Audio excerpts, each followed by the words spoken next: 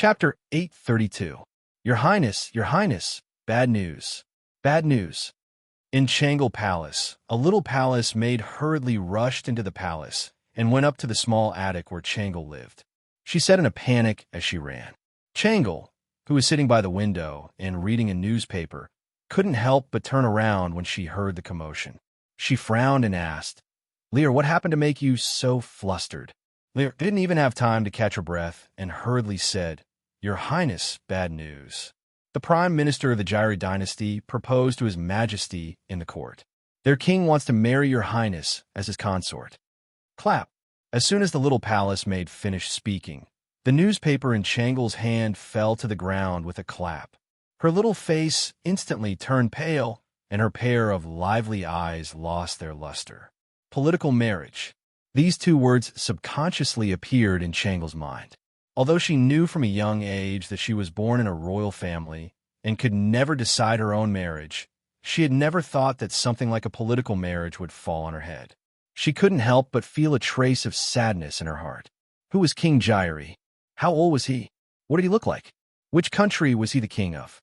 She didn't know any of the information, but she had to accept her father's arrangement and marry a person she had never met before. How sad. What would my father say? After a long time, Changle, whose heart was in a mess, raised her head and asked with tears in her eyes. Your Highness, I don't know. I heard from Xianxia outside Taiji Palace that King Gyri wanted to marry Your Highness, so I immediately rushed over. When I came back, the Marquis of Yong was arguing with the Chancellor of the Honglu Temple. Hearing Changle's question, Li frowned and said with a bitter expression, Marquis of Yong'an? Li you're saying that Brother Xian also went to court today? Changle, who had just felt that the sky was falling and the earth was collapsing, heard the words Marquis of Yong and from Li and immediately seemed to have found a faint light in the darkness. Her tone was not as desperate as before and seemed to have a trace of vitality. Yes, Your Highness. It is said that His Majesty personally issued a decree for the Duke of Yong and to attend today's court conference. Li wanted to say that even if Empress Xianxia came, she might not be able to help in such a big matter as the political marriage. Li Zishuan, the Marquis of Yong'an, had even less hope. However, when she saw Changle's expectant expression, she buried these words in her heart. A glimmer of hope rose in Changle's heart. She hurriedly said, Then, Li quickly go and find out what my father has decided. I don't believe Father would be so heartless. I don't believe that big brother little Xian would watch with folded arms and remain indifferent. Of course, the last sentence was only said to herself in her heart. Yes, Your Highness, please wait here. This servant will go right away. Li responded and immediately ran down the pavilion. Changle walked to the window. A pair of magpies happened to fly over from the branches outside the window. They were playing with each other on the branches, chirping noisily. Seeing this, Changle thought with some sadness, Bird, if only I could be like you, and find one I like, and live with him freely all my life. Taiji Palace. All the civil and military officials in the court had basically expressed their opinions. Now that things had developed to this point, they only needed to wait for Li's judgment. Great Minister Aluonazhan, my beloved daughter is still young and sickly. It is not suitable for her to marry far away. I have already felt the desire of King Gyri and the Tang Empire to build a harmonious relationship for 100 years. However, the political marriage still needs to be discussed at length. Li looked at Aluonazhan, who was as anxious as an ant on a hot pan, and the other envoys who were watching the fun and didn't mind blowing things up. Hearing Li speak in person, the bitter official translator of Honglu Temple knew that he could finally return to normal work. He quickly translated Li's words to Aluonazhan and the other envoys. Boom! After the Southeast Asian envoys understood Li's decision, they couldn't help but whisper to each other. Some were surprised, some were angry, and some were gloating. Of course, most of them were gloating, especially the envoys from the neighboring countries of Gouda, Mud, and Wallaby. None of the envoys sent to the Tang Empire were fools. Anyone with a little common sense could guess the reason why King Jairi wanted to marry the princess of the Tang Empire. If King Jairi really got his way, then the small countries around the Jairi dynasty would be in danger of being wiped out at any time. Therefore, when they heard that Li Er had rejected Aluonashuan's request, they heaved a sigh of relief and couldn't help but feel happy. Your Majesty, if Princess Changle's body is inconvenient, the other princesses can do it. My king is very sincere in building a harmonious relationship with the Tang Empire. Aluonashuan's face was red. He paused for a moment and still spoke unwillingly. This old bastard, is a no end to it? At the side, Li Zishuan couldn't help but frown. If it weren't for the fact that this was not the right place, he really wanted to beat this guy up and then throw him out. We have said that the matter of the marriage alliance will be discussed at a later time. Aluonazhan, if there is nothing else, please take your leave. Li Er frowned. To be honest, he was also a little irritated at the moment. Yes, thank you, Your Majesty. Aluonazhan was the prime minister of a country. Although the translator of the Chamberlain of Dependencies had translated Li Er's words very smoothly and naturally, he could still hear the displeasure in Li Er's words. Therefore, he decisively retreated to the side and no longer spoke. After all, he had only come to propose marriage, not to make enemies. Moreover, the Tang Empire was a colossus. Their Jairi dynasty couldn't afford to make enemies with it. Good. We are very pleased with the gifts that the envoys have brought us. Apart from the marriage alliance, if you have any other requests for the Tang Empire, you can speak freely here. After discussing with the officials of the court, we will take appropriate measures to resolve them. Li Er nodded and said to the envoys of the 32 countries of Nanyang with a smile. He had just rejected Aluonashuan's proposal, and now it was time to give some benefits. As the saying goes, give a slap and give a sweet date. As the monarch of the Celestial Empire, he still had to have this demeanor. After understanding the meaning of old Li's words, the envoys looked at each other, not understanding how sincere Li Er's words were. While the envoys were hesitating, a brown-skinned short man walked out and slightly cupped his hands to Li Er. Envoys of the Lini Kingdom reporting to His Majesty the Emperor of the Tang Empire. Our monarch hopes to exchange trade and goods with the Tang Empire. The Tang Empire has vast territory and abundant resources, and its army is good at war. Our monarch also hopes that His Majesty the Emperor of the Tang Empire can send troops to ensure the safety of the sea route. We hope that His Majesty the Emperor of the Tang Empire can reconsider. Chapter 833. Your Highness, good news. In Changle Palace, Li Er, who had just run out to scout for news, ran back. Unlike before, the little palace maid's face was brimming with an excited smile as she shouted while running. Changle had already come down from the attic.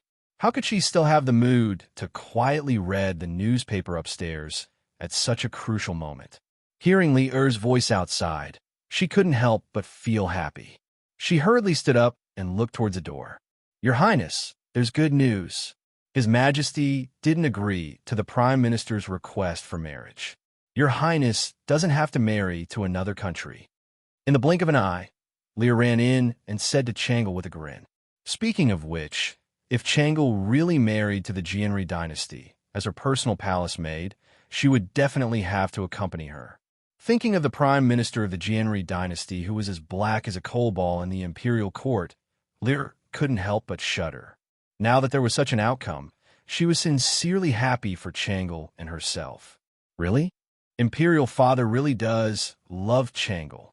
Hearing this, Changle's pair of beautiful eyes instantly glowed with a dazzling radiance. Li curled her lips in her heart. She was clearly one of the insiders. However, there were some words that she wouldn't dare to say even if she had 10 times the courage. She could only change the topic and talk about something else. Your Highness, just now in the imperial court, the Marquis of Yong and scolded Minister Chui badly in order to prevent you from marrying. Hee, but the Marquis of Yong and really good scolding. Listening to those words makes this servant feel relieved. Hearing Li mention Li Zishuan, Changle's heart couldn't help but thump violently. She restrained the abnormal expression on her face and pretended to be calm as she asked, "Oh, Li quickly tell me, what did Brother Xianxia scold in the imperial court?" "Yes, it's best if you tell me everything without missing a single word." Do you want to tell me everything?" Lear was instantly dumbfounded. Although she enjoyed listening to some words, how could it be so easy for her to repeat them without missing a single word? "Lear, quickly tell me," Changle urged impatiently. "Oh," Lear scratched her head and began to recall with a frown. Chui Siqing first compared Her Highness with Zhao Jun of the Western Han. Along with Li Er's narration, Changle finally found out how intense the debate in the imperial court earlier was, and how much Li Zixuan had done for her. The dignified Darkhan dynasty actually needs to use women to exchange for peace, yet scoundrels like you actually don't feel ashamed and instead feel proud of it. Simply disgusting. An eternal story? T. You shameless scholars are just using it to cover up the cowardice in your hearts. The sword of the Han people are not used against outsiders, but you use them to deal with the women of your own country. Don't you feel ashamed? A wolf will always be a wolf. It will never become a loyal dog. It's precisely because there are so many people like you that there's such a thing as an eternal story to deceive the people and fool the world. Li Zixuan's hoarse shouts seemed to be ringing in Changle's ears. Changle couldn't help but be dazed. "Brother Little Xian, thank you. Thank you for working so hard for Changle."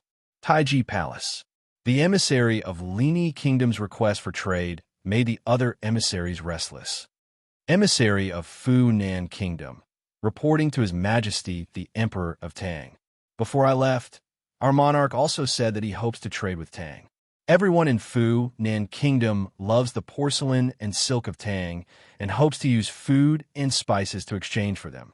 Emissary of Jinla Kingdom, reporting to His Majesty the Emperor of Tang. "Our monarch also hopes to trade with Tang. We can use food and elephants to exchange for goods with Tang." Emissary of Piao Kingdom, reporting to His Majesty the Emperor of Tang. The emissary of Lini Kingdom's request for trade immediately attracted many people to follow the trend. The Great Tang's southward fleet had not only brought the Great Tang rich profits, the imperial courts of the small countries that the fleet had passed through had also benefited greatly. This was because the fine porcelain and silk they had bought from the Great Tang could be casually resold in their own countries for astronomical prices. Therefore, these countries that had tasted the sweetness all hoped that Tang could give them a window of foreign trade, so that they could continue to profit domestically and maintain their leading position. Sitting at the head of the table, Li Er could not help but smile when he heard the requests of the emissaries. This was because even if these emissaries did not say anything, he had already planned to open up trade with Tang. In the end, it was the rich profits brought back by the fleet that moved Li Er's heart. Since sea trade was so profitable, why not carry it out to the end? Li Er, who was used to being poor, did not want to continue being poor. He had greater ambitions. Good. Since all the emissaries want to trade with Tang, I have decided to set up a department of merchant shipping. In Guangzhou and other coastal prefectures, there will be specialized trading places. At that time, countries that want to trade with Tang only need to send caravans to the Department of Merchant Shipping. The Navy of Tang will also patrol the South China Sea to protect the merchant ships of your countries from pirate attacks. Li Er laughed heartily and revealed the plan that had been brewing in his heart for a long time. The Department of Merchant Shipping was originally a government organization set up in the ports of China during the Song, Yuan, and Ming dynasties to manage sea trade. To think that it would be brought forward 300 to 400 years in advance. This was truly an epic-making matter. According to historical records, during the Tang Xuanzong era, there was already an emissary of merchant shipping in Guangzhou. Usually, the position was held by eunuchs. It was the predecessor of the Department of Merchant Shipping. Li Er had taken a step further and completed the work that his great-grandson wanted to do. Furthermore, he had done it even more thoroughly and directly set up the Department of Merchant Shipping. The Ming and Qing dynasties had repeatedly banned sea trade, and the one that was banned and abolished was the Department of Merchant Shipping. Thank you, Your Majesty. After hearing Li Er's decision, the envoys all excitedly saluted Li Er with a babble. Li Er chuckled and said, "Haha, emissaries, please go and rest first. We will set up a banquet to welcome you later." Official Chui? Chui Shanfu quivered and hurriedly stepped forward. "This old official is here." Li Er glanced at him indifferently, and a cold light flashed in his eyes. He ordered, "Bring the emissaries to the side hall to rest first. Treat them well, understand?" Actually, Li Er was very unhappy with Chui Shanfu because this old man had just compared his most beloved daughter to Wang Zhaojun and wanted to use this opportunity to marry Wang Zhaojun to another country. It would be strange if he was happy in his heart.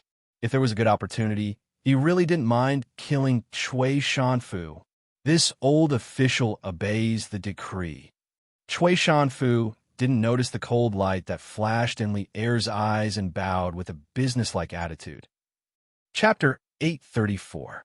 We wish to establish a left and right commissioner in the Bureau of Shipping to coordinate the maritime trade of the Great Tang. This position will be placed under the Ministry of Civil Affairs, but it will not be under its jurisdiction. If there is a problem, it will have to report directly to us and will have the authority to act first and report later. In Taiji Palace, after Chui Shanfu led the emissaries of the 32 Nanyang countries to a side hall to rest, Li Er looked down at the officials and asked, "The left and right commissioner of the Bureau of Shipping?" The officials couldn't help but look at each other in dismay. This emperor was truly too domineering. Earlier, he had announced that he wanted to establish the Bureau of Shipping without discussing it with them, and now he was directly informing them of the personnel structure of the Bureau. He was simply too domineering. But some people began to think. The imperial court had sent a large fleet south to trade, and the enormous profits it had made everyone understand just how vast the wealth of the sea was. If it was as Li Er said, the commissioner of the Bureau of Shipping would have far too much authority, and, at the same time, the profits from this position would be astonishing. It was clear that this was a lucrative job.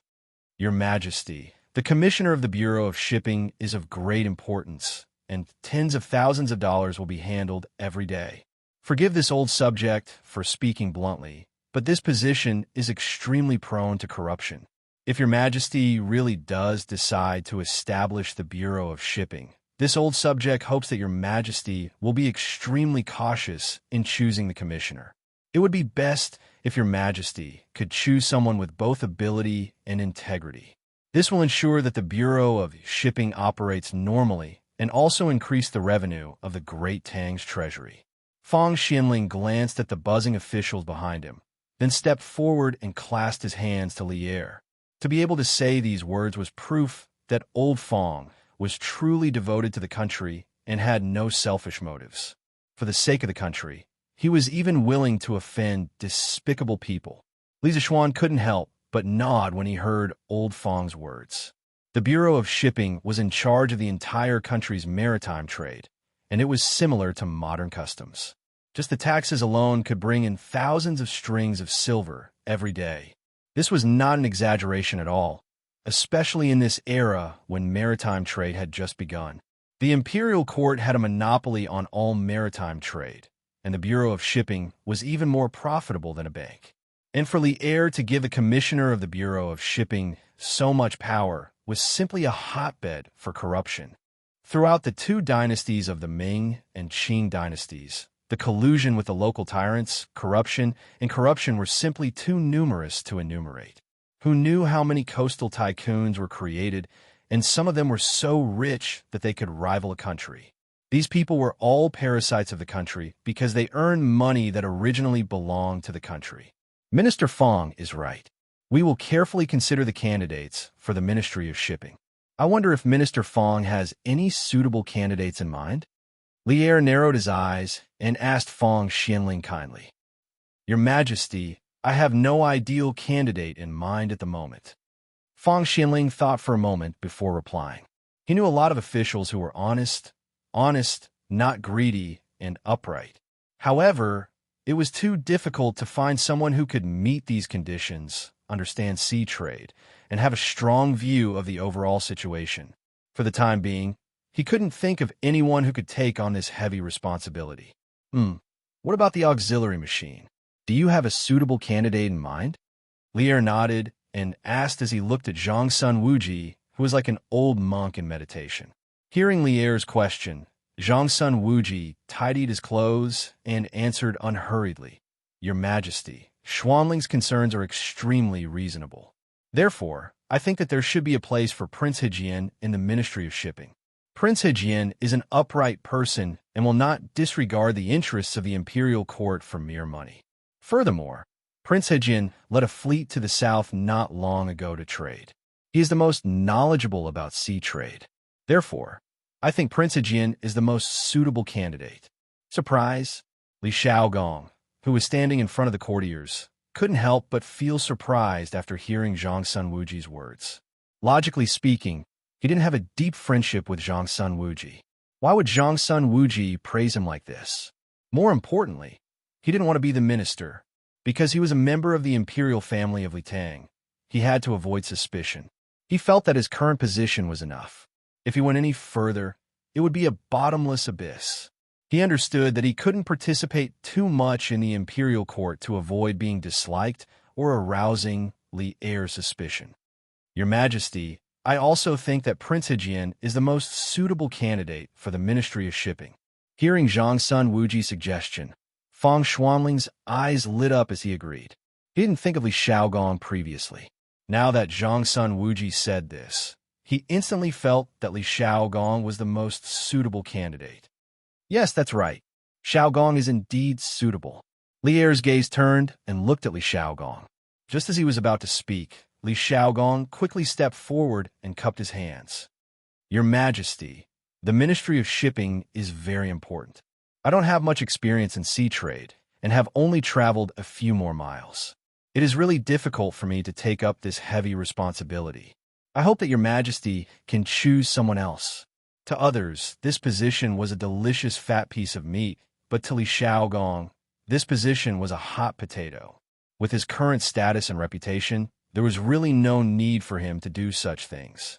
Not to mention that it would easily cause him trouble. It was also very tiring to be busy every day. Moreover, he had just returned from the sea and didn't want to go to a coastal city for a business trip so soon. How good would it be to stay in Chang'an? "Xiaogong, why are you so humble? I know your ability the best." "Hee, don't worry. I won't let you go to Guangzhou so soon. You have just returned from the sea, so you should rest well for a few days. It just so happens that the Ministry of Shipping has just been established and needs to be staffed with many officials. I appoint you, Xiaogong, as the Left Minister of Shipping and give you 3 months' time to organize the members and court officials below the 3rd rank. After the Ministry of Shipping is established, you will head to Guangzhou to be in charge of the nation's shipping matters." Lier smiled, and without any explanation, he transferred Li Xiaogong to the newly established yamen of the city's shipping department. Li Xiaogong was completely speechless. Lier was simply acting like a hooligan who would force the position onto someone who wasn't willing to take it. He was too unreasonable. "Your Majesty, Your Majesty." Li Xiaogong knew that he couldn't reform someone who was purposely acting like a hooligan, so he could only accept this appointment. As for the right Minister of Shipping, I have decided to appoint Li Zishuan as the Left Minister of Shipping. What do my beloved subjects think?"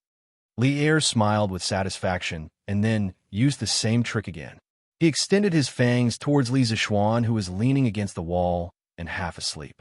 F***CK. "Old Li, don't trick me." "Your Majesty, I don't think so. I'm only 15 this year. I just celebrated my 15th birthday last month. My ability is limited, and I'm afraid it will be difficult to convince the masses. Moreover, I've been prone to seasickness since I was young. If I go to Guangzhou, I might lose my life. Furthermore, I still have to teach and educate people in Yinshan and nurture talents for the Tang Empire. I really can't leave. Your Majesty." Chapter 835. Shameless. Lying through his teeth, shameless to the extreme. Li Er's mind was instantly filled with these words when he heard Li Zishuan's lousy excuses to evade the position of right supervisor of the Department of Shipping. If it weren't for the fact that he wanted to maintain his demeanor as a ruler, he would have already kicked Li Zixuan's butt. Water sickness? Seasickness? You're a Grandmaster level expert. You can fly for half a day without getting dizzy. So how could you get dizzy from this? Lier felt that if he believed Li Zixuan's nonsense, then he would really be a retard. Bastard. Zhen saw that you had a good understanding of sea trade, so Zhen gave you the position of right supervisor of the Department of Shipping. You better not fail to appreciate kindness. Moreover, you don't have to stay in Guangzhou for long. You only need to help set up the internal system of the Department of Shipping. Lier glared at Li Zixuan and said frantically. Li Zixuan inwardly curled his lips. Old Li said so much just to give him a job? Seeing that this young master has a good understanding of sea trade, TSK, Li Zixuan really wanted to say, please don't look down on me. Just treat me like I'm invisible. That's right, this fellow didn't want to improve himself. Now that he was the founding marquis, what else could he ask for?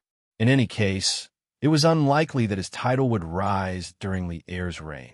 As for the actual position, what did he need that for? He was already busy enough managing such a large academy. He just wanted to be an idle marquis. However, the latter half of Li Er's words surprised him.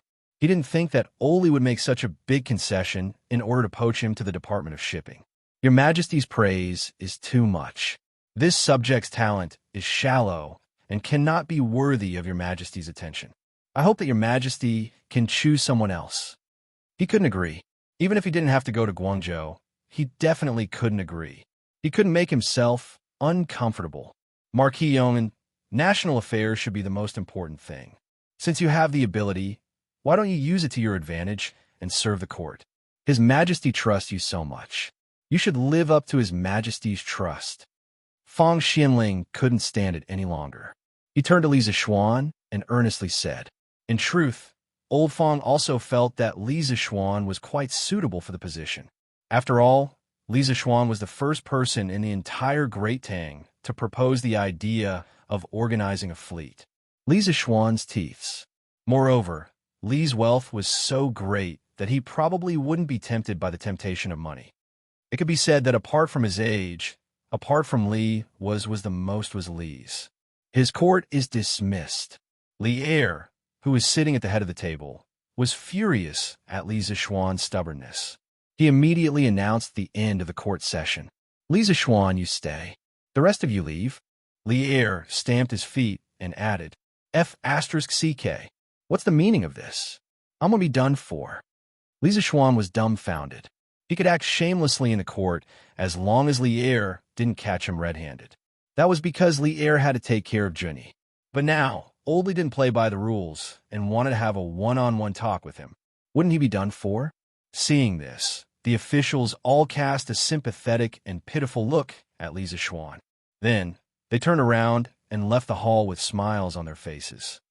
Xiaoxian, in my opinion, you should obey my imperial father. Otherwise, when imperial father gets angry, AI, forget it. You're on your own. When Li Chengxian passed by Li Zixuan's location, he whispered something to him before leaving without a word. Obey your imperial father? Obey your sister. Hearing such ambiguous words, Li Zixuan felt his chrysanthemum tighten. He really wanted to grab Li Chengxian back and ask him what he meant. Could they still have a proper conversation? This fellow was still thinking about such messy things at such an important time. There was really no one else like him. Marquis, His Majesty wants you to go to the Suite du Hall. After Li Er, Li Chengxian, and all the officials left the Taiji Palace, a eunuch walked out from the back of the palace and spoke to Li Zixuan. Oh, Li Zixuan replied, unhappily. Then, he followed the eunuch to the Suite du Hall. Speaking of which, he really wanted to sneak away. Cough, cough, this subject greets your Majesty. Not long after, they arrived at the Suite du Hall. Li Zixuan was looking at the map on the wall with his hands behind his back. The eunuch who had led the way had long disappeared. Li Zixuan could only cough dryly and bow to Li Er's back. Do you know why I set up the Department of Trade? Li Er didn't turn his head and asked Li Zixuan with his back facing Li Zixuan. What's the matter? Li Zixuan couldn't help but feel a little confused. After a while, he replied, the sea trade can bring a lot of income to the Great Tang. Your Majesty set up the Department of Trade to relieve the pressure on the national treasury. As soon as he finished speaking, Lier seemed to have already prepared a question. He immediately asked, "Then do you know why I'm in such a hurry to fill the treasury? Why else? Isn't it because you want money?" Li Zishuan cursed in his heart, but he replied, "This subject doesn't know." Indeed, other than the reason in his heart, he really didn't know why Lier suddenly liked small amounts of money so much.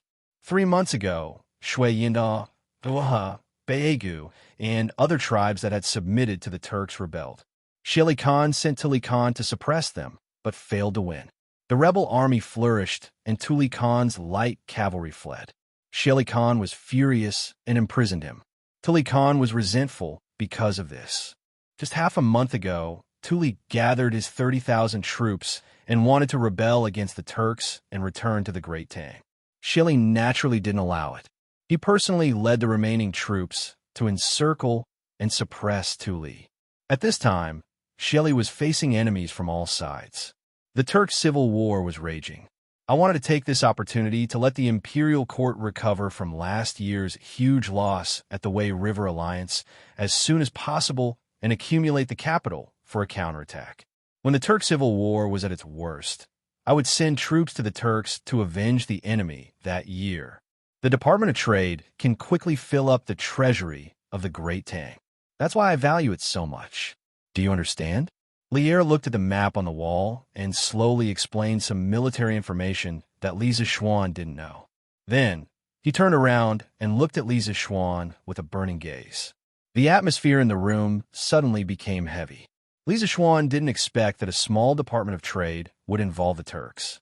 Was Oli trying to trick him, or was he trying to trick him? Chapter 836. Your Majesty, since the Bureau of Imports is of such great importance, we must be even more cautious in selecting candidates. This lowly subject is still young and lacks experience. It is difficult for this lowly subject to take on such an important post. Within Duhal, Li Zishuan was silent for a long time before refusing. This wasn't because he didn't love his country, but because he felt that there was no need for him to personally take on this matter. With Li Shaogong presiding over the Bureau of Imports, he could basically guarantee that no major corruption cases would occur. Other than helping to perfect the Great Tang's customs system, he really couldn't think of anything else he could do. In addition, he felt like old Li was trying to trick him. The Great Tang's border situation had not yet reached the point where war could break out at any moment. Based on the normal course of history, Lier would only send Li Jing and the others to attack the Turks in the 8th month of the 3rd year Jingguan. It was still too early. After all, the Great Tang still had to deal with the locust plague next year. Lier's gaze abruptly darkened, and his face instantly lost its composure. Logically speaking, as the emperor, he was already giving a great deal of face to his subjects by personally advising them. However, Li Zishuan was still as stubborn as a dead pig that wasn't afraid of boiling water. He couldn't help but feel annoyed. Still young? Lacking experience? Brat, you've done so many things, but which one of them is something that someone as young as you can do? Based on what you're saying, shouldn't we also remove you from your marquis title? Since ancient times, has there ever been a 15-year-old marquis? Even Hua Xiubing, despite his illustrious achievements on the battlefield, was only made a marquis champion at the age of 20. Lier walked down from above and stopped 5 steps in front of Li Zishuan. Li Zishuan was a little anxious at these words. It was fine if he didn't become an official, but he had to have a title of nobility. This sort of thing was the foundation of a feudal society where one would not be bullied. Cough, cough. Your Majesty is the sovereign of the 9 and 5, so your words naturally carry enormous weight. How can you take back a title you bestowed? Li Zishuan awkwardly smiled. Li Zishuan angrily flicked his sleeves. If it weren't for the emperor's prestige, he would have stripped Li Zishuan of his title. Tell me, what do I have to do to make you willingly take up a position in the Department of Shipping?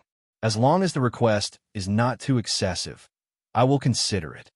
Since ancient times, there was no lack of officials begging the emperor to become an official. But now the emperor actually had to beg his officials to become an official. This made Lier gnash his teeth in anger. However, in his opinion, if he wanted to build the Department of Maritime Trade from scratch, quickly establish it from scratch, and quickly display its proper functions, he must find someone with a long-term vision, a free mind, and a true understanding of maritime trade to manage it. Although Li Zixuan had personally gone to sea before, in terms of ideas, he was far inferior to Li Zixuan.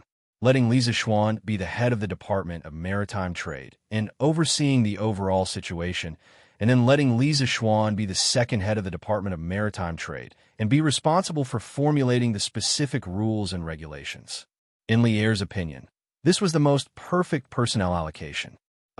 Your Majesty, I am greatly indebted to the Empire. As long as the Imperial Court needs it, I will do my part, even if I have to go through water and tread on fire.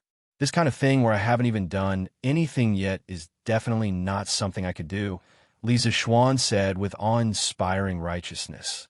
Lier snorted and said, "You brat, don't take it for granted. If you continue to dawdle, don't blame me for being impolite. Your Majesty, I want a few mines." As soon as Li Zixuan finished speaking, Li Zixuan hurriedly called out, "Mines? You brat, you want iron ore?" Lier's face suddenly became serious. For a feudal emperor, iron ore was a very sensitive thing. During the spring and autumn period, Guanzhong of the state of Qi proposed a salt and iron monopoly policy in his Guanshan High Theory. It allowed the state of Qi to quickly become rich and become the first hegemon of the spring and autumn period. However, although Guanzhong was highly respected by later generations, in the hundreds of years after his death, other than Xianxia, who was determined to reform, there were very few people who followed his policy of strengthening the country. It wasn't until the time of Emperor Wu of the Han Dynasty that the imperial court, due to years of expeditions against the Xiongnu, that the central government's finances were gradually emptied. The rich people of China, smelting and boiling salt, could make a fortune of tens of thousands of gold, but it wasn't for the urgent needs of the government. Only then did Emperor Wu of the Han Dynasty realize the importance of smelting and boiling salt to the country's tax collection. Thus, it gave birth to the salt and iron monopoly policy that was implemented intermittently in the history of China for more than 2,000 years. The so-called salt and iron monopoly meant that the right to smelt iron and boil salt was all taken over by the central government. However, it was important to note that the salt and iron monopoly was not the salt and iron official monopoly. In terms of smelting iron, it was implemented between the state and the private. The state generally implemented a monopoly policy on all mining resources. As long as the private found a mine, it would immediately be protected and sealed by the state. The ruler controlled the pricing power of the ironware and bought and sold all the ironware that was produced. Under these conditions, the imperial court opened up the smelting workshop industry and allowed the private merchants to operate it. The added value would be 70% for the merchants and 30% for the ruler, which was equivalent to a 30% income tax. However, due to the unavoidable problems of the bureaucratic system, the salt and iron official monopoly also had some serious problems. In order to complete their tasks, the official ironware only focused on production. Most of the ironware produced were large farming tools that were not suitable for farmers to use. Not only that, the official ironware also had problems such as high cost, low quality, not being able to choose, not being able to buy, and forcing farmers to work. More importantly, the price of the official salt and iron was expensive and many poor people could not afford it. During the Eastern Han Dynasty, the ruler removed the salt and iron monopoly policy and implemented a tax system. The three kingdoms and two Jin focused on purchasing, and the tax system was implemented during the northern and southern dynasties. From the Sui to the early Tang dynasty, the salt and iron taxes were removed and they were taxed like other goods. After the Tang-Ungshi rebellion, due to financial difficulties, the salt and iron monopoly was implemented once more. Since then, the successive dynasties strengthened the salt monopoly and implemented a tax system on iron, no longer treating it the same as salt. The salt and iron monopoly allowed the feudal country to gain considerable benefits, especially salt. It had always been the most important monopoly product that the feudal government firmly controlled, and the income from it was an important source of income for the successive governments. Your subject not only wants the iron, but also a few sulfur mines. Your Majesty, please grant me this. Seeing Li Er's suddenly serious expression, Li Zishuan suddenly had a bad premonition, but he still braced himself and said. Previously, when he was in the workshop, he took it for granted that as long as he found the iron or based on the memory in his mind, he would be able to own it. Later, when he went back and told his father, he found out that he was wrong. Today, he had such a rare opportunity to negotiate with Li Er. If he did not do so, he would be letting himself down. Chapter 837. Li Zishuan had taken the ownership of the iron ore in this era for granted, and he hadn't thought about the extraction of pyrite when he was in the workshop. The composition of pyrite was mainly ferrous sulfide. At that time, he wanted to extract sulfur and iron from it through a series of chemical processes. However, after he went home and calculated carefully, he found that it was easier to extract sulfur from pyrite, but it was too difficult to extract iron. It wasn't that it couldn't be extracted, but with the current conditions, it was very difficult to do so. Even if it could be done, the cost was too high. It wasn't worth it. Therefore, if he wanted to get a large amount of iron, he would need some magnetite, which was mainly made up of iron tetroxide. However, other than extracting sulfur from pyrite, there was also an extremely important industrial material. He would talk about this later. What do you need iron for? Li Er didn't care much about sulfur. Besides, the imperial court didn't have much control over sulfur, but iron was different. During the early Tang dynasty, although the imperial court had abolished the special taxes on salt and iron, basically all iron mines that had been discovered belonged to the imperial court. In principle, private individuals weren't allowed to own iron mines. Your Majesty, my workshop is lacking iron. I've already bought all the iron that can be bought near Chang'an City, but it's still not enough. Addressing and using words was a very deep knowledge. Li Zishuan referred to himself as little brat here and not minister or little minister to show that he was speaking to Li Er as a junior and not as a minister. Because the topic he was talking about was, after all, a business matter, it was very inappropriate to use the identity of a minister. Useless. Do you really think that your workshop is a treasure? I won't give you the iron because not only do you lack iron, but the imperial court also lacks iron. Do you think your workshop is more important, or my imperial treasury and northern capital military weapons supervisor? The Tang dynasty implemented the system of 3 provinces and 6 departments. The military weapons workshops were under the management of the Ministry of Works and the Ministry of War. They were called the Imperial Treasury and Northern Capital Military Weapons Supervisor, respectively. After hearing this, Li Er flicked his sleeves and said in a bad mood. During the early Tang dynasty, the Tang dynasty adopted the prefectural military system. There were 574 to 800 prefectural prefectures throughout the country, and 627 of them were famous. This number was constantly changing, which meant that the lowest number was 574 and the highest number was 800. The House of Subjugation was split into 3 grades, with 1,200 men, 1,000 men, and 800 men respectively. Therefore, in the early Tang dynasty, there were around 800,000 soldiers, of which 260,000 were from the Guanyi circuit. They were the main force, the 16 guards of the Great Tang. The weapons and equipment for these 260,000 soldiers were made by the Imperial Treasury and the Northern Capital Military Weapons Bureau. The equipment for the soldiers of the other prefectures were made by the local prefectures, but the metal they used was still provided by the central government. With such a huge consumption of ironware, the imperial court's demand for iron ore was also very high. Your Majesty, you misunderstood. This little one doesn't want the Great Tang's existing iron mines. What this little one means is that this little one will find an iron mine myself. After I find one, can this little one send someone to mine the iron mine? Li Zishuan explained carefully. Li Er raised his eyebrows in surprise and said with some surprise, "Oh, you also know geomancy and gold mining?" In ancient times, it was known as one of the 8 outer gates of Jianghu. It could be considered as the application of feng shui in the exploration of gold mines and other mineral deposits. The art of prospecting was known as the ninth gate, gold mining. Because the people of Jinmen served the government for a long time, they had very few descendants. But if they found a good gold mine, they would make a lot of money every day. In any case, Li Zixuan was also a member of the Dao sect. Of course, he had heard of mining, but how would he know how to do such a thing? He didn't seem to have any knowledge of geomancy in this life.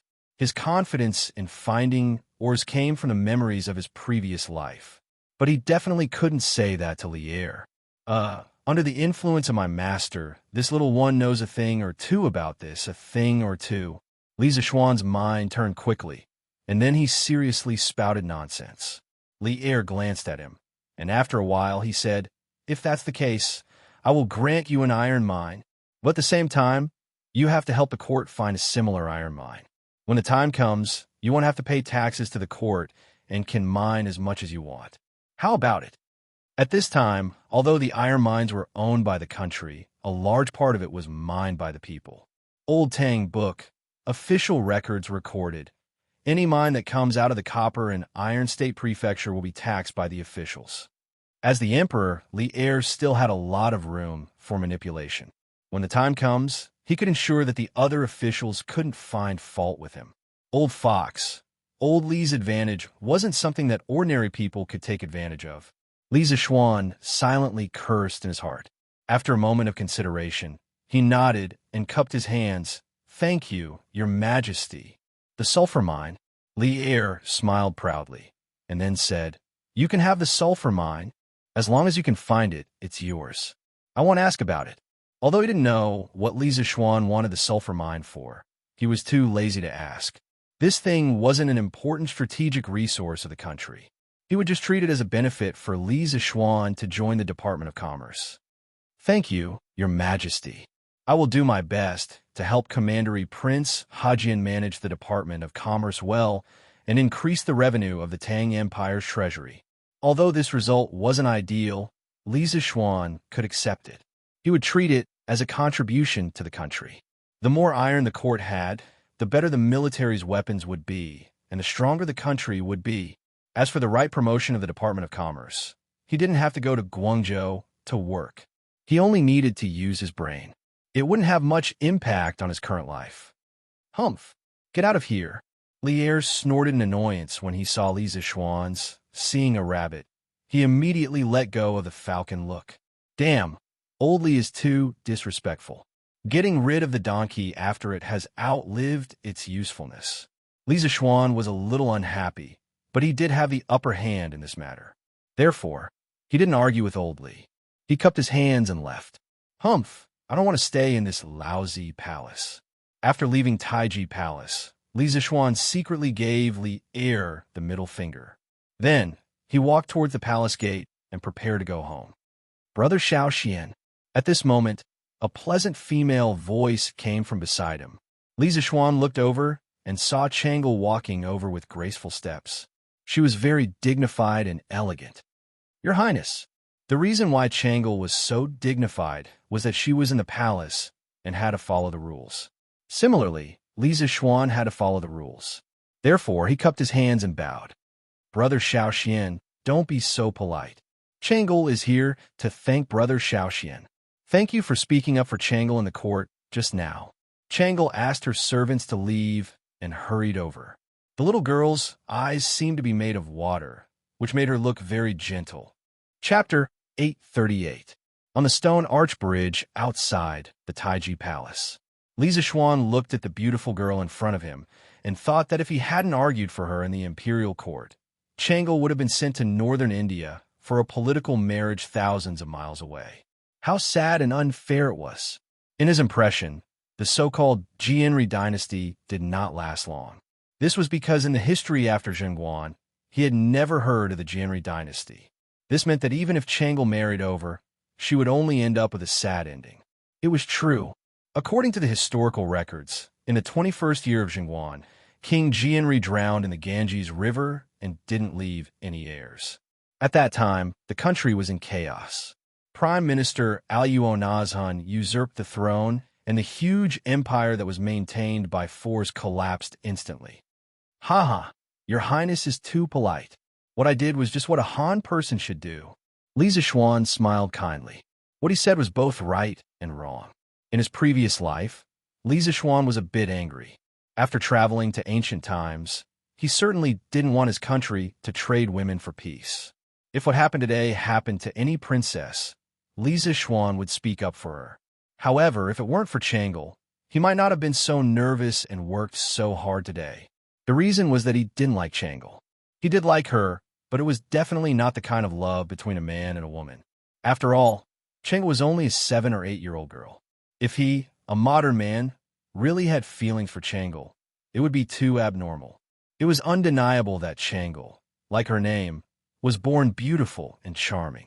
At such a young age, it could be seen that she would grow up to be a beauty. However, on the one hand, Li Zishuan only treated Chang'e as his younger sister. Lan was lively and lovely, while Chang'e was gentle and well-behaved. Li Zishuan felt that it would be perfect if he could have 2 sisters like her at the same time. On the other hand, Li Zishuan, who had a soft spot for the Tang dynasty in his previous life, felt that the 2 most respectable and pitiful women in the Zhengguan dynasty were Empress Xianxia and Chang'e. These 2 women were extremely virtuous, but unfortunately, their lives were very short. Compared to Empress Xianxia, Chang'e had completely inherited her virtuousness, but not her scheming and means as an empress. Therefore, Chang'e was a gentle and weak woman who was extremely virtuous but not protected by a hard shell. Li Zishuan had traveled through 1,000 years. After seeing the real person, it was inevitable that he would feel pity and protect her. However, he was only treating her as his little sister and doting on her.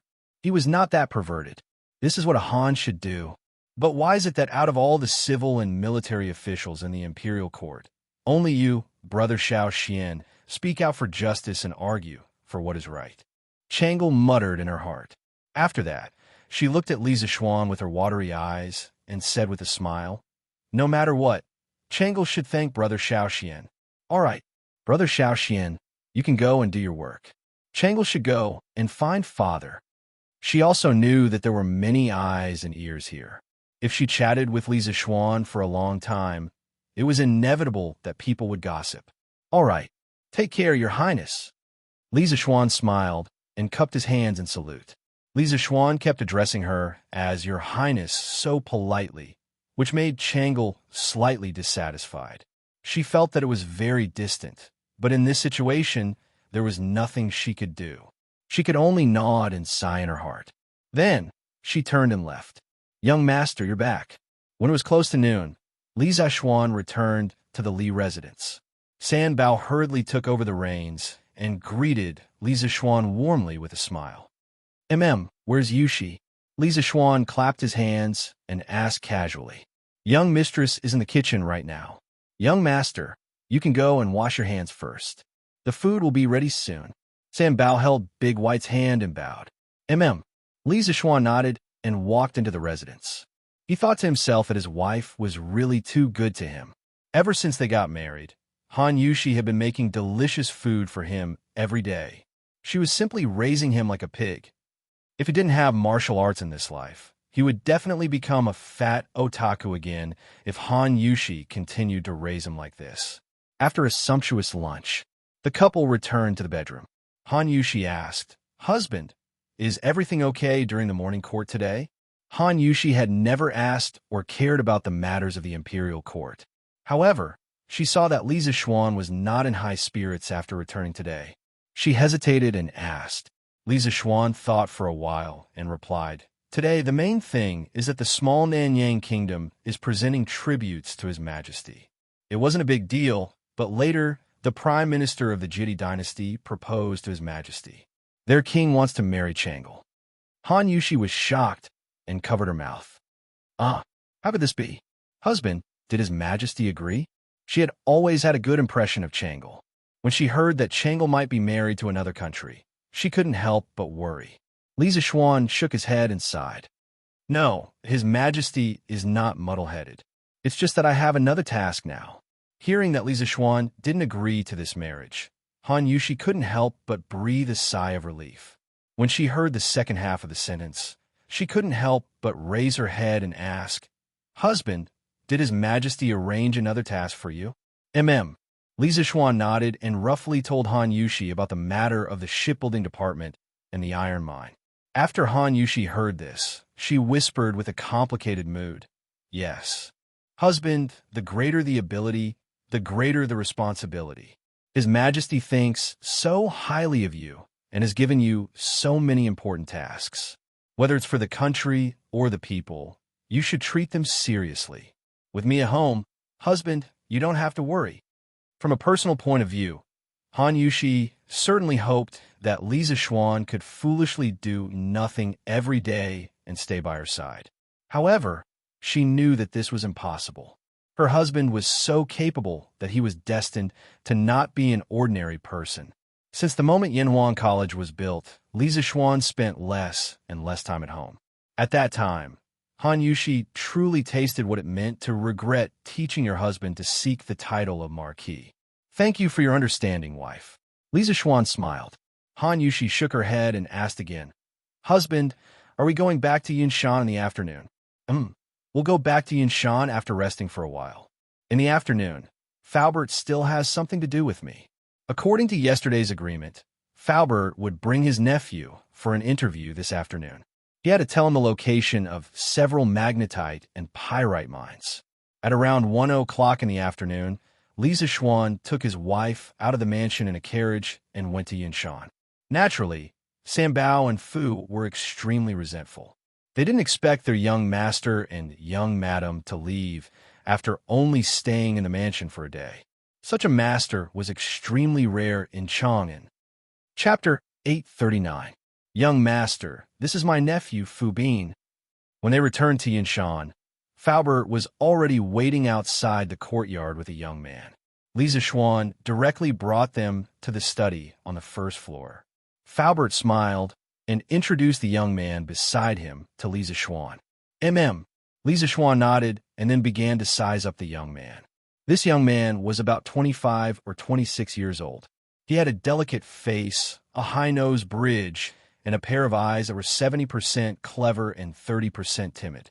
It was said that one's appearance was born from one's heart. Just by looking at his face, this young man was somewhat clever and somewhat timid.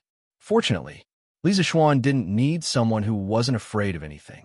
He felt that a person should have a heart of reverence so that they wouldn't overstep the rules when doing things. "Brat, why aren't you greeting young master?" Faubert slapped the back of the young man's head and scolded. The young man staggered 2 steps forward and hurriedly bowed to Li Zixuan and said, "Fu Bin greets young master." Li Zixuan smiled and said, No need to be so polite. I treat Faubert like an elder.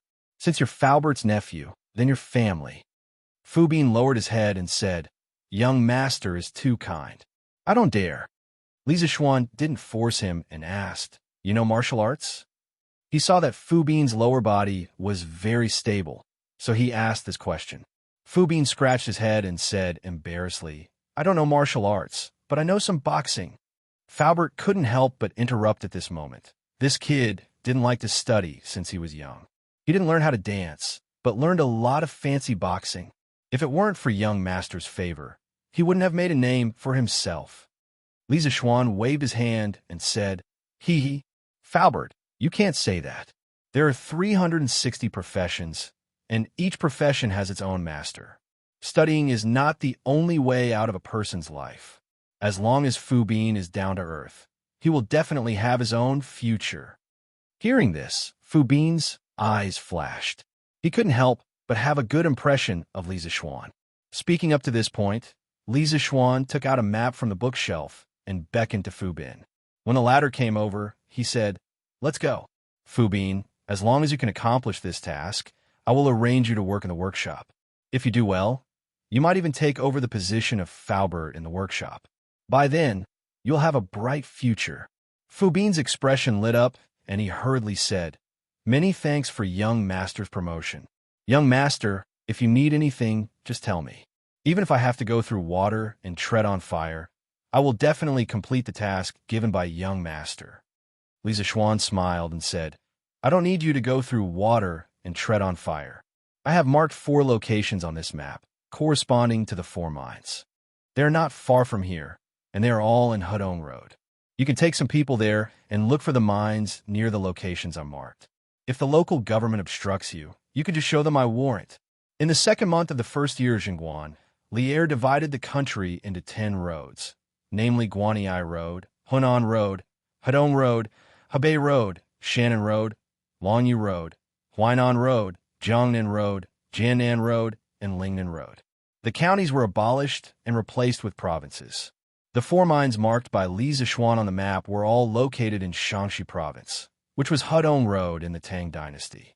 Among the 4 mines, there were 2 magnetite mines and 2 pyrite mines. The magnetite reserves should be at least 30 million tons, which was enough for Li Zishuan's workshop to squander for decades. At the same time, it could also alleviate the extreme shortage of iron in the Tang dynasty. Fu Bin took the map and suddenly had a bitter expression. Young master, this map? Li Zishuan raised his eyebrows and said, What's wrong? You don't know how to read a map? Fu Bin had a long face and nodded. Faubert was furious and slapped the back of Fu Bin's head again. Ignorant and incompetent. I usually told you to read more books, but you didn't listen. Now you have lost your face here. What a bastard. Li Zishuan smiled. As the saying goes, when one is concerned, one must be responsible. From this, it could be seen that Faubert was very concerned about his nephew. Haha, Faubert, this map of mine is marked with a new method. It is normal that Xiao Bing does not understand it. You just need to teach him these 2 days. Don't worry, the mining is not urgent. Faubert knew that Li Zishuan was purposely giving him face. He said gratefully, Thank you, young master. Young master, don't worry. Even if this kid does not eat or sleep these 2 days, he will learn to read the map. He will not delay young master's work. All right, it's not that serious. By the way, Uncle Fu, I have a few drawings here, and I've marked the detailed size requirements on them. They'll be used together with the thing I drew for you in the workshop last time. Can you make them for me recently? Li Zishuan waved his hand and turned around to take out a few drawings from a bookshelf. He passed them to Faubert. Faubert took the drawings and glanced at them. Young master, this is not a problem. Don't worry. Then Faubert, you guys can go back to your work. Seeing that there was nothing else to say, Li Zishuan sent him off with a cup of tea. It was not that he did not want to give face, but that he and Faubert had been very busy recently. Then this old man will take his leave. Faubert cupped his hands and left with Fu Bin. Li Zishuan meditated for a while in the study before leaving for the academy. He had to check on the students' recent military training before teaching them Taiji Fist. After all, he had promised Cheng Chumo a few days ago. It's you? Senior, what brings you to my humble abode again? What Li Zishuan did not expect was that the moment he stepped out of the door, he met the uninvited guest from 2 days ago, the bearded guest who was beaten black and blue. Perhaps it was because Li Jing's medicine was too effective, or because the half-step Great Grandmaster's recovery ability was too strong. In just 2 days, the bearded guest's injuries were almost healed. Why? Marquis Yong, and isn't inviting me in? Could it be that you're still angry with me? The bearded man's aura was restrained, and he looked just like an ordinary farmer. He didn't bring a saber today, and just walked towards Li Zishuan empty-handed, and said with a smile, I wouldn't dare. Senior, please come in. Li Zishuan still had to give face to Li Jing during the Battle of Yanshan. Moreover, he had a breakthrough during the battle, and it could be said that he benefited greatly. If he followed the normal progress, he did not know how long it would take for him to break through. Therefore, although he had some complaints in his heart, he did not hate the bearded guest as much as he did in the beginning. Marquis Yong, and if this is your humble abode, then there are no luxurious mansions in this world. Seeing that Li Zishuan's attitude towards him had improved slightly, the bearded guest laughed loudly. Chapter 840. Last time he was still shouting about killing, but this time he came to visit as if nothing had happened. It had to be said that the bearded guest's skin was really thick. However, no one in the Li family gave him a good face. Li Jingma only nodded at the bearded man in greeting before leaving. Han Yushi and Madame Li didn't even go downstairs or greet him. When Xiao he came over to pour tea for the bearded guest, she heavily knocked the teacup on the table to express her dissatisfaction. Lan held a small wooden sword and quietly hid at the staircase. Her two bright eyes stared at the bearded man without blinking, as if she was ready to deal a fatal blow to the bearded man in the main hall at any time. This little cutie didn't know that her every move had been noticed by the two people in the main hall. Huh, Marquis Yong. And even if I did something wrong last time, you don't have to be so stingy, right? This old man heard that you have good wine at home. Why bring out this tea to embarrass this old man? The bearded guest didn't care much about the Li family's reaction. In his opinion, Li Zixuan's family was already very polite for not cutting him with a knife. Now, they were just a little cold to him, so what? He looked at the teacup on the table and said to Li Zixuan without any trace of politeness. He came to Chang, and with the imperial court's fleet. Counting the days, he had stayed in Chang and for quite some time. Naturally, he knew of the Li family's reputation of drunken immortal and gentle village. Moreover, he had tasted it many times at the Drunken Immortal restaurant. Although it was a little expensive, the bearded guest still felt that it was worth it. Besides, how could a pirate like him lack money? Spending money to buy enjoyment was what people like him like to do the most. It's not that I don't want to, but my family's wine is extremely strong. If Senior has something to say, please talk about business first, and then talk about other things. Li Zixuan replied indifferently. He didn't fall out with the bearded guest because he was giving face to Li Jing. As for the good wine and good dishes, it could only be said that the bearded guest was overthinking. Hearing the coldness in Li Zixuan's words, a hint of embarrassment appeared on the bearded man's face, but it disappeared in a flash. Ahem, I don't like to beat around the bush with people, so I'll be frank with you. I want a complete sea chart. If you have any conditions, feel free to state them. If I can do it, I won't say a word. Li Zixuan was shocked. Only now did he understand that the dragon-bearded guest deliberately came to Cloud Mountain to cause trouble 2 days ago. He went through so much trouble just for his sea map. However, how did this old man know that he had the sea map in his hands? That's impossible. Senior, please don't mention it again. Li Zixuan didn't think too much about it and directly refused. The curly-bearded guest immediately asked anxiously, "Why is that? There should always be room for negotiation. Marquis Yong, and why are you so heartless?" Feelings? Li Zixuan sneered and said sarcastically, 2 days ago, someone wanted to annihilate my entire family. Why should I care about feelings with such a person?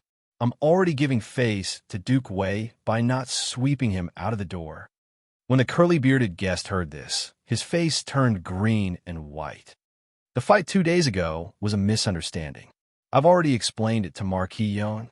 Although my words were inappropriate, I didn't have any ill intentions. Marquis Yong, and why do you have to take it to heart? Some people don't mean much to you, but to me, their lives are more important than my own. You'll never understand this. Li Zixuan stared at the curly-bearded guest and said word by word. The curly-bearded guest was speechless, and the hall fell into silence. After a while, Li Zixuan asked, "Senior, how did you know that I have a detailed sea map?" The curly-bearded guest suddenly thought of something, and his eyes lit up. He was about to explain when he saw the servant girl who served him tea earlier walk over and said to Li Zixuan, "Young master, there's a person called Meng Yuliang outside who wants to see you." Meng Yuliang? Li Zixuan muttered to himself. Only then did he remember that Meng Yuliang was Meng Wenhao's father. He just didn't know why he came over at this time. "Let him in." "Yes, young master." Xiao he responded, and then turned around to go out. The curly-bearded guest who was about to speak saw that Li Zixuan summoned Meng Yuliang without hesitation. He rolled his eyes and actually shut his mouth. Meng Yuliang pays his respects to Marquis. After a while, Meng Yuliang walked in. He saw the curly-bearded guest sitting in the main hall, and a trace of joy flashed across his eyes. He then turned around and bowed solemnly to Li Zixuan. "Uncle Meng, you don't have to be so courteous. Now that you're an official, you don't have to be so courteous." Li Zixuan helped him up and said with a pleasant smile, "Don't worry. Marquis, you're too courteous. You've done a great favor for my Wenhao, and you deserve to be courteous, Meng Yuliang said with a sincere face. Li Zixuan smiled and didn't insist. He pointed to the sofa beside him and said, "What's there to be courteous about? Uncle Meng, take a seat first." Meng Yuliang paused and didn't sit down immediately. Instead, he turned around and faced the curly-bearded guest. He knelt on the ground and kowtowed. Today, Meng Yuliang knew that Benefactor was here and specially came to thank Benefactor. "Once again, I thank Benefactor for saving my life." Get up, get up. How can a man kneel just because he wants to? It's just a small matter for you in our hometown. You don't have to worry about it for so long." The curly-bearded guest quickly stood up and helped Meng Yuliang up. Benefactor? Li Zixuan saw this scene and was a little confused. How could these two people who didn't have anything to do with each other have an intersection? What kind of drama is this? "Uncle Meng, you know each other?" Li Zixuan frowned and asked aloud. Meng Yuliang turned around and replied, "Marquis, the fleet was attacked by pirates at sea. I was seriously injured and almost died at sea. Fortunately, Benefactor came to my rescue and saved my life." Hearing Meng Yuliang's words, Li Zixuan suddenly thought of something. After a moment of frowning, he looked at the curly-bearded guest and said in surprise, "Previously, Commander Prince Hejian told me that when the army landed in Japan, there was a mysterious master protecting him. I didn't expect that person to be you. Haha, it's just a coincidence. It's not worth mentioning." Although the curly-bearded guest was proud, he still had an indifferent expression on his face. This old guy is really good at acting tough. Li Zixuan pinched his chin and fell in a deep thought. He was now curious about how Meng Yuliang knew that the curly-bearded guest was with him. The curly-bearded guest had been staying at Li Zixuan's house recently. Ordinary people naturally wouldn't know his whereabouts. How did Meng Yuliang, who had no foundation in Chang'an, know? Chapter 841. Old Master, do you think Li Zixuan has agreed to Big Brother's request? Dukwei Residence, Study Room. Hong Fianu held her hair with one hand and swayed in front of Lord Li Jing as she spoke, wittily. Lord Li Jing held his forehead and sighed helplessly. "Chuchen, I think you shouldn't have done that. Little Xian is also our junior. How could you scheme against him?" When Hong Fianu heard that, her eyes widened and she said loudly, "Scheme? How did I scheme against him? I was only telling him the truth. Could it be that Big Brother didn't save that person called Meng Yuliang at sea? From the beginning to the end, did I make up any lies? So how can this be called scheming?" Lord Li Jing was instantly speechless.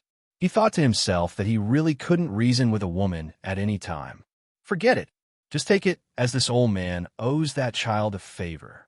Lord Li Jing sighed in his heart and thought to himself, "Marquis, Benefactor, you two go ahead.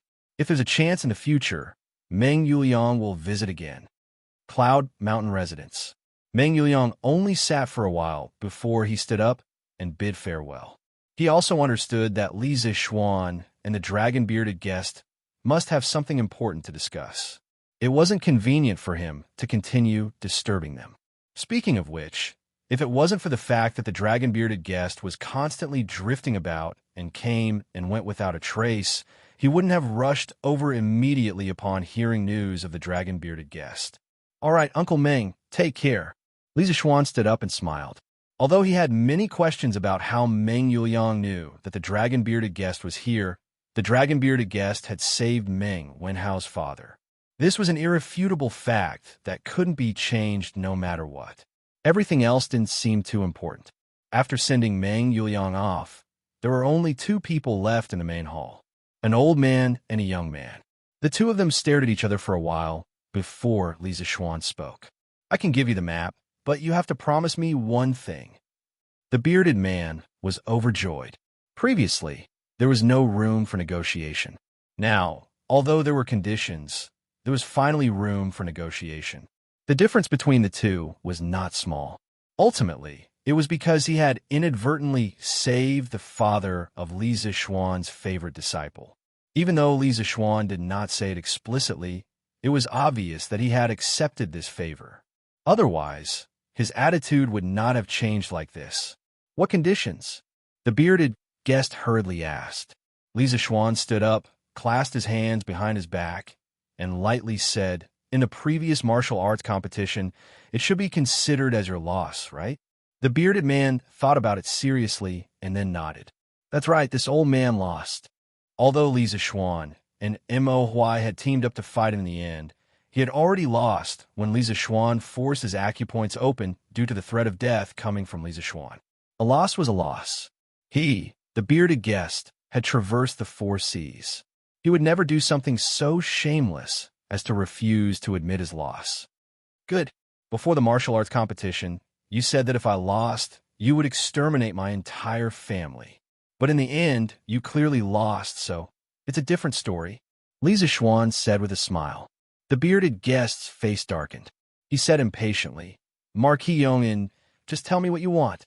If I can do it, I will definitely do my best." When Li Zixuan heard this, he revealed a devilish smile, causing the curly-bearded guest, a great demon who had killed countless people, to tremble in fear. "This marquis has always been kind-hearted. I won't do something like exterminating someone's entire family. But since you lost the martial art competition, you should pay a corresponding price. Moreover, you want this marquis sea map, so the price you should pay naturally cannot be low. How about this? As long as you are willing to fulfill your responsibilities as a guard at Yanhuang College for a year, this marquis will hand over the sea map to you. In addition to this request, after you take this marquis sea map, you also need to help this marquis find a few things overseas. Once you find them, you will send them back to Chang'an. How about it? Do you agree to these 2 requests? Be a guard for a year." The bearded guest's eyes widened. If it was someone else who said this to him, he would definitely smash that person into a meat patty with his fist. What kind of person was he, the bearded guest? He was the overlord of the sea. How could he be someone's guard? If this were to spread out, how would he be able to survive in the south? However, he had no choice but to agree. First of all, he did lose the martial arts competition that day. Logically speaking, Li Zixuan should be the one to make a request.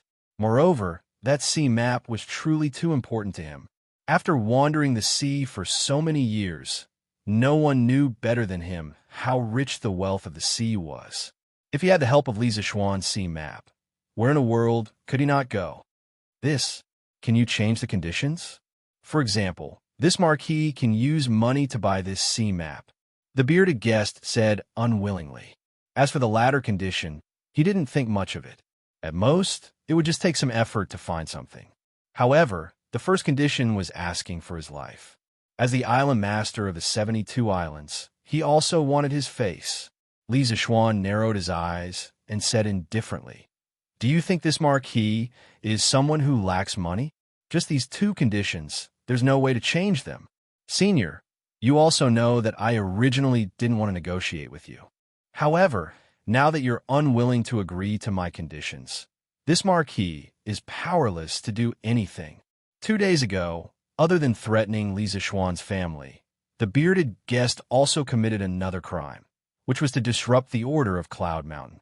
Accordingly, he had to pay the price and set an example to the people who came after him.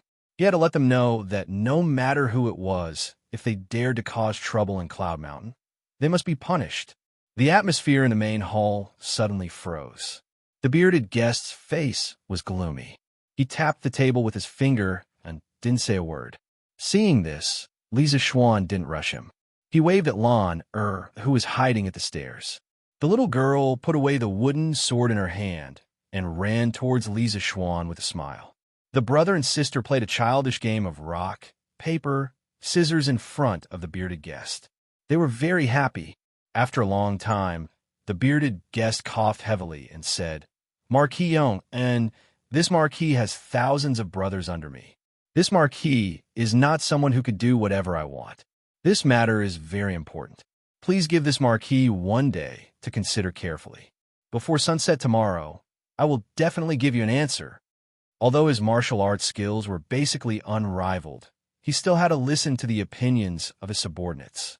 Otherwise, what future could he have as a commander without an army? "Fine. This marquis will wait for you for 1 day." Li Zixuan nodded. He didn't expect the bearded guest to not reject such an unreasonable request on the spot. It was really inconceivable. Then, this marquis will take his leave first. The bearded guest cupped his hands and left. Of course, in the entire courtyard, no one sent him off. Chapter 842. The next day, Li Zixuan finally woke up early. After having breakfast in the courtyard, he went to Yanhuang College.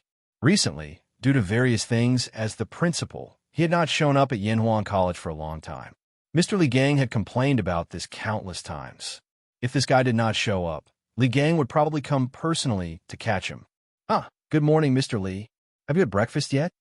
Coincidentally, Li Zixuan, the principal who often liked to slack off, happened to meet the vice principal, who had always been conscientious. Seeing Li Gang looking at him expressionlessly, Li Zixuan could only bite the bullet and go forward to greet him. Yes. Li Gang nodded and then walked forward with Li Zixuan while saying in a muffled voice, "Seeing that the military training is about to end, Yamacho, you have to arrange the teaching work of the academy as soon as possible. There are so many teachers in the academy. They're all waiting for you to say something." Li Zixuan replied, "Sir, you are right. I will arrange the teaching work as soon as possible." In fact, he was groaning in his heart because he had just received another job from Li Er yesterday, and now the academy was about to get on track. With two things happening at the same time, it was estimated that he would be as busy as a dog in the next month. "Oh, Mr. Yin and Mr. Wang came to me yesterday. They asked me to remind you not to forget about their bet last month." Seeing that Li Zixuan agreed, Li Gang felt a little relieved. Suddenly, he remembered something and suddenly said with some amusement. Li Zixuan was startled. Only then did he remember that Wang Ji and Yin Silu had a quarrel that eventually evolved into a bet. If Li Gang had not mentioned it to him today, he would have really forgotten about it. "Sir, don't worry. I have always remembered this matter in my heart. I will never forget it." Li Zixuan lied through his teeth. Li Gang was old and shrewd. How could he not see that Li Zixuan was lying? However, he didn't expose her. He just smiled and left alone. Beep, beep, beep. Attention! Look to the right. Look forward. At ease. At 7 in the morning, the students of Yanhuang College, who had just finished their breakfast, began to gather on the sports field. Unlike in the past, they didn't start training immediately after they gathered today. The instructors of each class didn't give any more orders after they were in formation. The students were all secretly puzzled. After a while, they saw Li Zixuan on the rostrum of the sports field. Today, Li Zixuan didn't wear a scholarly robe like before. Instead, he wore a loose white silk undershirt, which was a bit similar to the modern training clothes. He looked very elegant and unrestrained. Li Zixuan stood on the rostrum and looked at the neat rows of students below. Each of them had their heads held high and their chests puffed out. They were like sharp swords that pierced the sky. He couldn't help but sigh in his heart. In less than a month, this group of motley crew had been trained by him to look like a decent person. "You've become darker and thinner." He was looking at the students, and the students were also looking at him. Just like this, you look at me, I look at you. After about the time it takes to brew a cup of tea, Li Zixuan suddenly opened his mouth and said these 4 words. The students were instantly amused. However, what he said was also true. In this era where there were no skincare products or sunscreen, anyone who was exposed to the sun for a month would become darker. Li Tai's change could be said to be the biggest among them. The white and fat little fatty in the past had now become a young man with dark skin and a medium build. Those who hadn't seen him in the past month would probably not be able to recognize him when they suddenly saw him like this. After a while, the laughter gradually died down. Li Zixuan continued, "I know that you've all worked hard in the past month, but the improvement that all of you have received from this military training is obvious. A month of military training has taught you to be strong, and it has also taught you to be united and patient. All right, let's stop with the small talk. Today is not the day to summarize your military training. Your military training is not over yet." The first half of his words made the students sigh with emotion, but the last half of his half-joking words made many of them smile. Most of them had never seen Li Zixuan speak in such a chatty tone. Now that they heard it, they felt that it was particularly amiable. It was much better than the old-fashioned old men they had met before. Well, since you all welcome me so much, I'll tell you all a piece of good news. Li Zishuan smiled mysteriously. He looked at the students below and said, in the next few days, you won't have to stand in line every day to train. You'll be much more relaxed because I'm going to teach you a set of fist techniques. Whether you know martial arts or not, you can learn it together with me. This set of fist techniques is called Tai Chi. I hope you can learn it well, because it's not just a set of fist techniques. It contains the Tao of heaven and earth. Fist techniques? Yamacho wants to teach us fist techniques? As soon as Li Zishuan finished speaking, the students exclaimed one after another. They didn't understand why Li Zishuan suddenly made such a decision. Of course, Cheng Chumo was an exception. This guy had known the news for a long time. It's good to learn fist techniques. It's better than standing in line every day. Yes, this is really good news. The students were extremely happy when they thought that Xianxia didn't have to train hard for the next 2 days. Okay, quiet down. After a quarter of an hour, Li Zishuan shouted in a deep voice. Then he began to explain, before I teach you fist techniques, I want to tell you what Tai Chi is. The so-called Tai Chi is the process of a universe from the infinite to the Tai Chi and the process of all things. The Tai Chi is the state before heaven and earth were created and before yin and yang were separated. The Book of Changes once said, when Tai Chi existed, yin and yang were born. Tai Chi means that before heaven and earth were separated, primordial Chi was mixed into one. This Tai Chi contains the truth of heaven and earth. You must understand it well. Next, I'll show you once. You can remember as much as you can. Don't force it. After that, Li Zishuan began to close his eyes and calm his mind. After a while, when his essence, Qi, and spirit reached the best state, he opened his eyes. He drew a circle with his toes, and his hands formed a circle. The robe on his body also slowly danced with the agitation of his body's Qi. He looked quite like an expert. Tai Chi Yin and Yang, Xian Li Ming. Thousands of changes do not leave the principle. Defend and neutralize without bias.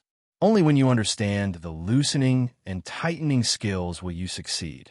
Li Zishuan recited the incantation to the students while he formed a circle with his hands.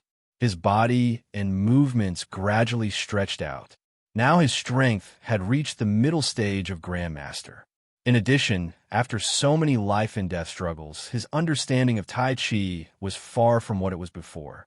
The most intuitive manifestation was that his every move now contained a trace of Tao. Ordinary people and people at low levels naturally couldn't see the difference. But Qin Xiong and Mo Huai, who were on the side of the field, saw the clues. Every move is Tao. Taoism has existed for thousands of years. I'm afraid such a person is extremely rare, isn't it?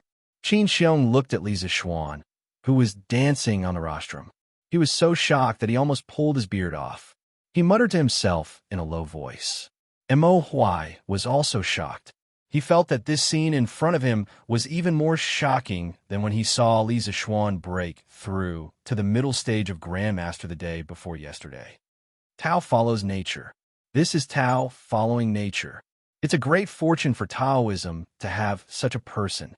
If this Tai Chi is practiced deeply, it can definitely be called the supreme fist technique.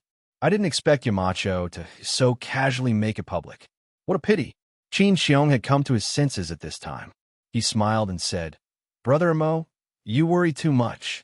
To reach Xiao Xian's level of mastery in Taiji fist, without the guidance of a master, it would be harder than ascending to the heavens. Others might only be able to grasp the form, but not the essence. Take this old man, for example. After practicing for so long, I can't even reach 30% of Xiao Xian's mastery in Taiji fist. It can be seen that Tai Chi is not as easy to practice as it seems on the surface. Qin Xiong's words could be said to have revealed the secret. Tai Chi paid the most attention to the fist intent and one's own understanding. Among 100 people, there were 100 different understandings of Tai Chi, but only one or two of them could go a little further on the road of Tai Chi. General Qin's words are reasonable. I've learned a lot. When Mo Huai heard this, he felt relieved and cupped his hands with a smile. As the saying goes, the layman enjoys the show, while the expert appreciates the skill. The two of them saw the skill clearly, but the students on the sports field were watching the show. However, this show was not ordinary. In their eyes, Li Zixuan's every move was full of poetry and painting, as if it had a natural feeling.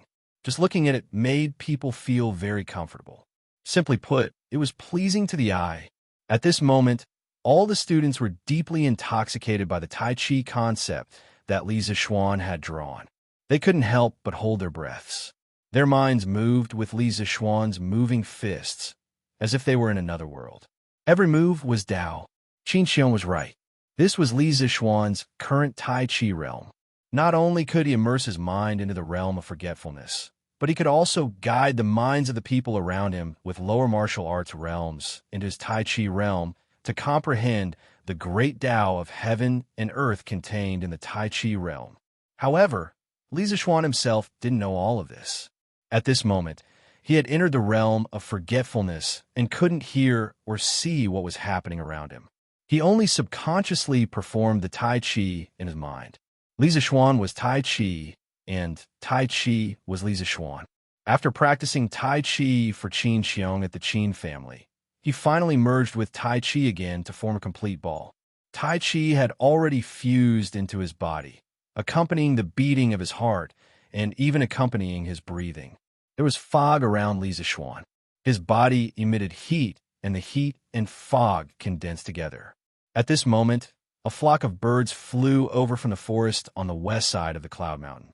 They stopped in the air above the rostrum and actually started to dance with Li Zixuan's movements. Not a single bird made a sound during the process. Tao followed nature.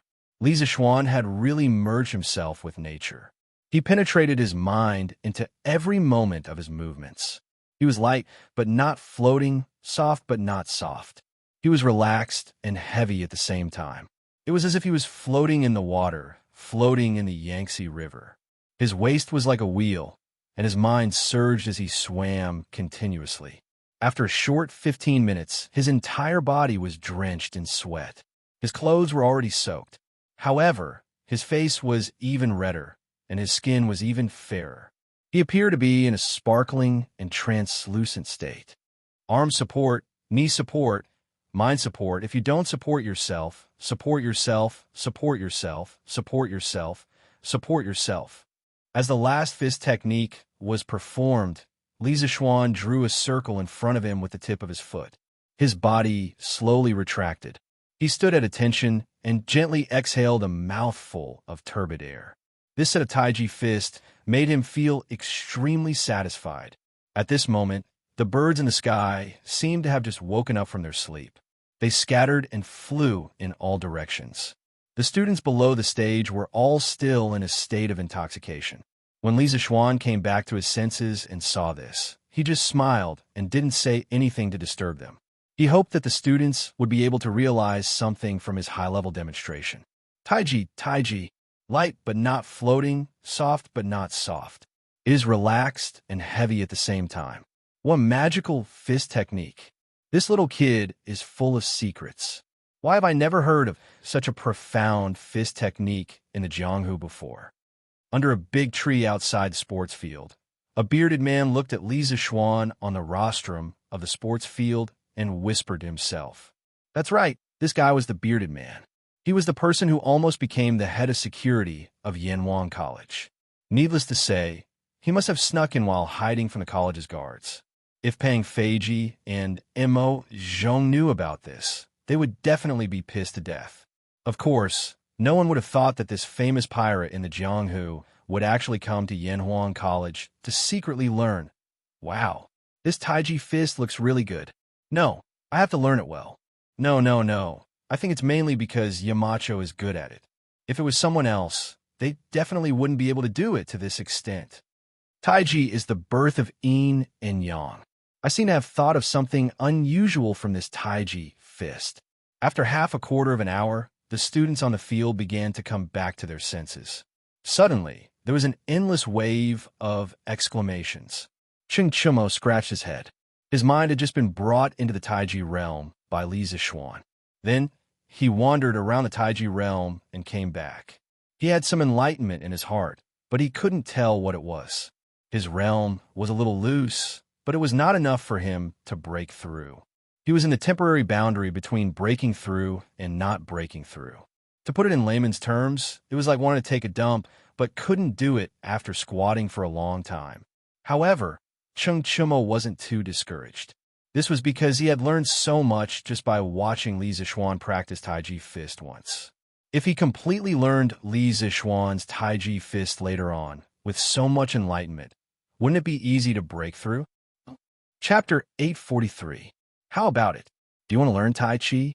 Looking at the stupefied students below, Yi Zichen said. Li Zixuan put his hands behind his back and smiled. Yes. The students were silent for a moment, then suddenly burst into a tsunami of cheers. Li Zixuan looked so cool when he was practicing Tai Chi just now. Young people were all hot-blooded, and they all worshipped heroes. Although many people did not see the battle between Li Zixuan and the bearded man on Yinshan 2 days ago, because they were on holiday, they more or less heard about it when school started yesterday. Today, they saw Li Zixuan's super high-level and magic fist technique demonstration with their own eyes. In their hearts, they had already regarded Li Zixuan as a hero who excelled in both the pen and the sword. Since you all want to learn, then do your best. All the instructors of the academy will follow suit and learn. In the future, you will be in charge of teaching the students of each class. This was not because Li Zixuan was lazy, but because he still had a lot of things to do. He could not teach Tai Chi every day here, so he said this. Yes, Yamacho. In the academy, usually no one would call Li Zixuan Marquis. When Pang Feiji and the other instructors heard this, they were all extremely excited. In fact, even if Li Zixuan didn't say it, they had already made up their minds to secretly learn it. Now that they could learn it openly, it couldn't be better. Okay, now we will start teaching Tai Chi, all of you. Pay attention. After loudly reminding, Li Zixuan moved his left foot out, held his hands in a circle, and slowly recited the formula. Tai Chi, Yin Yang, Xian Li Ming. Thousands of changes, thousands of transformations, but does not leave the sect. Defend and neutralize without bias. Understand the loosening and tightening technique, then you will succeed. The students below followed suit, imitating Li Zixuan's movements and saying in unison, Tai Chi, Yin Yang, Xian Li Ming. Thousands of changes, thousands of transformations, but does not leave the sect. Defend and neutralize without bias. Understand the loosening and tightening technique, then you will succeed. Their movements were neat and uniform, and their chants shook the sky. The Yanhuang College teachers outside the field were all shocked by this spectacular scene. This Taiji Fist is soft and gentle. The movements are not hard to remember, and the posture is generous and proper. In this old man's opinion, it is quite suitable for us old arms and legs to practice. Li Gang squinted his eyes. He was somewhat attracted by Li Zixuan's Taiji Fist demonstration. As soon as he said he would do it, he began to imitate it. Yin Silu, Wang Ji, and other older teachers of the academy also began to practice Tai Chi with Li Gang. However, when the two old men were sparring, they did not forget to bicker with each other. It's almost a month's time. Why aren't you preparing for the examination? Why are you still putting on an act here? I think you don't want to be a teacher of this academy anymore, do you? Yin Silu seriously imitated Li Zixuan's movements and snorted lightly. Wang Ji's face froze, and he immediately retorted, Oh, you don't have to worry, Yin Konggue. This old man is already prepared. You just wait to lose the bet, and then you will treat this old man to a month of wine. Huh. You are really a toad yawning. What a big tone. Wait until you pass the Yamacho S examination. Li Zixuan spent the entire morning teaching the 48 simplified forms of Yang's Tai Chi to the students one by one. Pang Feiji and the others all knew Kung Fu, so they naturally learned it faster than most of the students. Before lunch, they had already memorized the main points of each move. Li Zixuan was naturally happy and at ease. In the afternoon, he let Pang Feiji and the other instructors teach Tai Chi to the students. He himself patrolled around and personally guided the students who did not follow the rules. Of course, when he saw Li Gang, Yin Silu, Wang Ji, and the others practicing Tai Chi, he could not help but feel a little strange. It felt like he had seen those old men and women practicing Tai Chi in the park in his previous life. He thought to himself, will this be the scenery of Yanhuang College in the future? Hey, little Xian, wait. During the break, Li Zixuan was about to leave the field and go to his office when he heard Cheng Chumo's voice behind him. He turned around and waited for Cheng Chumo to run over.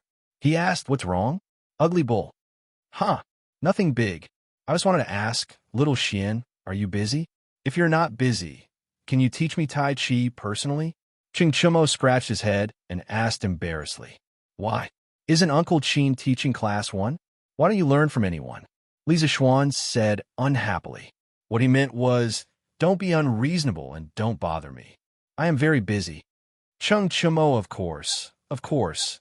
He did not understand Li Zixuan's meaning. He straightened his neck and said, no, I feel like I am about to break through, but Pang Feiji and Uncle Qin's Tai Chi is not as good as yours. Little Xian, please help me.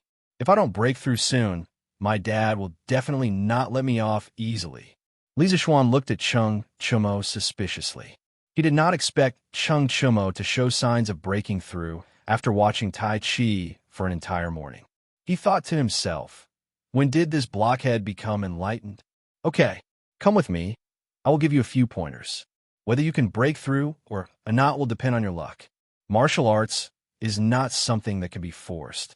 When the time comes, even if you don't break through, Uncle Cheng will definitely not do anything to you. Since Cheng Chumo said so, how could Li Zixuan not help him? After all, this guy was his first brother in Tang Dynasty. Huh, I knew you were a good friend, little Xian. When I break through, I will invite you to Drunken Immortal Restaurant for a drink. Cheng Chumo laughed proudly. Li Zixuan looked at this shameless guy in annoyance. Invite me to Drunken Immortal Restaurant for a meal? Do I need you to treat me to a meal at Drunken Immortal Restaurant? He was so King shameless. Master, can I go with you? Since the place where the two of them were talking was not far from Class 1's resting area, Iron Egg had already noticed the two of them whispering and followed them. When he heard that Li Zixuan was going to give Cheng Chumo special treatment, he quickly asked. Not only did Cheng Chumo want to break through, he also wanted to. Huh, 1 is teaching, 2 is still teaching. Come with me. Li Zixuan smiled and turned to walk out of the sports field. Cheng Chumo and Iron Egg naturally followed. After a while, they followed Li Zixuan to the open space in front of Guanghua Building, the main building of Yanhuang College. Li Zixuan turned around and looked at Cheng Chumo, saying, you attack me. Cheng Chumo was stunned, and then he quickly shook his head and said, damn it. Little Xian, do you think I'm stupid? You are now at the Grandmaster middle stage. You want me to attack you? Isn't that asking me to die? No way. He had heard that Li Zixuan had beaten the half-step Great Grandmaster Bearded Man until his face was swollen. He would not be so stupid as to teach Li Zixuan a lesson. Chapter 844. In front of the main building of Yanhuang College. Hearing Cheng Chumo's words, Li Zixuan rolled his eyes helplessly and said, just attack when I tell you to. Do you still want to break through? Cheng Chumo still straightened his neck and refused. Although I want to break through, I don't want to get beaten up for no reason. Li Zixuan was furious. Useless. Don't worry. I'll use my body refinement realm True Qi to take your attack. Stop wasting time and attack. Remember to watch my movements carefully. Cheng Chumo was overjoyed when he heard this. Normally, he would not have a chance to fight Li Zixuan on equal footing. Haha, this will do. Little Xian, take this. Cheng Chumo clenched his fists and concentrated his true qi in his dantian. After a roar, his whole body pounced on Li Zixuan, and his fist flew directly towards Li Zixuan's chest. Speed, strength, angle. The three were all present and combined into one. Speaking of which, although Cheng Chimo's true chi was slightly lower, he was still one of the best in terms of strength among people of the same level. Whoosh! The fist was swift and fierce, with a trace of strong wind, and rushed directly towards Li Zixuan's chest. Iron Egg held his breath and stared at Li Zixuan without blinking. He wanted to see how his master would deal with this aggressive punch. Of course, he was not worried that his master would be hurt at all. In his eyes, his master was invincible, no matter who came. When Cheng Chimo's fist was 3 inches away from Li Zixuan's chest, Li Zixuan stretched out his hand, and then stretched out his palm and gently flicked it. Li Zixuan did not even use his true chi, but Cheng Chimo seemed to be out of control. After a circle, his attack missed. What's going on? I didn't feel you use your true chi, little Xian. How could you take my attack? After Cheng Chimo stabilized his body, he scratched his head and muttered with a puzzled face. What? Did you forget? Li Zixuan asked. Cheng Chimo frowned and thought for a moment, and said gloomily, I forgot. Again, Li Zixuan said. So, Cheng Chimo once again moved his dantian, clenched his hands into fists, and rushed at Li Zixuan with a faster speed, a heavier force, and a more tricky angle. Li Zixuan smiled, and when Cheng Chimo rushed in front of him, he stretched out his right hand. It was the same attack, but Cheng Chimo's punch seemed to have fallen into a swamp, and his body was also sent flying. Bang! The miserable Cheng Chimo fell to the ground on his butt. Did you forget? Li Zixuan asked again. Cheng Chimo frowned and carefully recalled Li Zixuan's movements just now. After a while, he still replied, I forgot. Again, Li Zixuan said. They did this 3 or 4 times. Cheng Chimo fell harder each time, and Li Zixuan seemed to be playing house every time. He didn't use much strength at all. Iron Egg, next to him, was stunned. He used all his mind to carefully watch Li Zixuan's every move, trying to imprint it in his heart. Did you forget? After countless times, Li Zixuan looked at Cheng Chimo lying on the ground and asked again. Cheng Chimo struggled to get up from the ground, and his face and hair were covered with a lot of dust. He said very awkwardly, I forgot. Li Zixuan didn't tell Cheng Chimo to do it again this time. At this moment, his face was as black as the bottom of a pot. Xiaoxian, do you want to do it again? I can definitely remember it. Seeing Li Zixuan's ugly face, Cheng Chimo felt a little guilty and asked weakly, Do it again, your sister. Do you think you're Zhang Wuji? Li Zixuan couldn't hold it in any longer and cursed loudly. In his previous life, he read Heaven's Sword and Dragon Saber. When Zhang Sanfeng was teaching Zhang Wuji the Taiji sword art, Zhang Sanfeng finished one sword art and asked, Child, did you see it clearly? Zhang Wuji said, I saw it clearly. Zhang Sanfeng said, Do you remember it all? Zhang Wuji said, I forgot about half of it. Zhang Sanfeng said, Okay, it's hard for you. Think about it yourself. Zhang Yuanji lowered his head and thought. After a while, Zhang Sanfeng asked, How is it now? Zhang Wuji said, I forgot about half of it. Later, Zhang Sanfeng demonstrated it again. Zhang Wuji said, There are still 3 moves that I didn't forget. Zhang Sanfeng didn't get angry. After a while, Zhang Wuji said, Now I've forgotten all of it. I've forgotten everything. When everyone heard this, they were worried sick. They thought to themselves, Is there something wrong with this child's brain? How can you forget all the martial arts that great master taught you? Unexpectedly, Zhang Sanfeng's old face bloomed with a smile, praising his grandson's talent. Li Zixuan still remembered the feeling of blood boiling when he saw this scene. But now that it was his turn, he knew that Zhang Sanfeng was deliberately showing off in the movie. Because he had demonstrated it to Cheng Chimo more than 3 times now, Cheng Chimo naturally forgot all of his answers. But he felt that Cheng Chimo didn't remember at all, not just forget. Zhang Wuji? Who's Zhang Wuji? Hearing Li Zixuan spit out such a ridiculous sentence, Cheng Chimo felt that his brain wasn't working well. It's your sister. I'll demonstrate it one last time. If you can't remember my movements, you won't be able to understand the concept of Taiji Fist. If you can't understand the concept, you can forget about breaking through. Li Zixuan said angrily, It's my sister. I don't have a sister. Besides, why isn't my sister's surname Cheng, but Zhang? F***CK. So Xiaoxian, you're scolding my mother. This is too much. Cheng Chumo muttered to himself. This guy's brain circuit was really unique. He actually involved his parents in this matter. Iron Egg, who was next to him, was holding back his laughter. It was very difficult for him to hold it in. Li Zishuan really wanted to lift the top of this guy's head to see if there was a dung beetle inside. Why are you talking so much nonsense? Come and attack me. This is your last chance. Li Zishuan resisted the urge to curse and said with a livid face.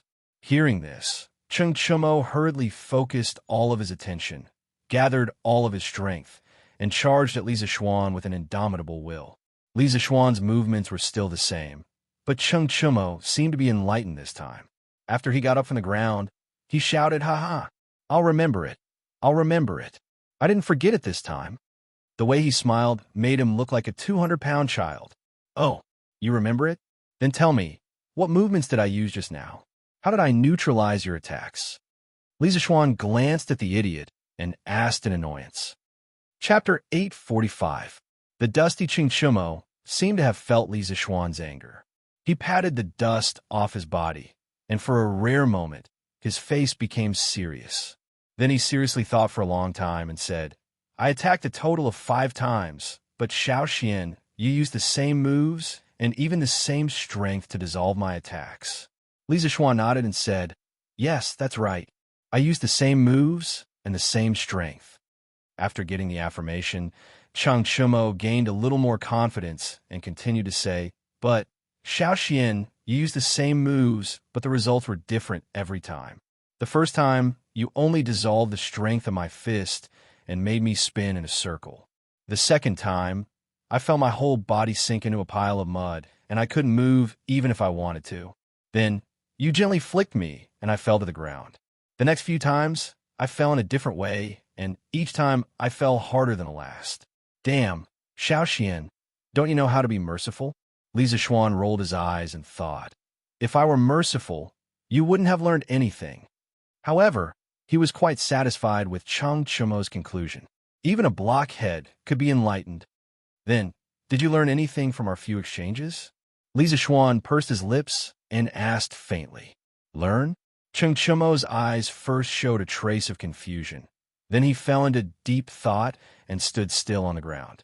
Li Zishuan saw this and didn't disturb him. He and Iron Egg stood quietly by the side and waited.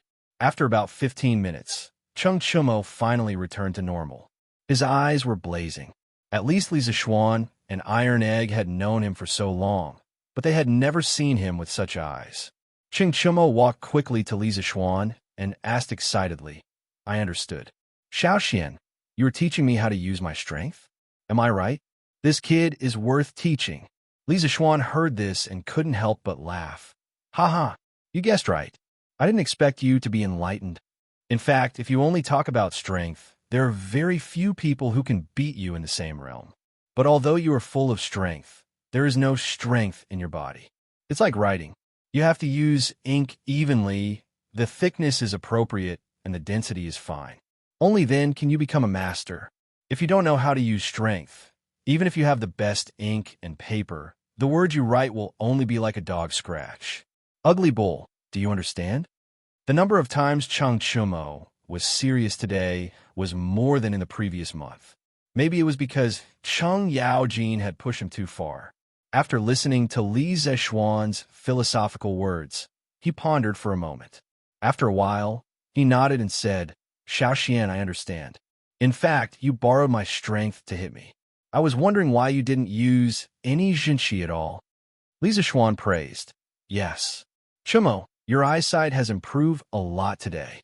Tai Chi emphasizes using softness to overcome hardness, borrowing strength to fight strength, and Taoism emphasizes the balance of yin and yang.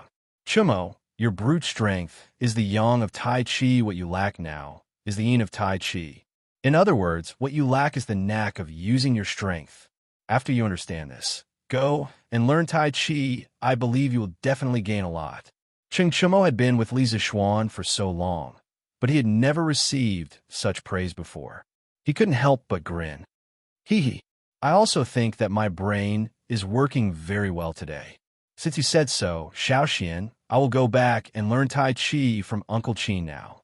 Yes, go. I have taught you everything that needs to be taught. As long as you put your heart into it, it will not be difficult for you to break through. Li Zixuan nodded. Cheng Chimo saluted Li Zixuan, then nodded to Iron Egg and turned to leave. Master, Iron Egg's lips moved. He wanted to say something, but stopped. Li Zixuan smiled and said, You boy, what's wrong? Are you moved? Do you want to break through as soon as possible? Iron Egg nodded embarrassedly and said, Yes, yes. In fact, Li Zixuan was extremely unqualified as a master. When Iron Egg lived in the Li Mansion in Chong and City, Li Zixuan often arranged some training tasks for him. Although it was very tiring, at least there was someone to guide him. However, after Yanwang College opened, Iron Egg began to live on campus. Li Zixuan's guidance for him became less and less. He could only continue to train as before. Therefore, until now, he was still at the peak of the Qi-channeling realm and had not entered the body-refining realm. As Li Zixuan's disciple, he felt ashamed of himself. You brat, I did not rush you like Lu Guogong did. Why are you in such a hurry? Li Zixuan laughed and scolded. To be honest, he wasn't worried about Tai Dan Er's cultivation base at all. He felt that it was best to let nature take its course. This was the same for him. He had never deliberately tried to raise his cultivation base from the beginning to the end. Master, Iron Egg did not want to embarrass you. Iron Egg lowered his head and said, I have never cared about other people's opinions. Cultivation, let nature take its course. Everyone's life is only a few decades. As long as you are happy, everything will be fine. Speaking of this, Li Zixuan suddenly felt a little emotional in his heart. Iron Egg was silent. After a while, he said, Master, Iron Egg does not understand what you said. Iron Egg just wants to become stronger. When Master is in danger, Iron Egg can also help. Li Zixuan felt warm in his heart. As a master, he had never intended to let his disciple protect him. However, when he heard Iron Egg's words, his heart was still touched. Since Iron Egg is so determined, then Master will also give you some advice. Thank you, Master. Iron Egg immediately thanked him happily. Li Zixuan thought for a while and said, Iron Egg, you are different from Cheng Chimo. Chimo has a good family background and has been practicing martial arts since he was a child. Not only did he take medicinal baths, but he was also personally trained and polished by Lu Guogong. His foundation is naturally deeper than yours. Tai Chi is yin and yang. Cheng Chimo only lacks yin and not yang. However, you lack both yin and yang. If you want to break through and practice Tai Chi as soon as possible, in addition to continuing to strengthen your training, you have to follow the methods I just told Cheng Chimo and learn to use strength. Only in this way can you go further on the path of Tai Chi. Iron Egg nodded seriously and said, Thank you, Master, for your teachings. Iron Egg will remember them. Li Zixuan smiled and said, Okay, go back and continue to learn Tai Chi. Yes, Master. Iron Egg responded and turned to leave. Chapter 846. Come out. You've been peeping for so long. Haven't you seen enough? After Iron Egg left, Li Zixuan didn't leave immediately. He put his hands behind his back and said calmly to the air, Silence, complete silence. It seemed like Li Zixuan heard wrongly. After 3 breaths, Li Zixuan still didn't leave and stood rooted to the ground. The Marquis of Yong and is so alert. I've only been here for a short while, and you've already noticed me. Admirable, admirable. A person suddenly jumped down from the tree behind Li Zixuan. Who else could it be but the bearded man? Senior, are you also like this when you're guest at Duke Wei's house? Li Zixuan turned around and sneered at the bearded man. The bearded man was speechless. He was a pirate, but he wasn't a thief. How could he do this kind of sneaky and shady business often? From what I know, Senior came to the academy early in the morning, right? Li Zixuan exposed the bearded man's lie mercilessly. Actually, when he was teaching Taiji Fist in the morning, he felt a little uncomfortable, as if someone was peeping on him. In the modern world, people often joked that if looks could kill, someone would definitely die a horrible death. In this life, at this moment, Li Zixuan truly experienced the power of looks. Cough, cough, cough, cough. The bearded man was instantly embarrassed after his lie was exposed. However, his face didn't even turn red. It was mainly because his face was dark, and it wasn't easy to see that he was red. I saw that the Marquis of Yong'an's fist technique was quite magical and was excited to see it. That's why I couldn't help but take a few more glances. The bearded man explained awkwardly. Huh. Then, Senior, have you heard of the saying Tao is not passed down to the wrong person, and Tao is not passed down to the wrong person? No matter how exquisite this Marquis Taiji fist is, it's not very good for Senior to secretly learn it like this, right? Li Zixuan didn't give up. He was very angry about the sudden intrusion of the bearded man. Yanhuang College was his blood, sweat, and tears. He wouldn't allow people with strong martial arts to treat this place as their own backyard, coming and going as they pleased. This, Marquis Yong'an, you've already taught the Taiji fist to so many people. Regardless of the era, secretly learning from others was despised by the people of Jianghu. The bearded man wasn't willing to be labeled with such a label. Thus, he glared and defended himself. Oomph. This Marquis only imparted it to people from Yanhuang College. Have I ever said that I would impart to outsiders? Li Zixuan sneered. The bearded man's expression froze, and he was instantly speechless. Taking without permission was stealing, and he was learning without permission. It was no different from stealing. Hee, you can't say it like that. I'm here today to tell you that I've decided to become a guard of Yanhuang College. In that case, I can't be considered an outsider, right? Suddenly, the bearded man's eyes lit up, and he said with a smile. Li Zixuan's expression didn't change, but he was shocked in his heart. He never thought that the curly-bearded guest would actually sacrifice a year of his freedom for a mere sea map. Was it really worth it? Senior, have you really thought it through? Li Zixuan stared at the bearded man and asked in a deep voice. Of course, I always mean what I say. The bearded man replied with a look of certainty. In fact, Li Zixuan was mistaken. The reason why the bearded man agreed to such a harsh request, other than the sea map, was that he saw hope for a breakthrough from Yanhuang College, Taiji Fist, and Li Zixuan. He had been stuck in a half-step Grandmaster realm for several years. To some extent, the bearded man's situation was very similar to Xianxia's. They were both people who had strength, but couldn't use it in the right place. The theory of Taiji Yin and Yang that Li Zixuan had just told Xianxia made the bearded man, who didn't have any hope of breaking through, suddenly see a tiny bit of hope. Therefore, he agreed to join Yanhuang College with Li Zixuan. Although becoming a guard didn't sound good, in order to break through, it was all worth it. It wasn't an exaggeration because ordinary people would never be able to understand the desire of a top master to break through, especially now that there was only one grandmaster left in the martial arts world of the Central Plains. The bearded man was eager to find a sense of existence. Senior, don't you think that being a guard in the college is a bit an insult to your identity? Li Zixuan asked faintly. Huh? Insult? That's not necessarily true, right? If it was in the past, the bearded man would definitely feel that being a guard in Yanhuang College would weaken his prestige. However, after a few days of contact, he realized that Yanhuang College was really a place of crouching tigers and hidden dragons. Ordinary people wouldn't think that a small mountain like Yinshan would have a Grandmaster Peak, a Grandmaster Middle Stage, whose combat strength was close to that of a Grandmaster Peak, and 30 to 40 experts in the Qi transformation realm. This strength could be regarded as the strength of a superior sect in the martial arts world. But don't forget that Yinshan wasn't a sect in the martial arts world. It was a place for academics, which was the most deceptive.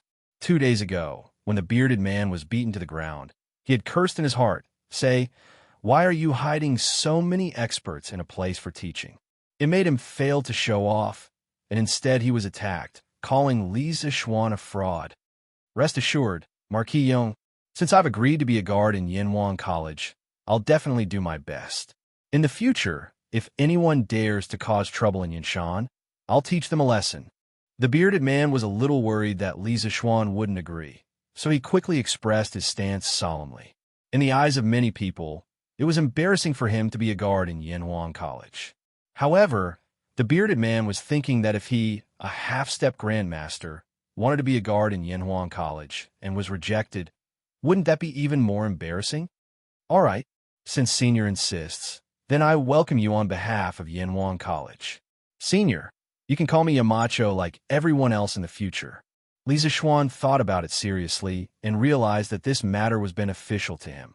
So he smiled and said to the bearded man, "Ha, then Yamacho, you could just call me Zhang San in the future. In terms of strength, you and I should be on the same level." Zhang Zhongjin's surname was Zhang Xingsan, and his red beard was like a dragon. Hence, he was known as the bearded man. Zhang San was a name that very few people would call him. In the martial arts world, strength had always been important, not age.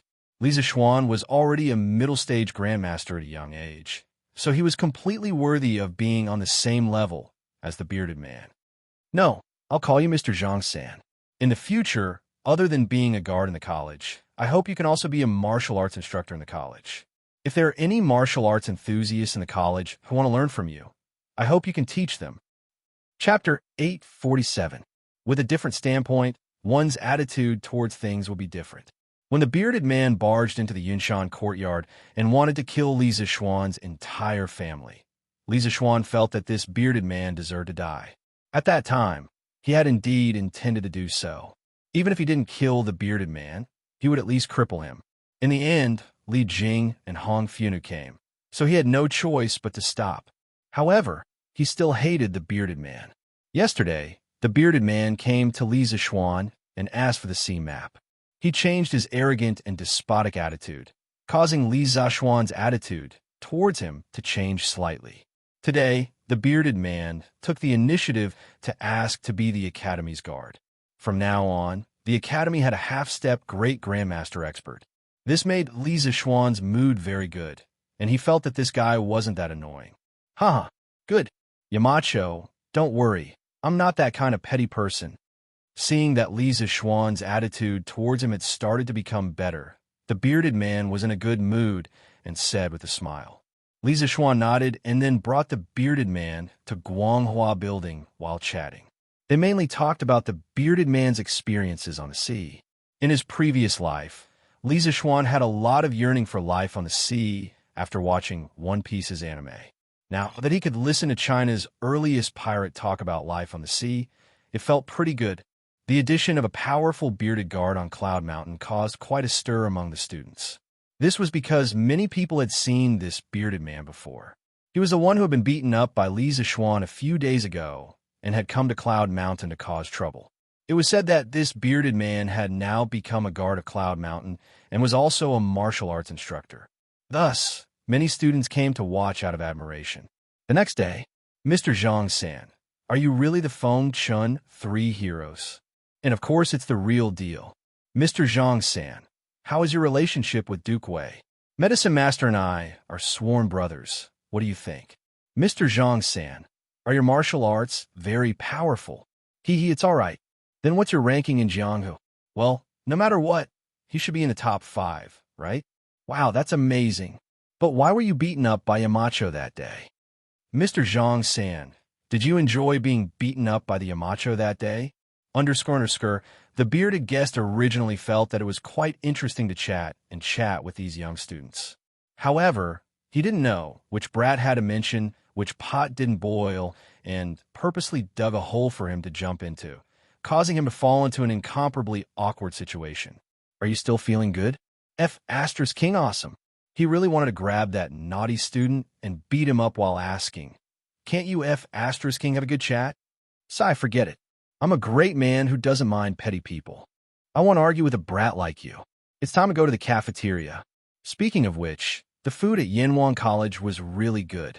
In comparison, what he had eaten at Apothecary's house 2 days ago was simply like eating chaff. Hey, third brother, wait. Let's gather around the table for lunch. Let's have a good gathering. Pang Feiji suddenly rushed out from behind and shouted towards the bearded guest. Speaking of which, it hasn't even been a day, and Pang Feiji actually called him third brother. He was really shameless because at this age, the bearded guest was almost old enough to be his father. Huh, good. Tell the brothers to come over. Today, I'll treat. Order whatever you want to eat. The bearded guest laughed heartily. He was a pirate leader. Of course he didn't lack money. Moreover, the food in the Yanwang College cafeteria was not expensive at all. It was much cheaper than outside. Even if 40 or 50 people ate together, it wouldn't cost much. Okay, Pang Feiji, thank you, third brother. Pang Feiji laughed. It wasn't that he liked to kneel down and lick someone's boots, but it was mainly because the bearded guest's strength was worthy of his respect. Moreover, he wanted the bearded guest to give him some pointers on martial arts. After all, he, Pang Feiji, had never seen a half-step grandmaster in his life. Now, not only did he see one, he even had the chance to work with him. If he didn't seize the opportunity to build a good relationship with the bearded guest, wouldn't there be something wrong with his brain? Compared to Pang Feiji and the bearded guest's leisure, Li Zixuan was extremely busy these 2 days. Currently, his main task was to conduct a teaching test for all the teachers in Yanwang College. Of course, the first one to be tested was Wang Ji. Because of this old man had made a bet with Yin Silu, saying that if he could pass Li Zixuan's test with full marks within a month, Yin Silu would treat him to wine for a month. At that time, Yin Silu didn't want to accept the bet, but Wang Ji purposely set a trap for him. Yin Silu made up his mind and accepted the bet. Not only Yin Silu, but Li Zixuan was also dragged down by Wang Ji. According to the bet, if Wang Ji passed the test with full marks, Li Zixuan would give Wang Ji a bucket of drunken immortal and 5 strings of cash every month as his monthly salary. Hey, I don't know how this old fellow's studies are going. Forget it. In order to maintain fairness and prevent old fellow Yin from gossiping, I have to do things by the book. I can't be sentimental. Yanwang College, principal's office. Li Zixuan held a pencil and thought to himself. If you look closely, there was a small yellow thing at the tip of his pencil. If it wasn't an eraser, what else could it be? The workshop was doing rubber vulcanization experiments. Because of the ratio problem, the first experiment failed. However, Li Zixuan found a few large pieces of hard rubber in the waste rubber that they were going to throw away. It felt similar to the erasers used in his previous life, so he picked it up and used it as an eraser. According to historical records, in 1768, the French Mecca used rubber to make medical supplies and hoses. In 1770, the British chemist J. Priestley discovered that rubber could be used to erase pencil writing. At that time, the material used for this purpose was called rubber, and this term was still used. This was the world's first eraser. Li Zixuan was creating history every day. Needless to say, this thing can erase pencil writing very cleanly. This made it even more convenient to use a pencil. Li Zixuan had already asked the workshop to organize the production of pencils. With his head down, Li Zixuan seriously constructed a few sets of chemistry questions in his mind. Then, he picked some of the more difficult questions and quickly formed a test paper. I hope old fellow Wang can pass with full marks. Otherwise, wouldn't this month's hard work be in vain? Li Zixuan laughed in his heart. In this month, the most hardworking person in the academy was Wang Ji. This old fellow was also working hard in order to be able to drink alcohol every day. Every day, he was basically at 2 places, the dormitory and the cafeteria. It was very difficult to see him anywhere else.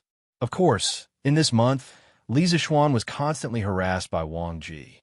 As long as he came to the academy, Wang Ji would come to him with a bunch of questions that he had prepared beforehand. The old man was so old, but he was so eager to learn. If it was in his previous life, he would definitely be on the news. However, everyone knew that this old fellow was working so hard because he wanted to drink alcohol in the future. Chapter 848. Mr. Wang, the duration of this exam is 1.5 hours, and the total score is 150 points. After 1.5 hours, regardless of whether you have finished answering the questions or not, I will collect the papers on time. The questions of this exam are difficult. After all, I wrote the questions for the teachers of Yanwang College, not for the students. Naturally, the difficulty is higher. So, Mr. Wang, as long as you can score 135 points and above, you will pass.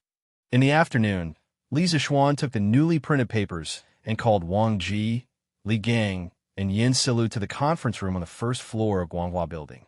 When Wang Ji heard this, his face suddenly showed dissatisfaction. What do you mean by only 135 points? This old man means what he says. You must get full marks to pass. Yin Silu said with some amusement. I say, Wang Wugong, don't try to be brave anymore. Don't embarrass yourself when the time comes. Wang Ji blew his beard and stared at him. Yin Kongwei, don't look down on me. This old man came prepared today. It's just a full mark. It's not a problem. Just remember the bet. Don't go back on your words when the time comes. Yin Silu said angrily, Bullshit. Isn't it just a few taels of wine? This old man will go back on his words? This old man only hopes that you won't disgrace us old guys. Li Gang held his forehead and said, Okay, the two of you don't need to argue anymore. You're both people who have half a foot in the ground. Why don't you act like an elder? Let's take the exam first. Don't waste time. As for the exam rules, since Wugong is so confident, let's follow the previous rules. In the face of these two old men who fought each other when they met, Li Gang was quite helpless in his heart. However, he also knew that these two people's characters had been like this for decades. They couldn't change even if they wanted to. He could only smooth things over in the middle. This is a great opportunity. If I win, I must win fair and square. I must make you, Yin Kongwei, accept your defeat wholeheartedly. Wang Ji raised his chin and said proudly. He didn't know why, but when he thought about how Li Zixuan had told him that the questions this time were a little difficult, he felt a little guilty. But even if he lost, he still had to say what he had to say. Moreover, he had come prepared today. He, Wang Ji, had been known as a prodigy since he was young. He had devoted himself to studying a book for a month and felt that he had completely understood the first volume of chemistry. Perhaps this was the confidence of a prodigy. The Yamacho has good intentions, but you want to keep up appearances and suffer. You don't know how to appreciate the kindness of others. Fine. This way, this old man can save some money on wine, and the students of the academy won't be harmed by you, Wang Wugong. Yin Silu said snappily. However, his words sounded somewhat regretful for Wang Ji, because according to the previous bet, if Wang Ji could not obtain full marks, he had to take the initiative to leave the academy. All right, since these gentlemen have all said so, then let's follow the previous rules. The bell for the first class in the afternoon is about to ring, and then the exam will officially begin. Mr. Wang, you can prepare first. At this point, Li Zixuan couldn't say anything. He estimated the time and told Wang Ji. Wang Ji nodded. He didn't take his chemistry, textbook, and notes to cram. He just sat there leisurely and began to close his eyes to rest. Li Zixuan looked at Li Gang and said, Mr. Li, I plan to test all the teachers in the academy on the day after tomorrow. I want to test their mastery of their respective subjects. Other than the study of classics, I have roughly compiled the questions for the other 4 subjects. I'll have to trouble you and Mr. Yin to work on the classics together. It wasn't that he looked down on classics, but that he didn't know anything about it. Of course, he didn't have the qualifications to give questions to the teachers in the classics department. Li Gang nodded and said, That's not a problem. But Yamacho, can you lend me the papers for the other 4 subjects so that I can know the difficulty and scope of the questions this time? Yin Silu also echoed, Yes, since the classics department is part of Yanhuan College, it should have the same requirements as the other departments. Li Zixuan was already prepared. He took out a few rolls of rice paper from his sleeve and handed them to Li Gang. He said to the two of them, This exam for all the teachers in Yanhuan College must cover all the key knowledge points in the first volume of the textbooks of each department. And on this basis, try to connect the knowledge points in the books to reality as much as possible to increase the difficulty of the exam and test the ability of the teachers in the academy to deal with realistic problems. These are the questions for the other 4 subjects. You can take a look at them first. Li Gang and Yin Silu each took 2 test papers and looked at them carefully. Although they were both great Confucians, they weren't pedantic Confucians.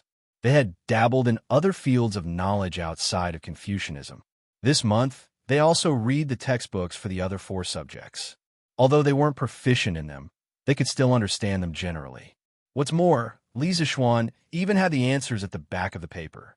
Wang Ji, who was closing his eyes, heard the conversation between the 3 of them. He knew that Wang Ji and Yin Silu were holding the questions he was going to take in a while. His heart beat violently a few times. He wanted to move his head closer to take a look, but he held back. Li Zixuan, who was very observant, naturally noticed the slight change in Wang Ji's facial expression. He couldn't help but feel a little funny. This was really a stubborn and cute little old man. You 2 gentlemen can start to prepare for the exam when Mr. Wang is taking the exam. I have prepared a pen and paper for you, Li Zixuan said as he took out 2 sharpened pencils and handed them to Li Gang and Yin Silu. Li Gang took it and couldn't help but frown. He had seen Li Zixuan use this kind of pen before, but he didn't know how to use it. Li Zixuan saw this and demonstrated the use of the pencil and eraser. He then smiled and said, "In comparison, the pencil is lighter than the brush, and it can be modified at any time. Therefore, the Academy will try to promote the use of this kind of pen for the students in the future." Li Gang and Yin Silu personally tried it. Although they weren't used to using a pencil for the first time, the pencil was indeed lighter and easier to modify, as Li Zixuan said. "Well, if you can adapt to writing with a pencil, then it is indeed better than the brush," Li Gang praised. Clang, clang, clang. At this moment, the bell of the Academy rang. Wang Ji immediately opened his eyes. Li Zixuan picked up the chemistry paper on the table and said, "Okay, the exam begins." After that, he handed the paper to Wang Ji, who was waiting for the exam. Chapter 849. The first question: put a certain amount of anhydrous alcohol and oxygen in a completely closed container and ignite them. The reaction produces carbon dioxide, water vapor, and an unknown substance X. The mass before and after the reaction is measured. Anhydrous alcohol is 4.6 and 0 G. Oxygen is 8 and 0 G. Carbon dioxide is 0 G and 4 G. Water is 0 G and 5 G. And substance X is 0 G and mg. The value of m is underscore, underscore, underscore, underscore, underscore, and the molecular formula of substance X is underscore, underscore, underscore, underscore, underscore. Note: in order to facilitate future teaching, Li Zixuan unified the commonly used units at the beginning of the 4 textbooks. However, this is only the unification in writing. The unification in reality will depend on the joint efforts of Yinhuang College's teachers and students in the future. Although Wang Ji was prepared for the difficulty of the exam, the first question was such a practical application and calculation question. This surprised Wang Ji a little. Shouldn't they test the basic concepts first? However, this question mainly tested the law of conservation of mass in the chemical reaction process. He calculated a little and got the correct answer. At this time, he couldn't help but feel lucky. Fortunately, he also studied the new mathematics. Otherwise, how could he calculate so fast? The second question: on the 2 plates of the balance, put 2 glass cups A and B. The glass cups are filled with diluted sulfuric acid of different mass, but both contain 9.8 G of sulfuric acid. It is known that glass A is heavier than glass B. Now, put the same mass of iron and zinc in a glass A and B, respectively.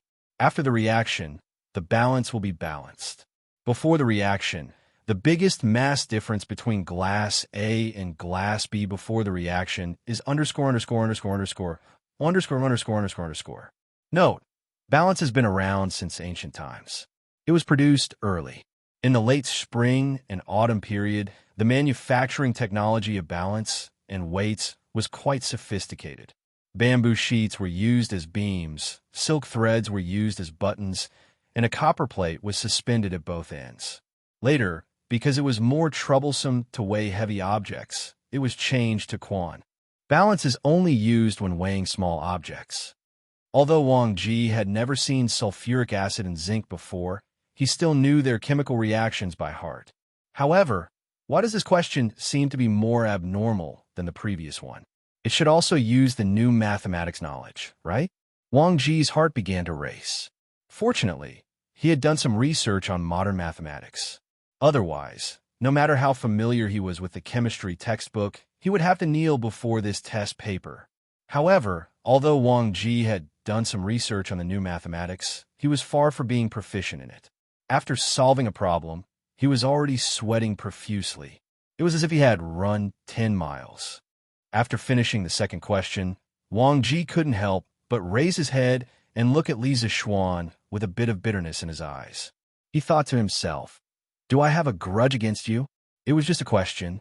Was there a need to make it so difficult?" He wasn't being pretentious, but strictly speaking, Li Zixuan's question was somewhat out of line.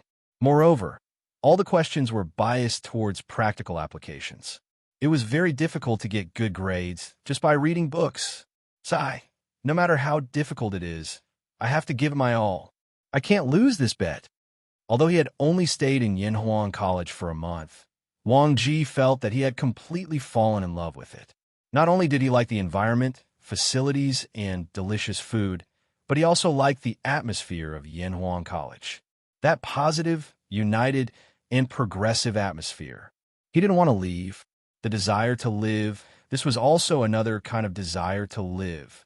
The strong desire to live made Wang Ji's mind unprecedentedly clear. His thoughts also became active. Although most of the questions on the test paper were questions he had never seen before, he could always find a way to solve them.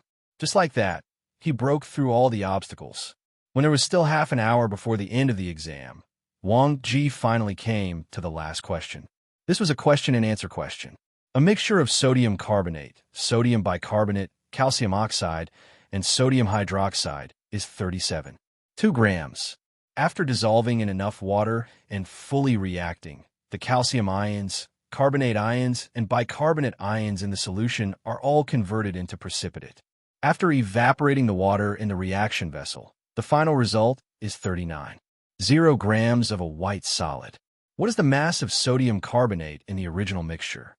The after effect of surpassing all the obstacles and performing exceedingly well was a headache. At this moment, when he saw the last big question, Wang Ji felt that his head was about to explode. This was because many of the substances in this question could react with each other.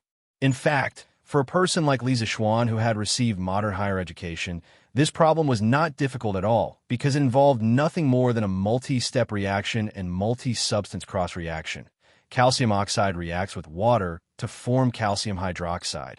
Calcium hydroxide can react with sodium carbonate and sodium bicarbonate.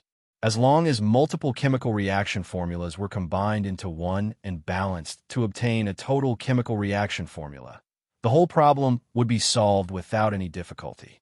But for Wang Ji, who was a beginner in chemistry, he obviously didn't know this method. What should he do? He had to solve this question. After thinking for a long time, Wang Ji still couldn't think of a clever and simple way to solve this question. He gritted his teeth, made up his mind, and decided to use the stupidest way to solve this question, which was to use the method of equations. Isn't it just that there are a lot of unknowns? No problem, solve it. I don't believe that I can't solve it by today. Wang Ji secretly made up his mind. At the same time, he couldn't help but sigh. Was this a chemistry exam or a mathematics exam? In order to calculate, he used 3 pieces of draft paper. Fortunately, he used the pencil that Li Zixuan gave him. If he used a brush, Wang Ji felt that he didn't need to take the exam anymore. Just grinding the ink would be exhausting. Clang, clang, clang. Okay, time's up. Mr. Wang, please stop writing. At 4 in the afternoon, the gongs and drums of the academy sounded. Li Zixuan immediately stood up and said, at this time, Wang Ji just finished writing the last word. He took a deep breath. He originally thought that 3 hours was more than enough, but now he didn't even have time to check and had to hand in the paper. Huh, Wang Wugong, how did you do? As soon as Wang Ji handed in the paper, Yin Silu immediately asked. It was hard to tell whether that tone was filled with schadenfreude or concern. I can't. I'll talk about other things in the future. This old man has a terrible headache now. I have to go back and have a good rest. Yamacho, Wenji, Konggue, this old man will take his leave first. Wang Ji frowned and scratched his head. He stood up and said with a painful expression, He had used too much of his brain for this exam. Mr. Wang, are you feeling unwell? Do you need me to call a doctor for you? Li Zishuan asked with a worried expression. You don't want to ruin a genius like Wang Ji because of an exam. No need. This old man just feels a little tired. I should be fine after a sleep.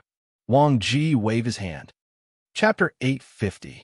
Wang Ji overused his brain and had to go back to rest. Li Zishuan was worried that something would happen to him, so he quickly arranged for a guard to go to Wang Ji's dormitory to take care of him. He also ordered the guard to report if there was anything unusual. Seeing that it was still early, Li Zishuan, Li Gang, and Yin Silu worked together to review the test paper left by Wang Ji. The fill-in-the-blank questions and multiple-choice questions had a unique answer. There was nothing to dispute, so it was very fast. To Li Zishuan's surprise, Wang Ji actually did everything correctly. One must know that in this test, Li Zishuan specifically set a few trap questions. Even in modern times, 70 to 80% of students would fall into those traps, but Wang Ji actually ran around the trap and escaped. This was too inconceivable. Then it was the question and answer at the back. This part was different because the answers to the question and answer questions were generally more flexible, so this part was personally reviewed by Li Zishuan. Looking at the scribbled handwriting on the test paper, one could probably imagine that Wang Ji's heart was a little nervous at that time. These were not very important. The important thing was that basically Wang Ji used his own method to solve every big question. Although the answers given by Li Zishuan were different, the process and the final result were all correct. This meant that Wang Ji had completely understood the first volume of chemistry and had his own unique understanding of it. When Li Zishuan saw the dense process of solving the last question, his eyes almost popped out of their sockets. What is this? I gave the chemistry question. How did this old guy solve it as a math question? There were so many unknowns. Just looking at it gave me a headache. Also, wasn't this old guy busy reading chemistry recently? How did he even solve the linear equation of multiple variables? He really knows how to play. He didn't know that during the exam, Wang Ji was still complaining about why he changed the chemistry question to the mathematics question. The most important thing was that Wang Ji solved it correctly. What else could he say? It could only be said that a prodigy was indeed a prodigy. He was really outstanding. What is this old guy's brain made of? How is it that you can still learn things so quickly at such an old age? After marking the last question, Li Zishuan couldn't help but mutter in his heart. Yamacho, what do you think? How did Wang Wugong do with the last 4 questions? Are there any mistakes? Seeing Li Zishuan put down the pen, Yin Silu hurriedly asked. Li Zishuan came back to his senses. Instead of answering, he asked, Mr. Yin, are you hoping that Mr. Wang will make a mistake? Or is there no mistake? Yin Silu wanted to say something, but he immediately shut his mouth. When Li Zishuan saw this, he couldn't help but laugh in his heart. These two little old men clearly belonged to the love-hate type. Although they usually bickered with each other, if there really came a day when one of them had to leave, the other would definitely not have the heart or be reluctant to part with him. All right, Yamacho, don't keep me in suspense. Tell me how you did on the exam. Li Gang chimed in from the side. Li Zishuan nodded, put away the smile on his face, and said solemnly, Both of you have just seen that Mr. Wang did not make any mistakes in the first 4 questions. Just now, I carefully reviewed the last 4 questions and found that although Mr. Wang's solution was different from the answers I gave, his way of solving the questions was completely correct, and there were no problems with the final answers. Therefore, I think that Mr. Wang should get full marks in this exam. Both of you can take a closer look. If you have any objections, you can raise them now. After saying that, he handed the second half of Wang Ji's exam paper to Li Gang. Li Gang quickly waved his hand and said, No need. This old man is not proficient in chemistry. Besides, with Yamacho's character, this old man believes that you would not do such a dishonorable thing. Since he said that Wang Wugong did not make any mistakes, then he should get full marks. This old man has no objections. Li Zishuan smiled and looked at Yin Silu. The latter pursed his lips, hesitated for a moment, and said, This old man also has no objections. Let's give Wang Wugong full marks. Listening to his tone towards the end, it suddenly became a little lighter. Hee, since both of you have no objections, then Mr. Wang has passed this exam. From now on, Mr. Wang will be promoted from the acting head of the chemistry group to the head of the chemistry group. His monthly salary will be a bucket of immortal drunken wine and 5 strings of cash. Li Zixuan turned around and wrote 150 on the exam paper, then laughed loudly. Sigh. Wang Wugong is lucky. But this old man will have to spend a lot of money to buy wine. Yin Silu sighed and walked out with his hands behind his back. But why did his tone sound like he was relieved of a burden? Mr. Li, I'll have to trouble you and Mr. Yin with the questions for this study of classics section. It's best if you can finish it before sunset tomorrow, because all the teachers will be taking the exam the day after tomorrow.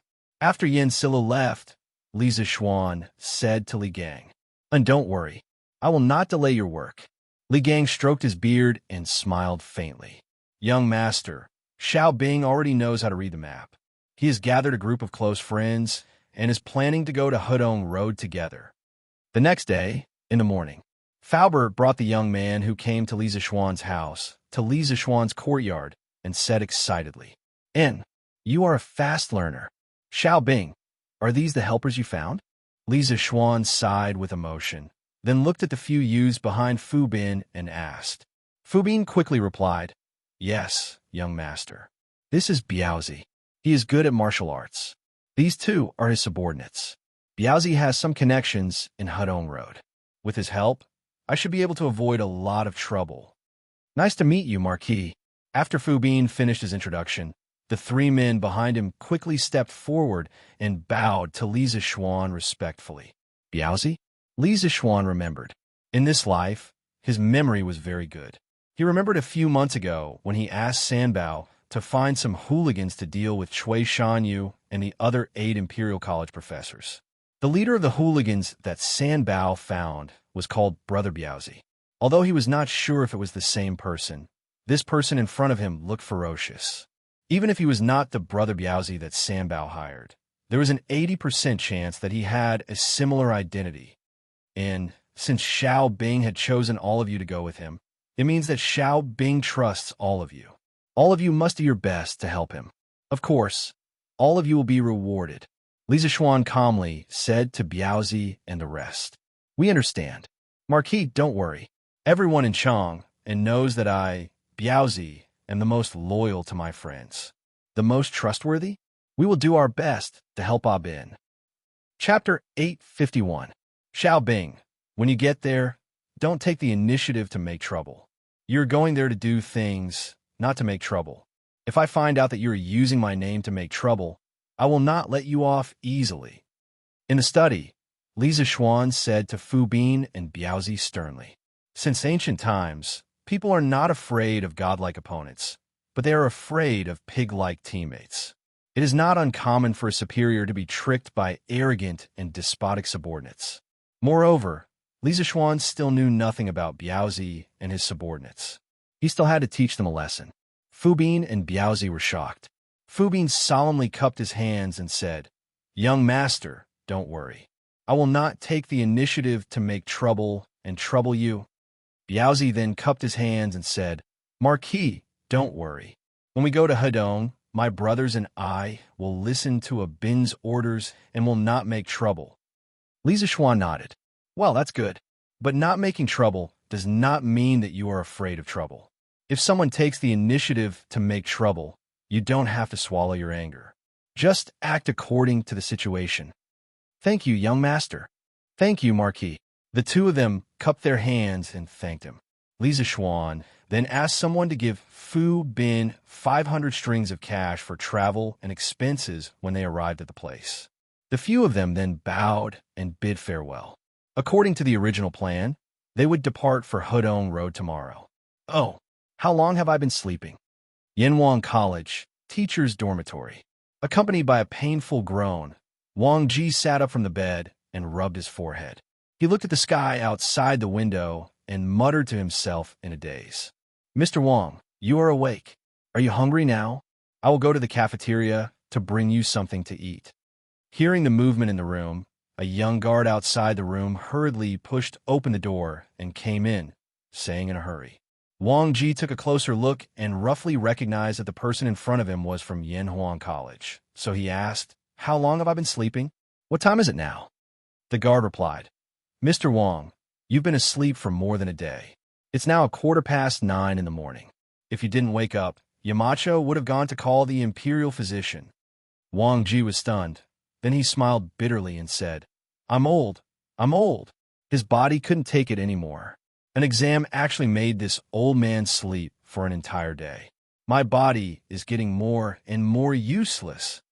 The guard hurriedly said, "Mr. Wang is now the pillar of the academy. Your examination yesterday shocked the entire academy. How can you say that you're useless?" "Exam? Oh, that's right. How did I do yesterday? Are the results out yet?" Only then did Wang Ji remember the soul-stirring exam yesterday. He patted his head, looked up, and asked nervously. Although he should be able to guess that the results of yesterday's exam weren't bad for what the guard had just said, it was only reassuring to hear such things with his own ears.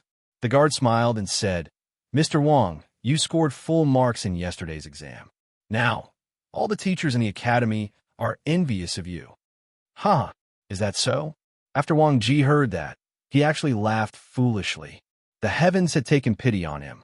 He had studied tirelessly for the past month, and he had finally gained something. He had won this bet, and he had won beautifully. He had won impeccably by everyone. Growl, growl. At this moment, Wang Ji's stomach suddenly let out an untimely growl. The guard stood up straight and said, "Mr. Wang, you haven't eaten anything for a day. I'll go to the cafeteria to get you some food." Wang Ji was in a great mood at this moment when he suddenly heard the good news. The old man rubbed his stomach, got out of bed, and laughed heartily. "Huh, no need, no need. Someone will naturally bring good wine and dishes to entertain this old man at noon. This old man has to save his stomach to eat his good wine and delicacies. I'll have to trouble you to take care of me during this period. This old man is fine now. You can go and do your work." If Xianxia heard this shameless words, he would definitely vomit blood. No one would have thought that this old man would do such a shameless thing just to eat a little more of Xianxia's wine and dishes. The guard obviously did not expect this situation. He could not help but wipe the cold sweat on his forehead and quickly left. "Mr. Wang, oh no, it should be Group Leader Wang. Congratulations. I heard that the questions set by Yamacho this time were extremely difficult. I didn't expect you to score full marks and win first place. That's really admirable." Although it could not be ruled out that other teachers would also score full marks, Wang Ji's score was still the first. There was nothing wrong with that. It was not inappropriate to say that he scored full marks in advance. Returning to Guanghua Building from the dormitory, Wang Ji could not avoid meeting some teachers from the academy. Naturally, he heard some compliments and congratulatory words. "Haha, I was just lucky. Group Leader Wang, this is your ability. How can you say that it's luck? You're too modest." "Oh, really? Maybe." Wang Ji subconsciously wanted to say something more modest, but when he thought about how he was able to answer all the super abnormal questions on the test paper yesterday, all of which proved that his strength was indeed outstanding, he pinched his beard and said with a smug face. The person opposite him suddenly looked confused. Damn it, old Wang did not play by the rules at all. How could he answer this question? "Group Leader Wang. Group Leader Wang, are you feeling better? Group Leader Wang, you were really amazing yesterday." In the office of the chemistry department of Yanhuang College, a group of teachers who were urgently reviewing and preparing for tomorrow's exam saw Wang Ji come in. They quickly got up and greeted him enthusiastically. In the past, Wang Ji was only the acting group leader of the chemistry department of the academy. In yesterday's exam, Wang Ji passed with full marks. Not only did he keep his identity as a teacher of Yanhuang College, but he also removed the word acting group leader from his position. This meant that all the teachers in this office would have to listen to Wang Ji's orders in the future. Of course, they had to be polite when their leader came. Some of them couldn't help but have their own plans. They really wanted to ask Wang Ji what the exam questions were yesterday, so that they could prepare in advance. However, Wang Ji rarely spoke to them in the past, and their friendship wasn't at that level. It was really difficult for them to ask such a question. "Huh, we are all preparing for tomorrow's exam. Prepare well. The only information that the old madam can leak to you is that tomorrow's exam questions are not simple. You have to be based on the textbook, but not limited to the textbook. I hope that you can all get good results tomorrow. Don't embarrass our chemistry department. Chapter 852. Although Wang Ji really wanted the teachers of the chemistry department to shine in the academy's examination, he couldn't do something like leaking the examination questions. When the teachers in the office heard what Wang Ji said, they couldn't help but frown. Since ancient times, there has always been competition in places with people. Yanwang College was the same. In tomorrow's exam, if the teachers from the chemistry department scored lower than the other departments, wouldn't that mean that their chemistry department was the weakest? Or rather, their chemistry department's teachers were the weakest? How could that be? Although these people didn't have to be like Wang Ji, who didn't get full marks, they still felt a bit of pressure in their hearts when they thought of the teachers from the other departments. Don't worry, Leader Wang. We will do our best. The teachers cupped their hands and quickly returned to their seats to continue reading. Wang Ji smiled, then turned around and walked out of the door, heading towards Yin Sila's office. Oh, Wang Wugong, you're finally awake. Yin Silu, who was compiling the study of classics test paper, put down his pen when he saw Wang Ji enter. He looked at Wang Ji at the door and said, "Hey, what's wrong? Looks like you really want to treat this old man to a drink." Wang Ji walked in and sat across from Yin Silu without any hesitation. He said with a smile on his face. Yin Silu's face darkened, and he said angrily, "Now the whole academy is talking about how you, Wang Wugong, passed the examination with full marks. Can't you be more reserved and set a good example for the other teachers in the academy?" Wang Ji did not care at all and chuckled as he said, "Eating and drinking is a matter of course. How did this old man become a bad example? Could it be that you, Yin Silu, want to go back on your words?"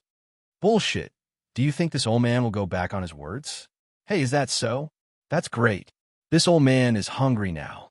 Kong Gui, let's go to your house for a drink." "Wait, it's not even noon yet. Why are you in such a hurry? This old man won't go back on his words. Hey, it's almost time. Let's go. I've been sleeping for the whole day. I'm starving. Brother Kong Gui, let's go." "But, what's there to but? Even if Yamacho saw it, they would understand. Let's go." Phew. Using softness to conquer strength, borrowing strength to fight strength. Every move and stance of the Taiji fist, the main technique of exerting force, is actually all in these two sentences. On the sports field, the students were still practicing Taiji fist. Compared to 2 days ago, most of the students were getting better at it. Even though it was break time, Cheng Chumo was still standing at the back of the team, gesturing to himself. Speaking of which, if it was the old Cheng Chumo, there was a 200% chance that he would not be so diligent. Study hard? Train hard? These words had nothing to do with him. However, ever since Li Zixuan personally tutored him that day, this fellow seemed to have fallen into a trance. Li Tai, Li Chengxian, Qin Huayu, and the others could see Cheng Chumo gesturing with his arms all the time, every day. It looked somewhat similar to Taiji fist. When they saw Cheng Chumo like this, they often could not help but tease him. However, the strange thing was that Cheng Chumo actually allowed them to tease him. He did not even talk back. It looked like he had really changed. At this moment, seeing that Cheng Chumo had fallen into a trance again and was still mumbling something, Li Tai, who was not far away, could not help but twitch his mouth. He could not understand why this guy was suddenly obsessed with Taiji fist. Although Li Zixuan's Taiji fist was indeed very good that day, after so many days, the little fatty felt that he had been deceived. This was because the Taiji fist they were practicing looked completely different from the fist technique that Li Zixuan had practiced that day. They were all Taiji fist. Li Zixuan had practiced it smoothly and elegantly that day. But what about these students? Each and every one of them was weak and listless. Li Tai even wanted to give up on learning Taiji fist now. There were many students who had the same thoughts as him. However, no matter how others looked at Taiji fist, there were two students who had always placed Taiji fist in the most important position and practiced it crazily. These two people were Cheng Chumo and Tai Ta. Hmm? It moved. It actually moved. The movements of Taiji Fist had long been engraved in Xianxia's heart. At this moment, he suddenly felt the fluctuation of the genuine qi in his body. The acupoints in his body, which had been calm for many years, suddenly produced a change. Xianxia finally could not help but cry out loudly. Then, ignoring the surprised looks of the surrounding students, he directly sat cross-legged on the grass and began to meditate. What is Brother Chonyo doing? Why does it seem like he is about to break through?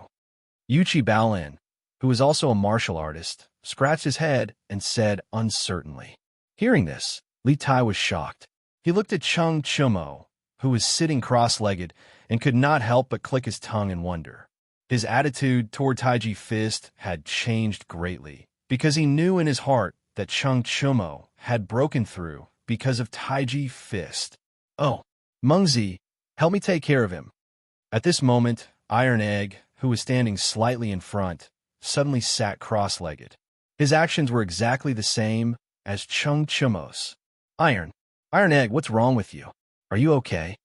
Wang Meng was a little confused and asked. Don't make a sound. Iron Egg and Chonyo are breaking through. Qin Xiong, who was resting outside the field, noticed the commotion and whispered to Wang Meng. Wang Meng was shocked and hurriedly covered his mouth. Because of Bruiser and Chung Chumo's sudden breakthroughs, the class break, which was supposed to be only 15 minutes long, lasted for half an hour before it ended. I finally broke through. Now I don't have to worry about getting beaten up. After about half an hour, Chung Chumo opened his eyes and laughed heartily. He had an epiphany while practicing Taiji Fist, and broke through to the Qi transformation realm in one fell swoop, finally escaping Chung Yaojin's pursuit. At the same time, Iron Egg, who was not far away, also opened his eyes. The sudden epiphany allowed him to directly break through from the Qi Gatherer realm to the Body Refinement realm. One had to know that he had only been practicing martial arts for half a year. It was not easy for him to make such progress. Not bad. Little Xian's Taiji Fist is indeed unique. Qin Xiong, who had been greatly benefited by Taiji Fist, sighed with emotion after seeing this. Tai Chi, this is truly a miraculous fist technique. Not far away, the elusive bearded guest also noticed the commotion. He narrowed his eyes and muttered in a low voice. Chapter 853. Master, there's good news. In the Chung residence, as soon as Chung Yaojin returned home, housekeeper Liang welcomed him with a face full of joy. What good news could there be? Look at how happy you are, old Liang. Chung Yaojin looked at housekeeper Liang suspiciously and asked casually. Housekeeper Liang smiled and said, Master, there's news from the academy. Eldest young master broke through to the Qi transformation realm this morning. As the housekeeper of Chung Yaojin, old Liang was clearly very familiar with the Jianghu martial artist realms. Chung Yaojin was in the middle of taking off the crown on his head. This thing was quite hot to wear, but he had to wear it during morning court. At this moment, when he suddenly heard this, his hands that were taking off the crown froze. His eyes were as big as copper bells. That brat broke through to the next realm? Old Liang, your news is correct, right? Chung Yaojin asked in disbelief. As his father, how could he not know Chung Chumo's character? He was usually the idle type. If you asked him to practice martial arts seriously, it was as if you wanted to kill him. If you were not careful, this brat would run away again. That was why Chung Chumo had been stuck in the body refining realm for 3 to 4 years without any progress. This was actually nothing much. This second generation of the rich in Chong, and we're all like this. Most of them were not even as good as Chung Chumo. However, the problem occurred this spring. A shockingly talented Xiao Ning suddenly came to Chang'an. Not only was he at the peak of the Qi transformation realm at such a young age, he even broke through to the Grandmaster realm within 3 months. He was catching up to the older generation of warlords. What was even more unacceptable was that this young man actually broke through to the next realm after 3 months. As the saying goes, there is no harm without comparison. With such an outstanding role model, Cheng Chumo was immediately dissatisfied with his son and even gave him an ultimatum. This was also one of the reasons why Cheng Chumo had been working so hard to break through recently. Master, it can't be wrong. Ever since eldest young master went to Yanhuang College, I've been paying attention to the news there. This news was just sent back by the people below. It can't be wrong. Old Liang's wrinkled face was smiling. Now that Cheng Chumo had broken through and escaped Cheng Chumo's pursuit, he was happy from the bottom of his heart. After all, he had watched Cheng Chumo grow up. Ha ha ha ha! Cheng Yaojin wiped his mouth and suddenly laughed like a lunatic. His voice was loud, and the birds in the Cheng residence's courtyard were frightened by his laughter and scattered in all directions. You just came back, what's wrong with you? If the neighbors heard this, they would think that the great Duke of Lu had gone mad. Madame Cheng, who was resting in the backyard, came out at this moment and said angrily to Yaojin Cheng, "Cough, cough." The smug Cheng Yaojin immediately shut his mouth. He rubbed his nose and looked embarrassed. Madam, good news. Our Choax has broken through today. Huh, this brat still needs someone to keep an eye on him. How long has it been since he entered Yanhuang College? It hasn't even been a month, right? Then he became a Qi transformation expert. Huh. Madame Cheng rolled her eyes and said, breakthrough, breakthrough? All you think about is letting Choax break through. Don't you see how tanned your son is? Isn't it good to study in the academy? Why must he participate in some military training? Yaojin Cheng waved his hand and said, Hey, madam, you can't say that. If I, Cheng Yaojin's son, were to be spoiled like a woman, then how would I, old Cheng, go out and meet people? Little Xian did a good job with this military training. Next year, send Chu Liang too. It's good that the two brothers can take care of each other. You dare? Madame Cheng immediately glared and said angrily, It's fine if you torture Chu and Mo all day, but now you want to torture Chu Liang too? I don't agree. Yaojin Cheng said angrily, What does a girl like you know? What future can Chu Liang have by staying at home all day? A loving mother will spoil her son. Hey, hey, hey. A gentleman uses his mouth, not his fists. Let me go. Let me in quickly. This is not the forbidden area of the Imperial City. Who are you to stop me? I'm your Yamacho-esque grandaunt. Open the door quickly. In the afternoon, a beautiful woman in a red dress came to the entrance of Yanhuang College. She wanted to enter the college, but the guard at the entrance did not allow her to. Then, the woman immediately scolded. Hearing her tone and looking at her appearance, who else could it be but Hong Fianu? How dare you? How dare you insult the Yamacho? Seeing that you're a woman, I'll let you go this time. I advise you to leave quickly, or I'll take you to Chong and to see the officials. Coincidentally, the guard guarding the gate today was not there when Li Zixuan fought with the bearded man. Naturally, he did not see Li Jing, Hong Fianu, and the others who came last. So, when he saw that the woman in red dared to call herself Li Zixuan's grandaunt, how could he sit by and do nothing? If he did not see that Hong Fianu was a woman, he would have drawn his sword. I'll stand here and not move. Why don't you try to catch me? Hong Fianu raised her chin and snorted. You. Fine. Then I'll do as you wish and send you to the officials. The guard was furious and was about to attack when suddenly a shout came from inside. Mo phone, stop. Then he saw Mo Zhong rushing over.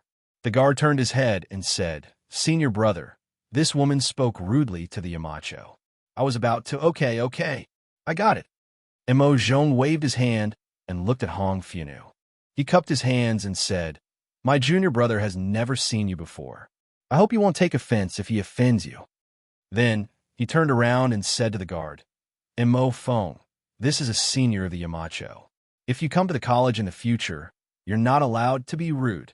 Now, apologize to Senior Hong Fianu. During the last battle, Mo Zhong was at the scene. Of course, he recognized Hong Fianu. Senior brother, she's really... Mo Feng was a little dumbfounded, but he felt that he did not do anything wrong. It was hard for him to apologize. Okay, it's not brother Mo Feng's fault. Mo Zhong, you two go do what you need to do. She's here to look for me. How could the powerful bearded guest, who was also one of the guards of Yanhuang College, not detect such a commotion in front of the gate. At this moment, he strode to the front of the academy and spoke in a deep voice. Okay, then I'll have to trouble third brother here. Mo Zhong knew about the relationship between the bearded guest and Hong Funu. When he saw this, he cupped his hands at the bearded guest and retreated far away with Mo phone. Third brother? Big brother. How can they call you third brother? Seeing the bearded guest come out, Hong Funu, who was overjoyed, could not help but exclaim. Chapter 854. Ahem. Chuchen, why are you here? In front of Yanhuang College's main gate. Hearing Hong Funu ask about the origin of his third brother, the bearded man was a little embarrassed. He coughed dryly and changed the topic. Big brother, you still have a nerve to ask me why I'm here? Last night, Brother Jing and I waited for you for a long time, but you didn't come back. This morning, Brother Jing didn't even go to morning court and brought people to look for you. I thought that you might come to Yanhuang College again, so I came to look for you. Big brother, what are you doing here? Are you unhappy at home? Is that why you came here? Hong Funu was angry when she heard the bearded man's question. In the face of this bombardment, the bearded man regretted purposely changing the topic. Hong Funu's questions were obviously more difficult to answer than before. No, I'm not unhappy.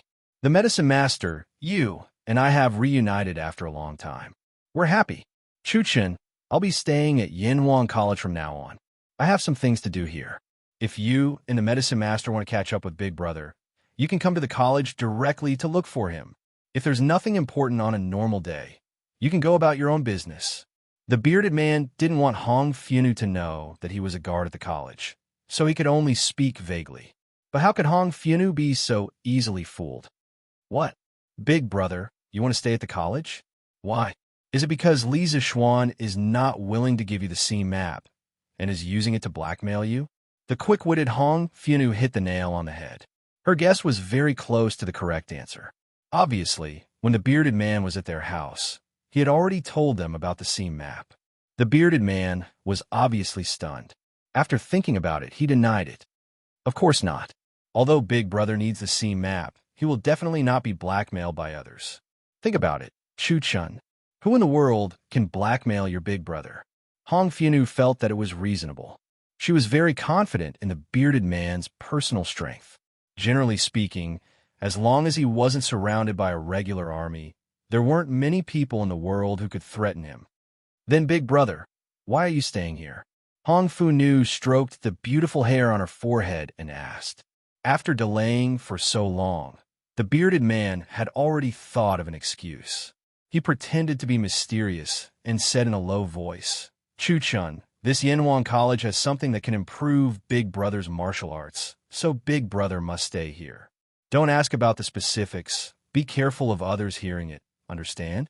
Hong Funu, who had been obsessed with the legend of a mortal's journey to immortality this year, heard the bearded man's words and subconsciously thought that the Yanhuang Academy had elixirs similar to the True Soul Elixir and the Heavenly Fate Elixir in the mortal that could improve one's skills.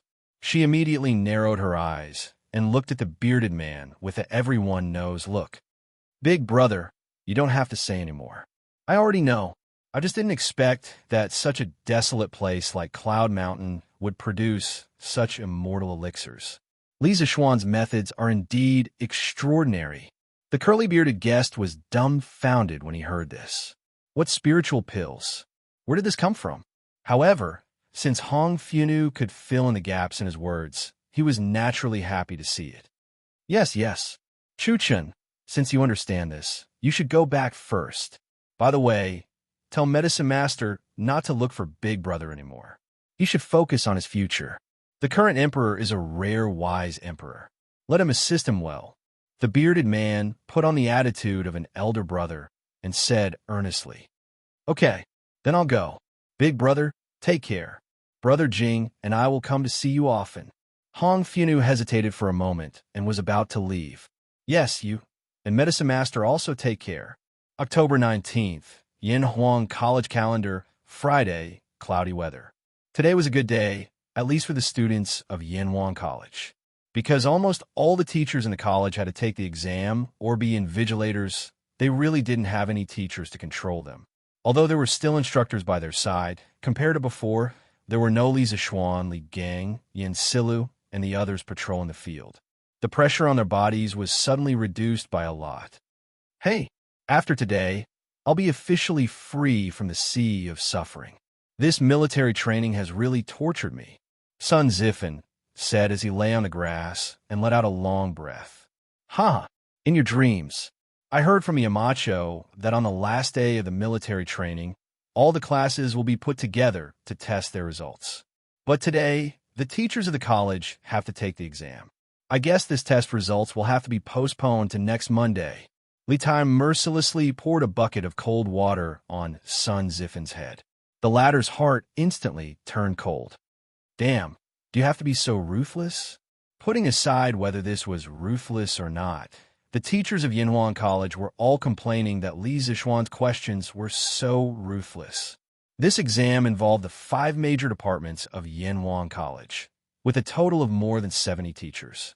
Even the leaders of the departments, such as Ma Zhou, Su Hongji, Mo Huai, and Xiao Diyin, personally participated in the exam. Wang Ji, the leader of the chemistry department, had finished the exam the day before yesterday. Before the exam, almost every department's leader had mobilized their teachers. Although Li Zixuan didn't say what kind of punishment would be given to the students who did the worst in the exam, no one was willing to be the worst. Moreover, during the recent military training of Yinhuan College, these teachers had more or less seen the students sweating profusely on the field. Many of them were affected by it. Just think about it.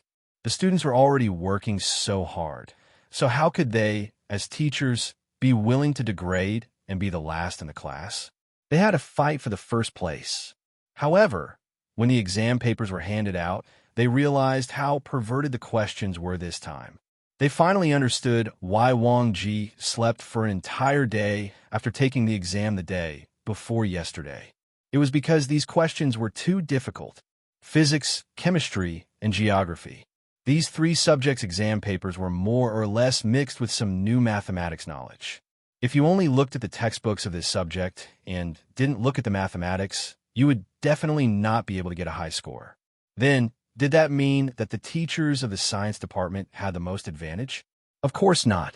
The questions of the mathematics department were some more tricky mathematics questions. They were more realistic, but naturally more troublesome to solve. Then, did the classics have an advantage? Obviously not. This time, the classics questions were different from the usual questions. They combined the classics with life. Many of the questions, if you didn't look at them carefully a few times, you wouldn't be able to grasp the meaning they were trying to express. Therefore, the teachers of the 5 departments fell into the big hole dug by Li Zixuan this time. Whoever could climb out of the hole would be the winner. Chapter 855. Many people might subconsciously think that it was impossible to finish a course in a month. This was because when they were in school, they spent an entire semester to finish every course. How could they possibly finish a course in a month? However, don't forget that when they were in school, they had to study more than 1 course in a semester. Usually, there were at least 3 or 4 courses, and at most 7 or 8 courses. What about the teachers in Yinhuan College? They only needed to study 1 course. Oh, that wasn't entirely correct. This was because the teachers in the other departments, in addition to studying the teaching materials of the subject, also had to roughly learn about the new mathematics. This was originally stipulated by Li Zixuan. However, even so, their learning tasks were far less than the modern students. Therefore, from this perspective, it wasn't impossible to finish a course in a month. Moreover, the teachers in the academy were all working hard this month. Under such a dense learning atmosphere, basically all of the teachers were able to grasp at least 70 to 80% of the knowledge of the subject. With more than 70 teachers, 1 classroom definitely couldn't fit all of them. This time, the examination was divided into 2 examination halls. Li Zixuan was personally invigilating the examination hall in the first examination hall. As for the second examination hall, it was jointly invigilated by Li Gang, Yin Silu, and Wang Ji. The current Li Zixuan's mental strength was no longer the same as it was in the past.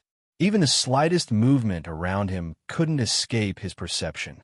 Therefore, even if he was the only invigilator in the entire examination hall, he wasn't worried that others would be able to cheat under his watch. Tang Yu, if those two eyes of yours continue to wander around, it'll be like two rotating Earths. Before you make a big mistake, quickly pull back from the precipice. Sima Fu, do your own test properly. Don't have any evil thoughts. If you have evil thoughts now, how are you going to educate your students in the future? Sun Zhongwen, what's wrong with your neck? Do you want me to call the imperial physician to treat it for you? Eyes in 6 directions, ears in 8 directions. He was referring to Li Zexuan's current state.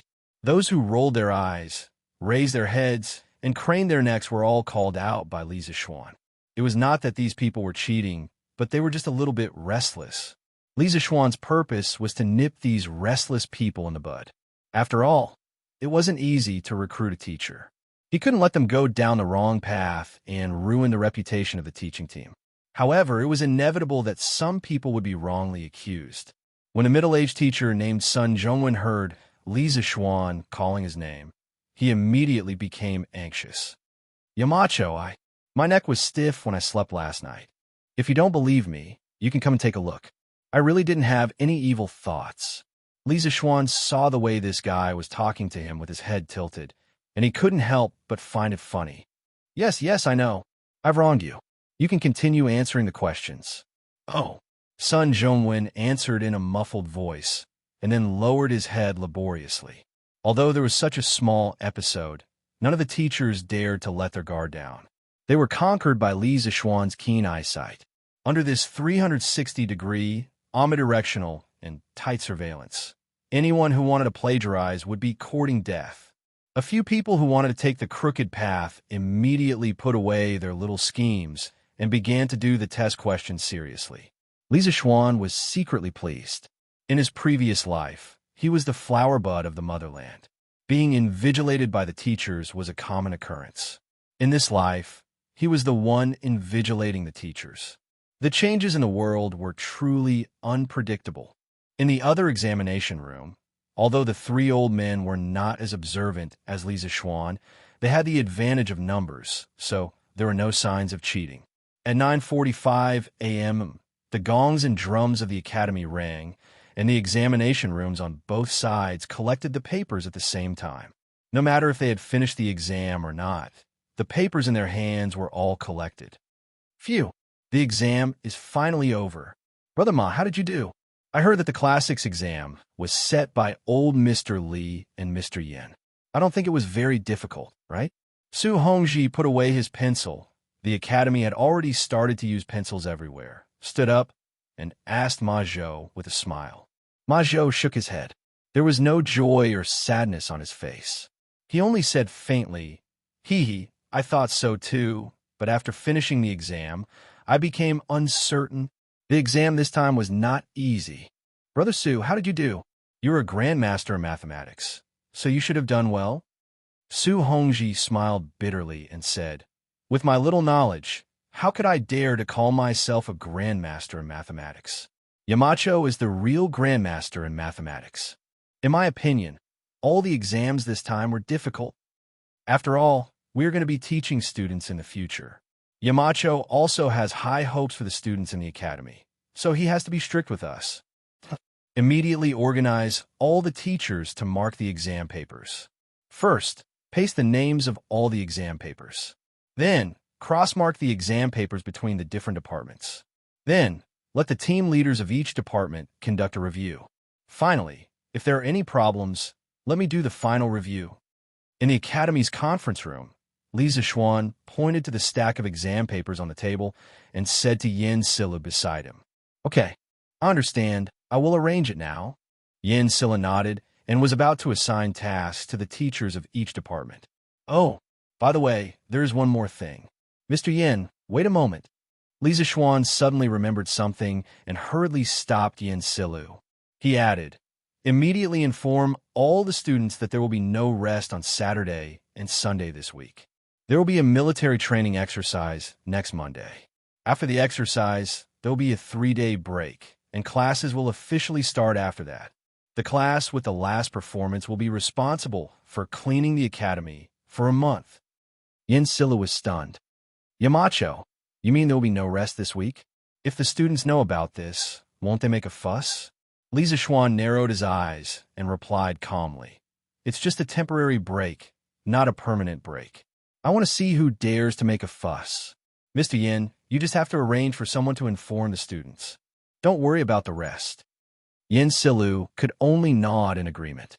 In fact, according to the original plan, Li Zixuan originally planned to hold the military training exercise this Friday. However, many unexpected things happened this week.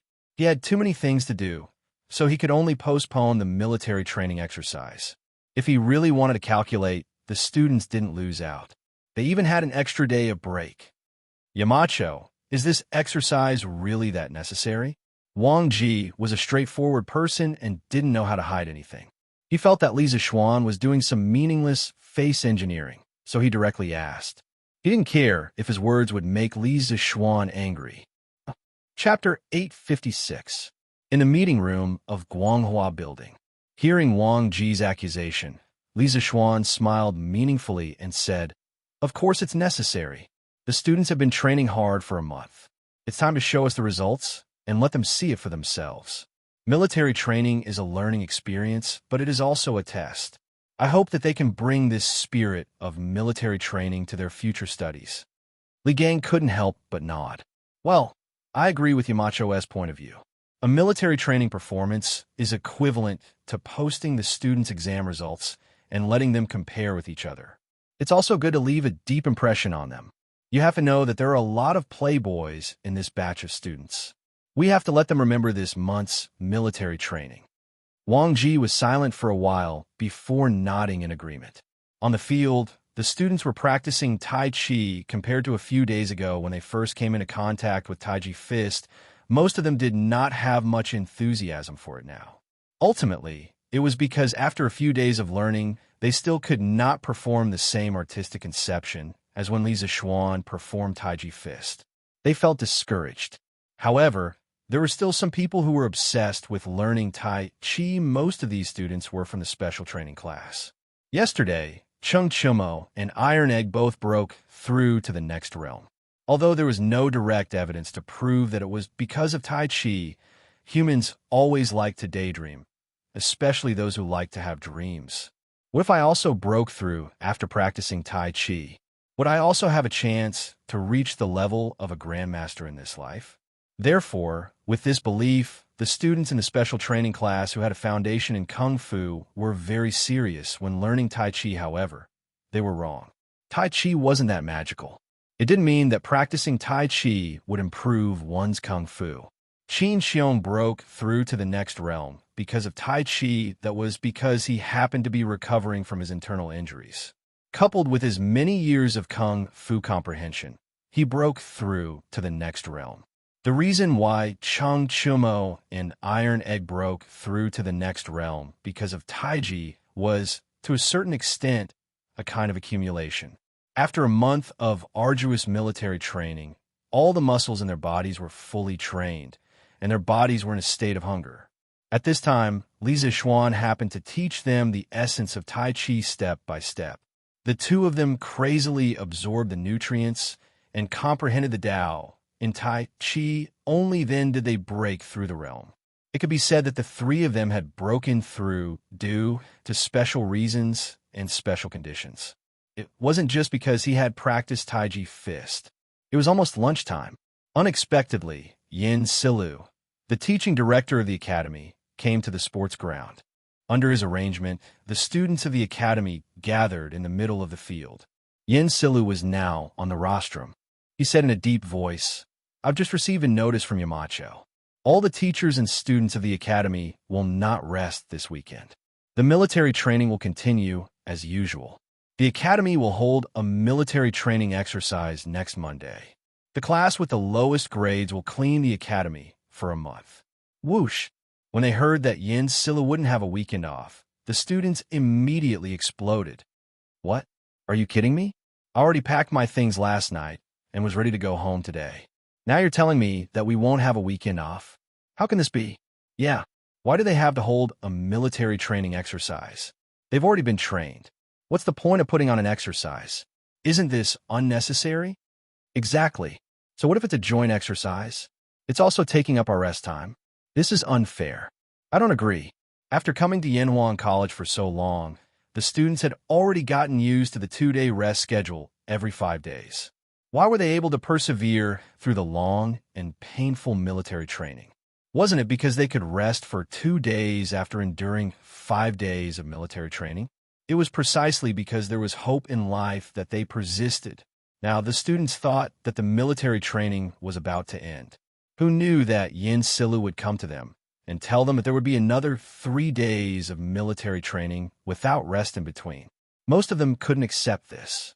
Therefore, as soon as Yin Silu finished speaking, there was immediately a wave of opposition from below. Yin Silu had already expected this situation. Otherwise, he wouldn't have come to announce this in person. He was afraid that the people below wouldn't be able to control the situation. Okay, everyone quiet down. Although there's no holiday this weekend, after the military training exercise next Monday, the college will have 3 days of holiday. If you have any objections, you can go directly to Yamacho. If you don't have any objections, continue to train seriously. Instructors of each class in the next 2 days take the students to practice military posture, formation, and formation. Monday's exercise will include all of these activities, including Taiji Fist. Yin Silu cleared his throat and said loudly. Seeing that Yin Silu said that they would go to Yamacho if they didn't agree, the students below immediately fell silent. Who didn't know that Yanhuan College's Yamacho was a peerless, ferocious person who even dared to beat up the Feng Chun 3 heroes? Asking them to go to Li Zishuan to reason with him? Wasn't that just asking for *T, death?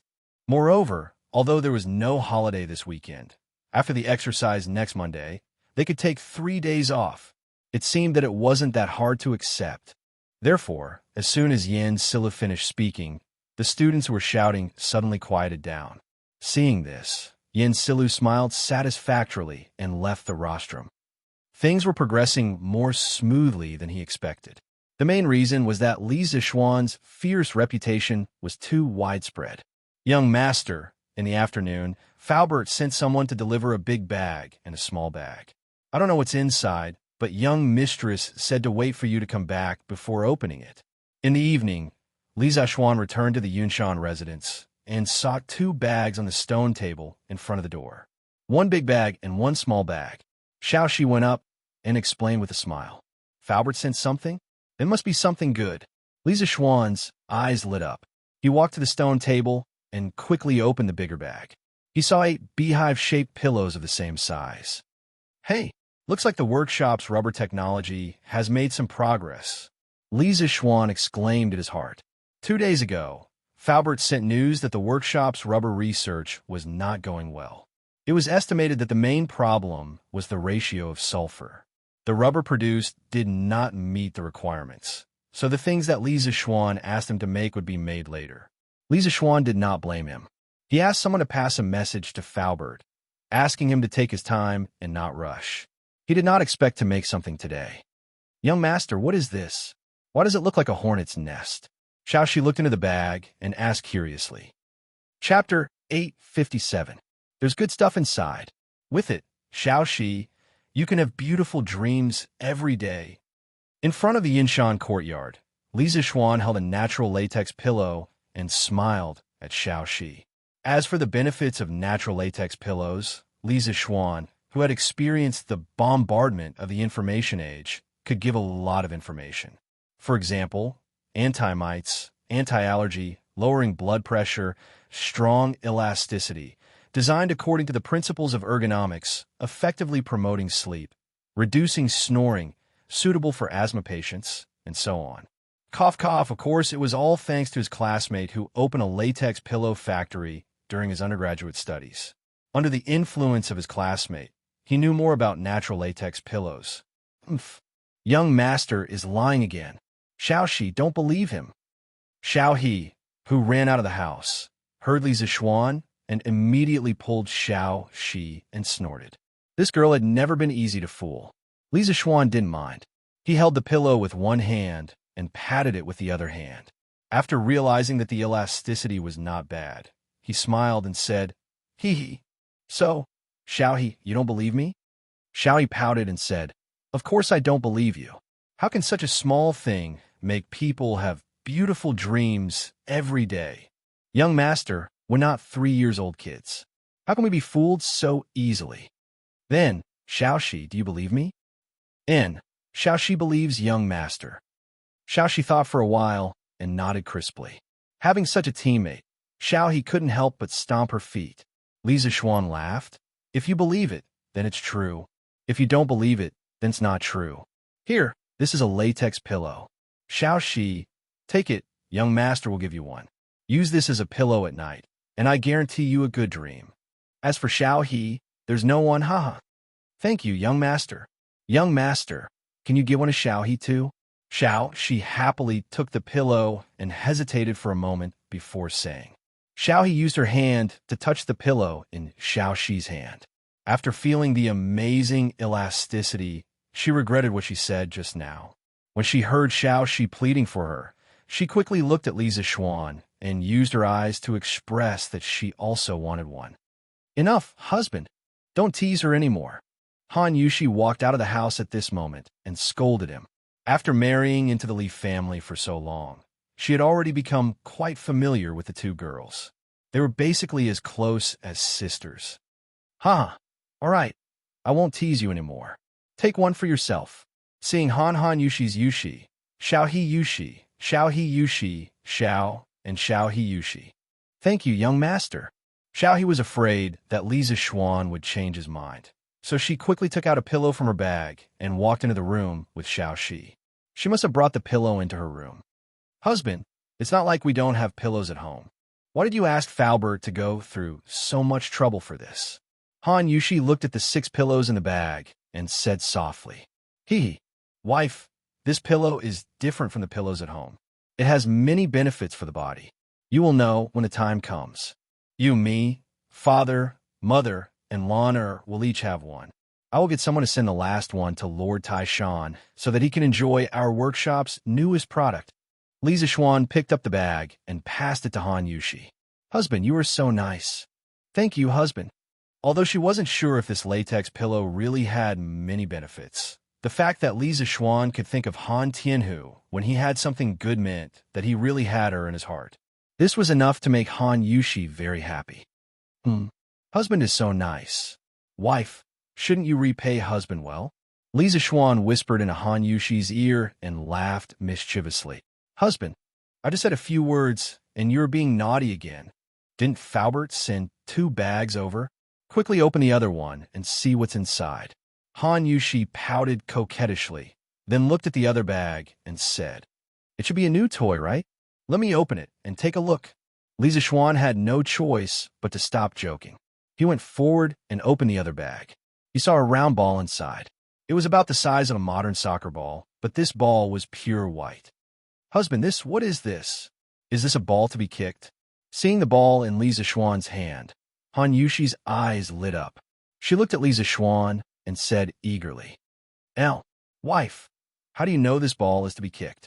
Li Zixuan asked with some surprise. He had watched a lot of ancient TV dramas in his previous life. He knew that in ancient times, Kuju had become popular among the noble class. However, in his impression, the Kuju used to kick in ancient times was mostly the kind of solid ball sewn with fur. It looked cumbersome, not to mention kicking it. He estimated that if he kicked it hard, his foot would hurt for a few days. After all, there were no professional sneakers in ancient times. But the ball in his hand now looked very different from the Kuju in ancient TV dramas. However, Han Yushi actually saw the use of this ball at a glance. This made Li Zixuan surprised. Husband, I have seen Liu Haojin's family play with a ball similar to this a long time ago. I heard that the light hollow ball is sold at a high price in Chang'an City. Ordinary rich people are reluctant to buy it. I don't know where Liu Haojin got it from. After listening to Li Zixuan's question, Han Yushi seriously recalled for a long time and answered, Oh, so hollow balls have been sold in Chang'an City for a long time? Li Zixuan was very surprised. The wisdom of the ancient people had once again refreshed his understanding. He always thought that hollow balls were the patent of modern people. He didn't expect that the ancestors had already made them. The brainless ancient TV dramas in his previous life were really harmful. Han Yushi nodded and said, "Yes. Husband, this concubine remembers that it was sold in the early years of Wuda. However, the quantity was relatively small. Only some of the truly high-ranking officials and aristocrats would buy it. Ordinary people could only play with those solid meatballs. Husband, can you lend me this ball to take a look?" Han Yushi's eyes were very bright as she looked at the ball. Li Zixuan's heart moved and asked, "Wife, did you also like to play football in the past?" Once the words came out, Han Yushi's cheeks instantly turned red. She bit her lips and said softly, "When I was young, I was naughty with Hongling and Xiang a few times." "Husband, do you think I'm not gentle?" Li Zixuan laughed and said, "I wouldn't dare. My wife is naturally the most gentle and virtuous in my heart. It just so happens that my husband also likes to play football. Later on, let's have a football game in our residence, haha." Chapter 858. During the Han Dynasty, Kuju had already become popular. At that time, there were two kinds of balls that people kicked. One was simple to make and directly used hair or wool to entangle it. It was called Mao Wan. It was less durable and could not be kicked too far. The other kind was what Yan Shirgu of the Tang Dynasty said, using Wei as the ball, using the material as the substance. Wei was soft leather that was sewn into a ball and stuffed with animal hair. This kind of solid ball easily reminded us of the plastic bag wrap ball that we used to kick when we were young. However, it was more advanced than Mao Wan. At the end of the Eastern Han Dynasty, this kind of ball was commonly used in the Xuchang Imperial Palace. Sports historians believe that this kind of solid ball with a leather shell had appeared in the Shang Dynasty. At that time, the word Ju was changed and there was a Ju dance during the sacrificial ceremony. In the Tang Dynasty, the production of football had a qualitative improvement. It changed from a solid ball to a ball that could be inflated. There were many mentions in the poems of the Tang Dynasty. For example, Gui Shitzi in the Rishio Pai poem said, 8 sharp pieces cut the waves into a ball, in the fire, and in the water needed. Zhong Wupa in Fu on Balloon said, follow the rules wholeheartedly. In the beginning, the square becomes round. Use fake hands to fill the seam. In the end, it will not overflow. Su Jian, who was highly valued during the Tang Xuanzong, also described in records of beginning studies, today use the skin with the cell as the inner and with the breath closed, and then kick. Combining these materials, it could be seen that the football of the Tang Dynasty was more commonly called a ball than a Ju. The leather had to go through many processes, such as water kneading and fire roasting. When the ball was made, the leather was first cut into squares, and then the 8 pieces of leather were sewn together to form the outer shell. Of course, the outer shell would definitely not be as round as the football made with 32 pieces of leather today. The most important point was that the ball of the Tang Dynasty already had inner bladder, which was the urine of animals. This should be the earliest inner bladder ball in the world. According to the world's sports history, the British invented the inflated ball in the 11th century, which was 300 to 400 years later than the Chinese. The ball of the Tang Dynasty had to be blown with the mouth. After that, the ball could be tied up and the outer shell sewn together. The elasticity of a balloon was definitely much better than a solid ball. It could be kicked higher and was more entertaining. Therefore, the great progress of this equipment led to a major change in the rules of the Tang Dynasty compared to the Han Dynasty. There was a folk game where several people kicked each other.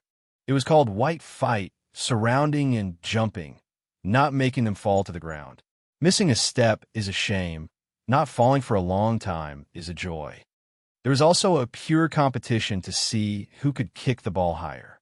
It was called Kuju. In Wang Wei's The Matter East of Hanshi City, there was a phrase, Kuju flying birds repeatedly. It was referring to this kind of game. After entering the Tang Dynasty, power-based players who could withstand falling and carrying were no longer popular. China's ancient football was locked into the technical style. Instead of the Han Dynasty having 6 goals per side, the 2 sides shared 1 goal. The low goal was changed to a high goal. The side that kicked the ball through the most holes in the net was the winner. The direct confrontation between the two sides became an indirect confrontation. Therefore, from the Tang dynasty onwards, long-distance dribbling attacks no longer appeared. Players were more concerned about stopping the ball and shooting skills. Of course, Li Zixuan did not know about these situations, and he did not need to know. What he wanted to do was to bring modern football and its rules to the Tang dynasty. Wouldn't it be great if the Celestial Empire could hold another World Cup every 4 years? Anyone who did not come was not giving the Great Tang face. And if they did not give the Great Tang face, husband, this ball is lighter and more flexible than the hollow ball sold in Chang. How did Faubert and the others do it? Han Yushi took the ball from Li Zixuan's hands and tried it. She was surprised. Li Zixuan smiled naturally and said, this is made by the workshop with the latest technology and materials. In a whole Great Tang, only our family can do it. Even if other people know the method, they can't do it. Han Yushi returned the ball to Li Zixuan and asked, Husband, are you going to give this ball to the students? As Li Zixuan's pillow, Han Yushi knew that her husband was not interested in making money now. Therefore, she guessed that this kind of light and flexible ball should be specially made by Li Zixuan for fun. Yes, that's right. If we don't give those little bastards some entertainment, they will always be so bored that they will cause trouble. Li Zixuan put away the football and walked into the house with Han Yushi as he replied. In fact, the football was not all prepared for the students. It was also prepared for himself. He also wanted to play football. In his previous life, he was a fake football fan. Because his body was weak, he could not take it after running for a while. Therefore, he was just a fan off the field. Usually, he only watched football games and rarely played in the field. Of course, he only watched football games of other countries. It was not that he was not patriotic, but it was his country's football. In this life, he was strong, rich, and in a high position. He wanted to develop football in the Great Tang and build a strong football country to make up for the regrets of his previous life. If he wanted to promote football, of course, he had to start from the academy. After all, more than half of the second generation of officials in Chang and gathered here. But husband, isn't the academy a place for students to study? Han Yushi asked. Hey, I don't know if my wife has heard of combining work and rest. And I think that only students who know how to play will have good grades. If they don't even know how to play, how can they study? I'll add some patterns to this ball. My wife, go ahead. The next day, Saturday, the students who were supposed to be on holiday were still bitterly undergoing military training in school. It was worth mentioning that some parents saw that their children did not return home yesterday and were afraid that there would be an accident. Last night, they personally went to Yanhuang College to inquire about the situation. After knowing that the academy was on holiday, they left with peace of mind. Through word of mouth, more and more people knew that Yanhuang College was on holiday. The parents who had not yet gone to Yanhuang College to inquire about the situation also saved an extra trip. Sigh boring. If it was in the past, I would still be lying in bed sleeping. The evil military training, the evil reassignment. During the break between classes, Sun Zifen lay on the grass on his back and sighed with a tired expression. It's boring, but there are only a few days left. After that, we can officially start classes. By then, it should be much more interesting. Li Tai rubbed his increasingly shriveled stomach and said in a muffled voice. The belly that he was proud of in the past was gone. Lanru, F***, I'm going to pee. It's time for military training again. Sun Zifen suddenly stood up from the grass like a carp rolling on the ground. Coincidentally, at this moment, a black and white ball-shaped object whizzed over and hit Sun Zifen in the face in the blink of an eye. Bam! The little funny guy just got up and fell down magnificently again. Chapter 859.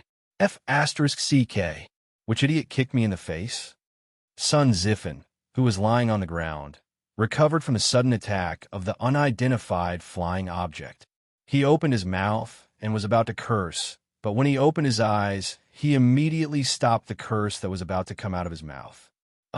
It's little sister Lanner. Why are you here to play? That's right. What entered his eyes at this moment was a little girl in pink with bright eyes and white teeth. Who else could it be other than Lanner?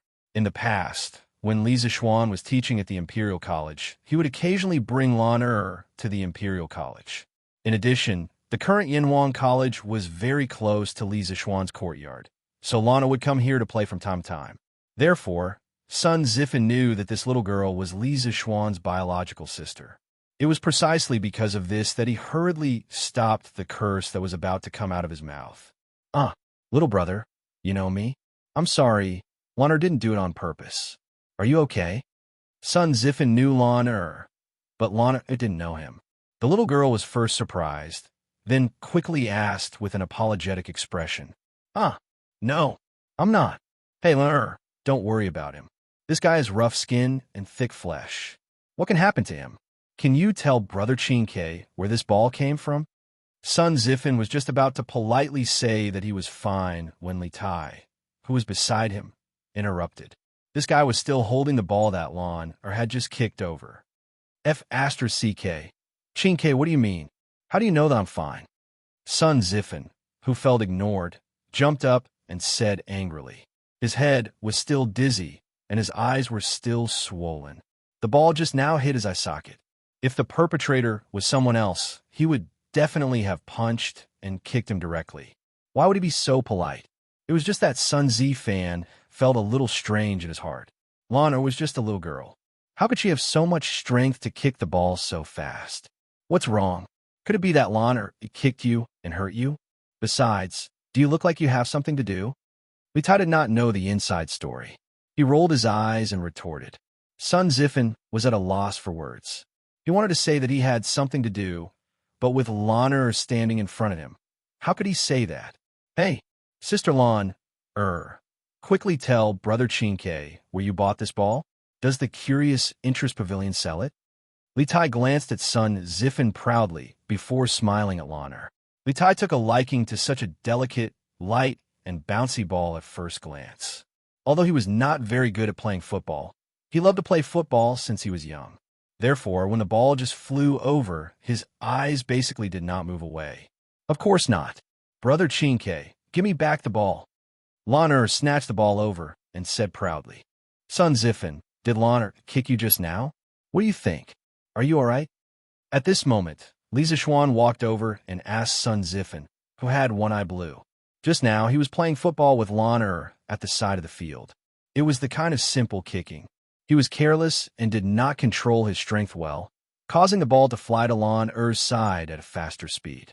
Lana's foot just touched the ball, and before she could exert any strength, the huge rebound force caused the ball to fly out at an extremely fast speed. It just happened to hit Sun Zifan, who had just climbed up from the grass. Other people were shot while lying down, but he was still hit when he climbed up. It could only be said that when some people were unlucky, even drinking cold water would get stuck in their teeth. Oh, it's fine. Yamacho, don't worry, it's fine. Sun Zifan saw that Li Zixuan had also come and hurriedly waved his hand. Li Tai could only put away the idea of fooling the little lowly at this moment. If Li Zixuan did not come, he was prepared to trick the ball from Lana's hand. Now, the original plan could only be ruined. Are you really all right? If there's something wrong, I can take you to see a doctor. Li Zixuan asked again to confirm. In the end, this matter was his fault. Although he was in a high position, he was not unreasonable and liked to receive special treatment. Sun Zifan's eyes lit up when he heard that he could be released from medical treatment. He was tempted, but after thinking about it, he still shook his head and said, Yamacho, don't worry, it's really fine. His injury was not serious. He did not want to make Li Zixuan feel that he was deceived because of the doctor's diagnosis. The loss outweighed the gain. Okay, since you're fine, then the two of you should focus on your military training. Don't embarrass me during next week's military training joint performance. Class 1 of Yinhuang College was personally taught by Li Zixuan. Although he was now the Yamacho of the entire academy and should logically treat all the students of the academy equally, he still had special feelings for Class 1 in his heart. Hey, I know, Yamacho. Don't worry, we definitely won't embarrass you. Sun Zifan smiled, knowingly and hurriedly guaranteed, when he felt the kindness in Li Zixuan's words towards Class 1. Li Zixuan smiled, took the football from Lana's hand, and was about to leave with the little girl. Hey, Yamacho, where can this ball be sold?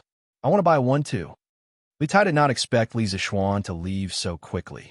He hurriedly shouted behind him, "This thing is not sold outside for the time being. Xianxia, if you want to play, wait until after school in the afternoon." Li Zixuan smiled. "Hey, this is good stuff. I want to play with it after school." Xianxia appeared out of nowhere and said excitedly, "Damn, Chonyo, why are you everywhere? Lana, wait outside for Big Brother for a while. Big Brother is going in to do something." Li Zixuan brought Lan into Guanghua building, gave Lan some instructions, and then walked towards Yan Silu's office. "Yo, Yamacho is here?" Yan Silu, who was sitting in the office sorting out documents, hurriedly got up and said, "Yes, Mr. Yan. Have the test papers been graded?" Li Zixuan nodded and walked into the office and asked, "Hee, Yamacho, you came at the right time. The results of this exam have just been compiled, and you came. Here, this is the summary of the results of this exam." Yan Silu said as he handed over a piece of paper filled with forms. He learned this method of using forms to record information from Li Zixuan. Li Zixuan took the form and began to read it seriously. With just a quick glance, he memorized the results of all the teachers in the academy. Yan Silu was wondering if Li Zixuan had finished reading in such a short time. But then he heard Li Zixuan say, "Yes, they're all not bad. Although the questions of this exam were difficult, there were still a lot of teachers who scored high. For example, Ma Zhou from the economics department scored 99 points. Su Hongji from the mathematics department scored 98 points. And Mo Huai from the physics department scored 100 points. And Xiao Dian from the geography department scored 98 points. They were the highest scorers in their respective departments, which also showed how wise Li Zixuan was when he chose them to be the department leaders." Chapter 860. Other than the leaders of each department, the rest of the ordinary teachers also did well. There were 28 people who scored above 90 points, 65 people who scored above 80 points, and 5 teachers who scored above 70 points.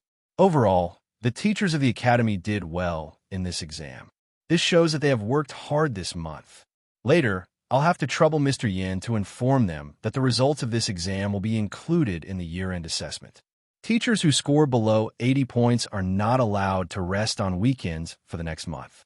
Continue to recharge. Oh no, continue to study the teaching materials of this subject."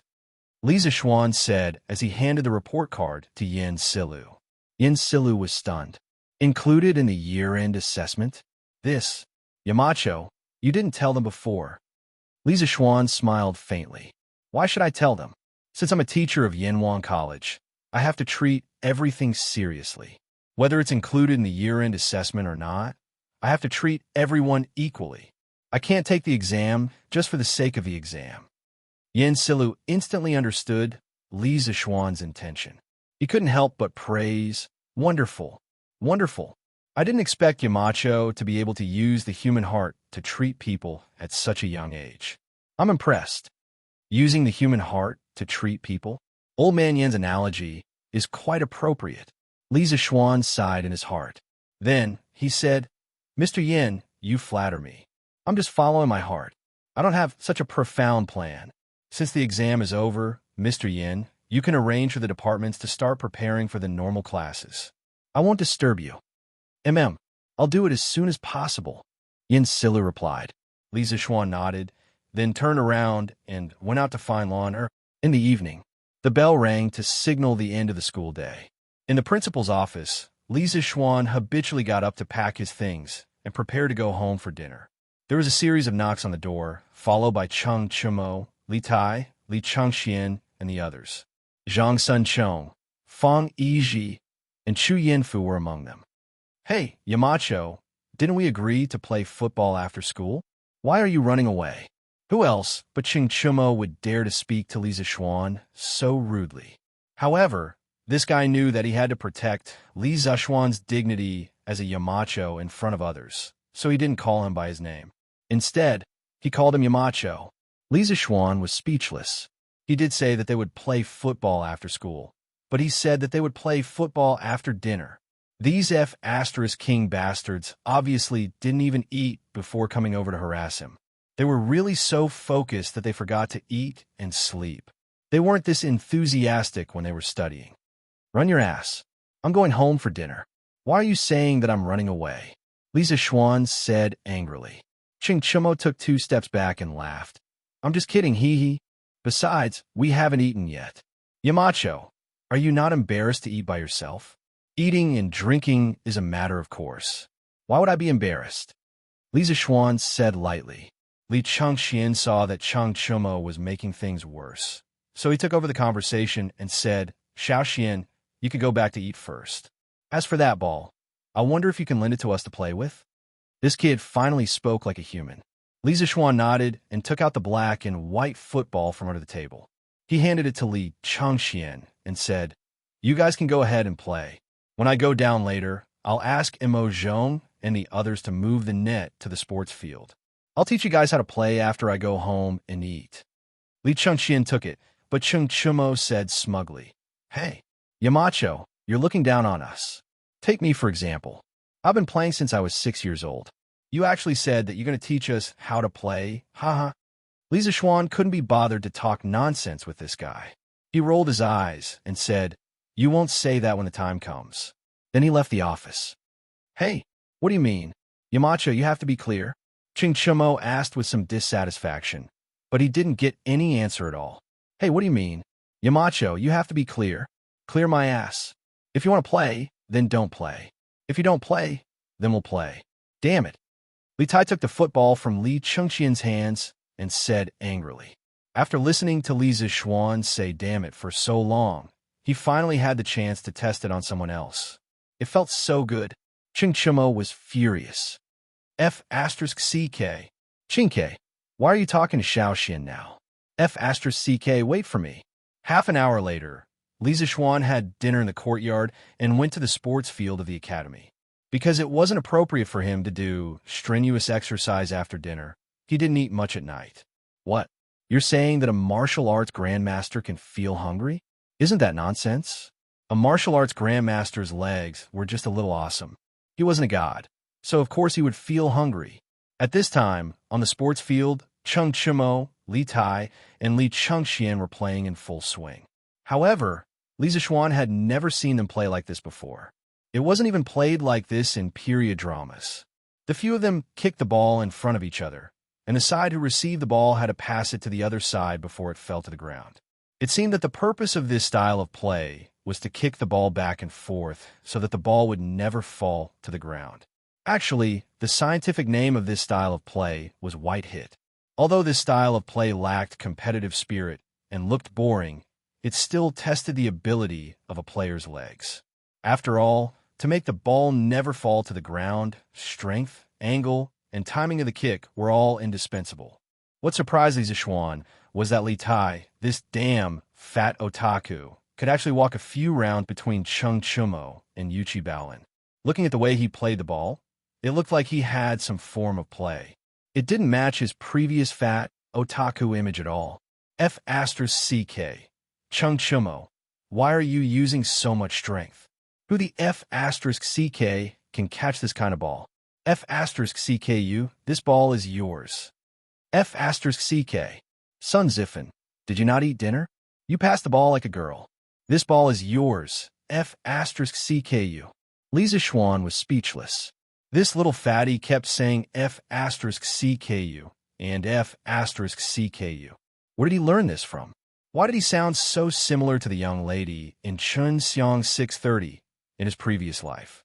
This kid, in my opinion, other people shouldn't call him Wei Wang. They should call him Sister Wang in the future. Li Zishuan mischievously thought in his heart. Okay, stop. I'll teach you the real way to play football. Chapter 861. Yamacho is here. Li Zishuan's shout from the side of the field made this group of youths who were in the midst of kicking the ball instantly stop what they were doing. Yamacho, this ball is so easy to kick. Even the best ball workshop in Chong, and can't make a ball with such good elasticity. Is this a new product from Chitsu Pavilion? Are you selling it? Li Tai lifted the ball with the tip of his foot. He moved closer to Li Zishuan and said with shining eyes, Sell? You're thinking too much. This ball is not for sale at the moment. Currently, rubber was a non-renewable resource for Li Zishuan. He didn't want to waste on football. At least, before he found a stable source of rubber. He wouldn't let the workshop mass-produce footballs to sell. Why not? Even if this thing is rare, you can sell it at a higher price. If you don't want to make money, Yamacho, are you stupid? Li Tai said unwillingly when he heard this. Because he and Li Chengxian owned shares in Chi-Tu Pavilion, their monthly dividends are comparable to their previous year's income. Therefore, the little fatty was not short of money now. Are you itching for a beating now? Do you want me to help you loosen your muscles? Li Zishuan glared at the little fatty and said angrily, Yes. Qin Ke is itching for a beating. Yamacho, help him loosen his muscles. Cheng Chumo shouted. Cheng Chumo was already unhappy with Li Tai's, your sister, but he couldn't scold back because Li Tai's sister was Changle. How could he scold her? Li Tai was furious. Damn, Cheng Chumo, enough. I'm not here to listen to you bastards bicker. I'm here to teach you how to play football. Li Zishuan clapped his hands to signal the two of them to shut up. Then he said, no matter what you called this type of ball in the past, from now on, it only has one name, and that is football. Football, as the name suggests, is a ball that is kicked by the feet. Under normal circumstances, it is not allowed to be touched by the hands. At this point, Li Zishuan snatched the football from Li Tai's hands and stepped on it. The way you play football is completely different from the way you played it before. In the future, Yanhuan College would hold football matches from time to time. The goal of the match was to shoot the ball into the opponent's goal as much as possible. Every goal scored would earn 1 point. At the end of the match, the team with the most points would be the winner. If the score is the same within the legal time of the match, it would be decided according to the rules of the match. The winner could be decided by drawing lots, playing overtime, or shooting a 12-yard penalty shot. Li Zishuan saw the puzzled looks on the faces of the guys in front of him, so he turned around and pointed to the white net on the other side of the field. He said, There, that's the goal. Every side has its own goal. If you want to win the match, you must break through the encirclement and kick the ball into the opponent's goal. Do you understand? The goal was not technically difficult. The workshop made it in 1 day. Hey, this is interesting. Yamacho, is there a prize for winning or losing the match? Li Zishuan introduced this new way of playing football. Li Tai was enraptured when he heard Li Tai. He laughed. Prize? Damn, does this little fatty want to bet on the ball or win the match himself? Why does it feel like it's the former? Li Zishuan looked at him indifferently and said, Since it's a match, of course there will be a prize if you win. I say, you brat, aren't you focusing on the wrong thing? I'm talking to you about the rules of football. Hee, it's good that there's a prize. It's more exciting when there's a prize. Li Tai did not care about Li Zishuan's criticism and muttered to himself, Yamacho, how many people can each side have in this football match? Zhang Sunchong had been in the academy for a long time, and he finally spoke to Li Zishuan. Li Zishuan shifted his gaze to Zhang Sunchong's face. Of course, he knew that this ordinary-looking young man in front of him was the son of the current prime minister, the old fox who would have power over the court in the future. He had always been wary of Zhang Sun Wuji. As for Cui Shanfu, who often bit him, he had never taken him to heart, because a dog that did not bark was the most threatening. He would bite you if you were caught off guard. That's a good question. In this football match, each side can have a maximum of 11 players, including a goalkeeper who will stand in front of the goal to block the ball. In the football match, other than the goalkeeper who can use his hand to touch the ball in his own penalty area, every player on the field can only use their other body parts other than their hands to control the ball. Of course, it's another case for out-of-bounds balls. Other than that, once a player's hand touches the ball, it's considered a foul. Li Zishuan chuckled and answered, What happens if it's a foul? Fu also asked. Li Zishuan pondered for a moment and said, As for the definition of a foul, it's more complicated. I'll explain it to you in detail later during the match. Let's talk about the referee first. In every match, there must be at least one referee. The referee's role is to take corresponding action when a player commits a foul. Depending on the severity of the foul, the referee can show a yellow card or a red card to the player. If the academy receives a red card or accumulates 3 yellow cards, the player will be directly sent off the field. F***CK. So troublesome. Yamacho, let's play a game first. Let's talk about these rules while we play. There were too many rules. Chung Chumo's head was a little dizzy after listening to them. Finally, he couldn't help but shout. Li Zixuan glanced at this guy and thought that some things really had to be combined with reality to make people remember clearly. So he nodded and said, "Okay, then let's try to play a game first. If there's a foul, I'll blow the bamboo whistle directly, and then I'll tell you where the foul is."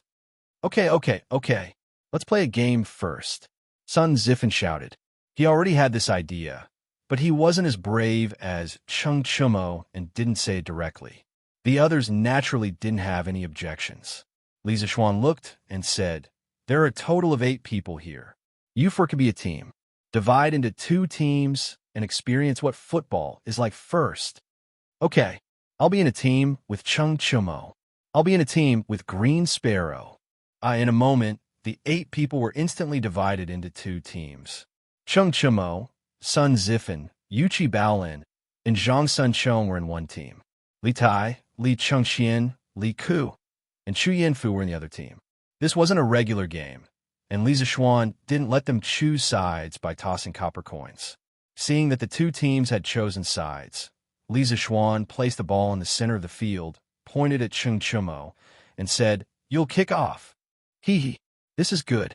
I'll do it. Chung Chumo excitedly came to the football as if he had won the lottery. He looked at the opposite goal, took a deep breath, gathered his internal strength, and kicked out like lightning. Go for me." Li Zixuan didn't even have time to react before the football rushed directly from the midfield to the opponent's goal. To be precise, it flew directly to the opponent's goalkeeper, Chu Yinfu. F***CK. Are you F***king acting in Kung Fu football? Chapter 862. Huff. Chung Chumo had just made an unexpected breakthrough 2 days ago, and he was feeling smug at the moment. His kick was really powerful, and he used up all the strength in his body. He wanted to see what kind of effect a kick with all his strength would have. The football whistled in the wind, and it even stirred up some leaves on the ground as it moved forward. It was like a tornado passing through. It was powerful and unstoppable. "Oh wow, that's awesome." Sun Zifen, who was in the same team as Chung Chumo, couldn't help but be stunned. At this moment, he could even imagine the following situation in his mind. With Chung Chumo leading them, they would be invincible, give the opponent a 5-0 score, and finally win. At this moment, he was really glad that he had made a wise decision to team up with Chung Chumo. But Chu Yinfu, who was standing in front of the goal, was about to cry. "Damn it. I'm here to play football, not to play with my life." He wasn't stupid. He knew that if his ball hit him, he would definitely be seriously injured and would have to lie in bed for at least a few months. Dodge. Almost subconsciously, Chu Yinfu wanted to dodge this lightning fastball.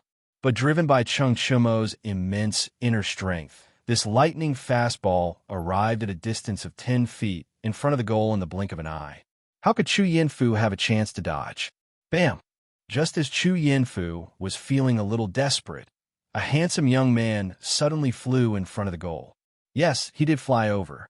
The young man swung his right foot in the air and kicked the slightly upper half of the football. With a bang, the football quickly bounced back, but it didn't hit the opponent's goalkeeper, Yuchi Baolin. Instead, it flew to a place outside the field where there was no one. Huff! Scared me to death. Chu Yinfu wiped the cold sweat on his forehead and patted his chest with a look of lingering fear. Only then did he have time to look at the young man who had blocked the ball for him. Who else could it be other than Li Ku? Among their team members, only Li Ku knew martial arts. Moreover, his martial arts attainment was higher than Chung Chumo's. "Thank you, Han." Wong. Roar. Chu Yinfu stepped forward and was about to thank Li Ku when he heard an extremely miserable howl from the other side of the field. Everyone couldn't help but look over. They saw Chung Chumo lying on the grass with both hands hugging his butt and shouting, "Ow! Stop hitting me! Stop hitting me! I know I was wrong." And behind him, Li Zixuan was fiercely kicking his butt. "I told you to use your inner strength. It was just for fun. Who the hell asked you to use your internal energy? F***CKU. What if someone gets hurt?" Li Zixuan cursed loudly as he fought.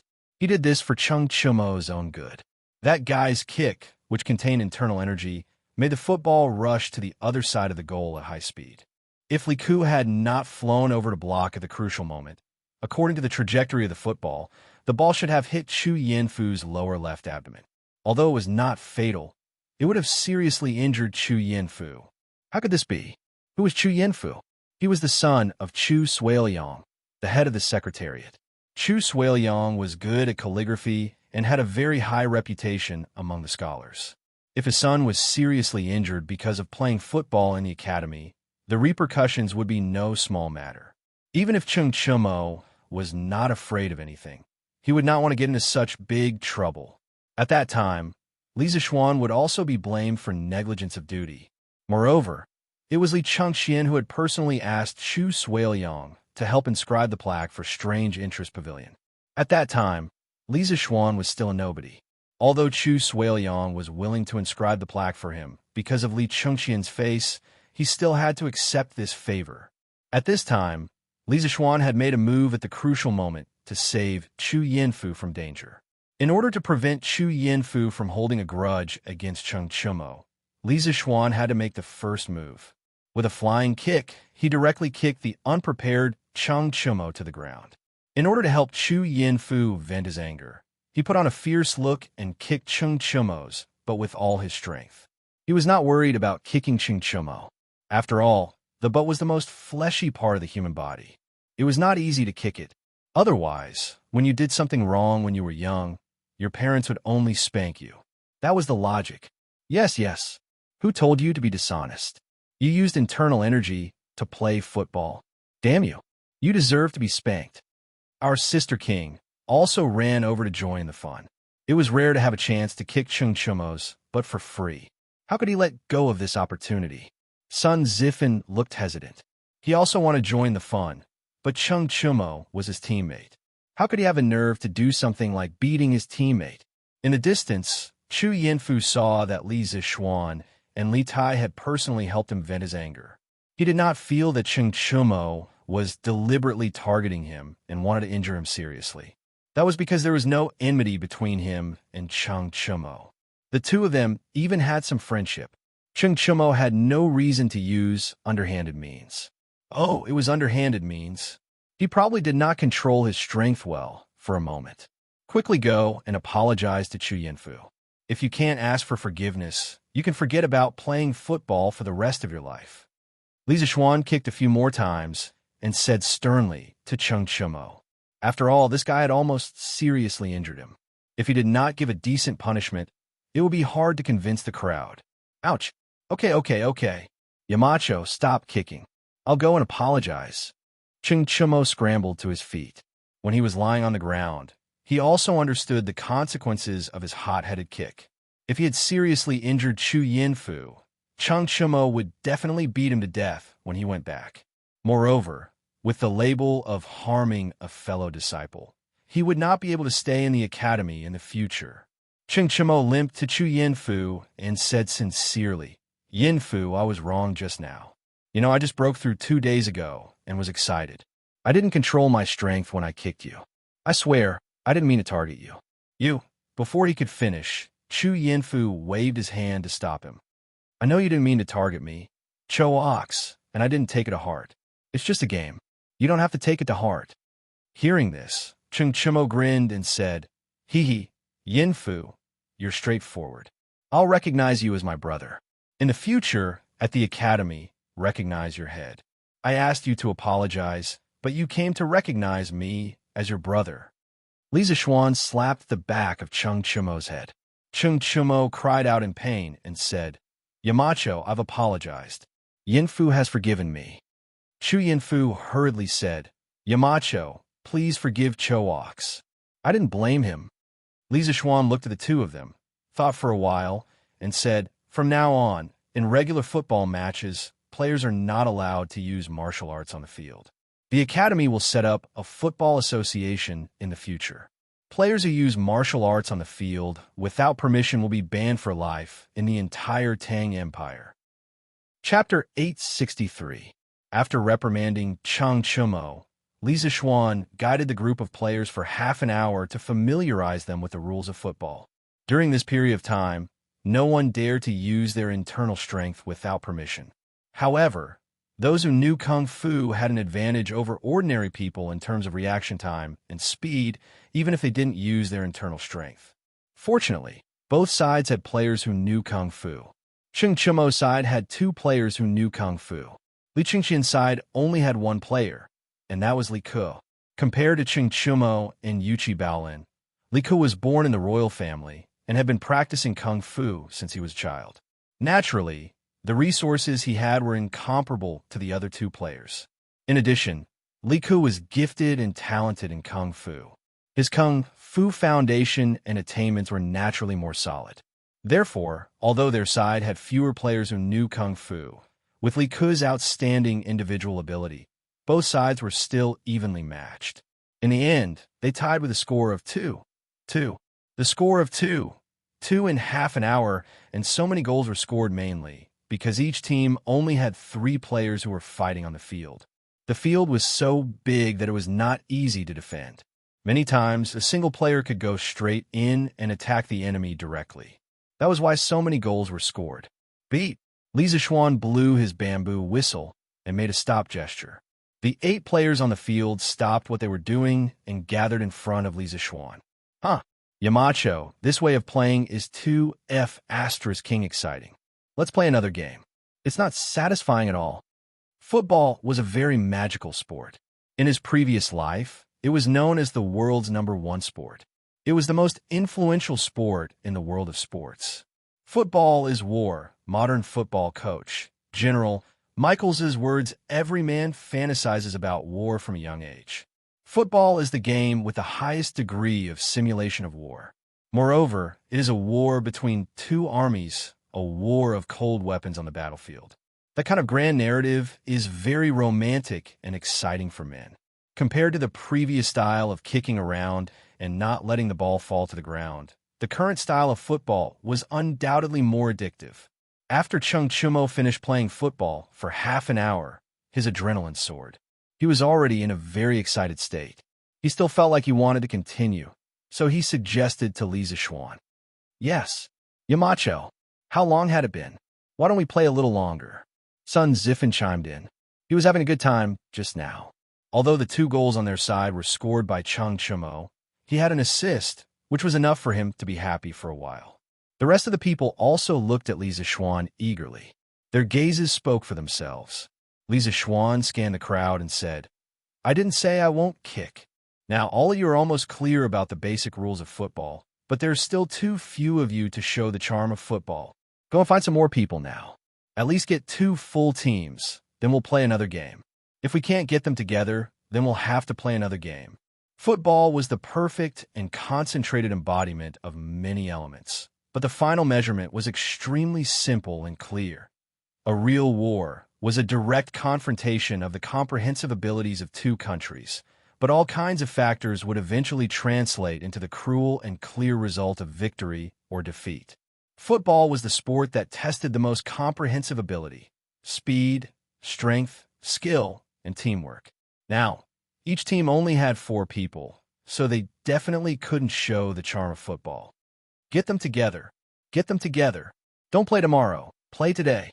As soon as Li Zishuan finished speaking, Li Tai hurriedly shouted, Yes, yes, yes. Yamacho, don't worry. We'll definitely get them together. We'll go and find them now. In less than a quarter of an hour, we'll definitely be able to get 2 teams together. Sun Zifen hurriedly echoed.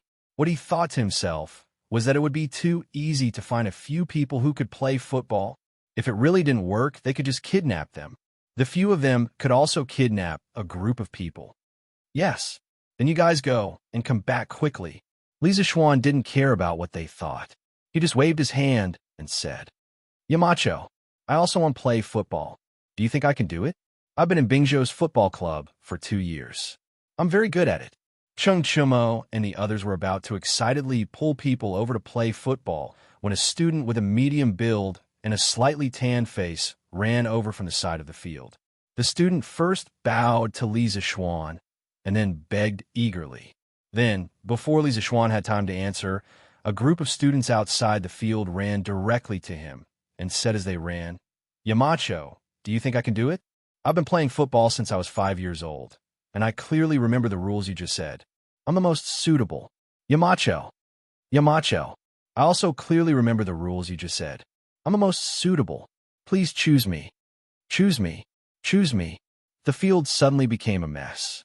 As it turned out, the small-scale football match that Xianxia had just organized had attracted quite a number of students who had just finished eating and were preparing to return to the dormitory to watch it.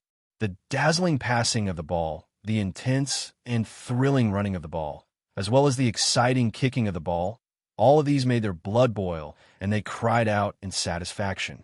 Even if it was only a small-scale 4v4 football game, they felt that it was wonderful. At this moment, when they heard that Xianxia wanted to recruit people into the team and have a formal 11v11 football game, how could the students who had been watching outside the field for so long hold back? One must know that there was only one chance. If they missed it, there wouldn't be another chance. There wouldn't be such a bouncy ball anywhere else, and there wouldn't be such an interesting football game. Chung Chumo and the others were relieved when they saw this.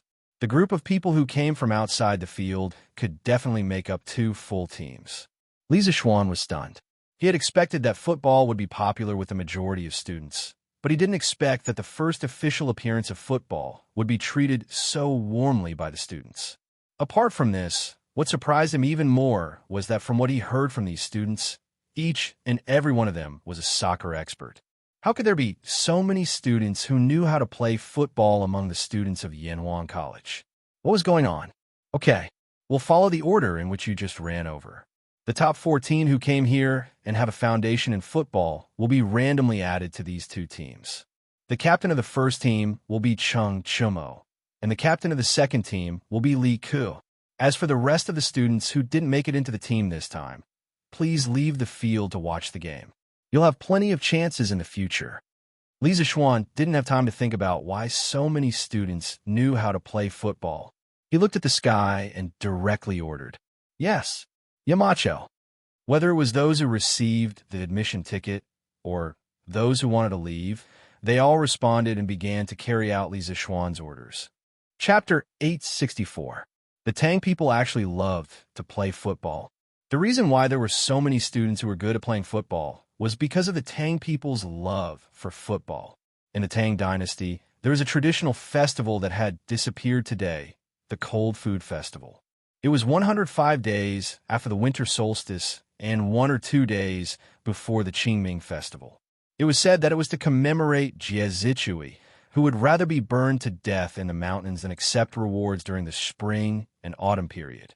According to tradition, there was a ban on fireworks and only cold food on this day. In the Qin, Han, and Sui dynasties, there were more activities such as mourning, trekking, swinging, and kuju. In the Tang dynasty, the trend of cold food kuju reached its peak, and it almost became a legal football day. If you didn't go to the suburbs to play football, it would be as if the day didn't pass.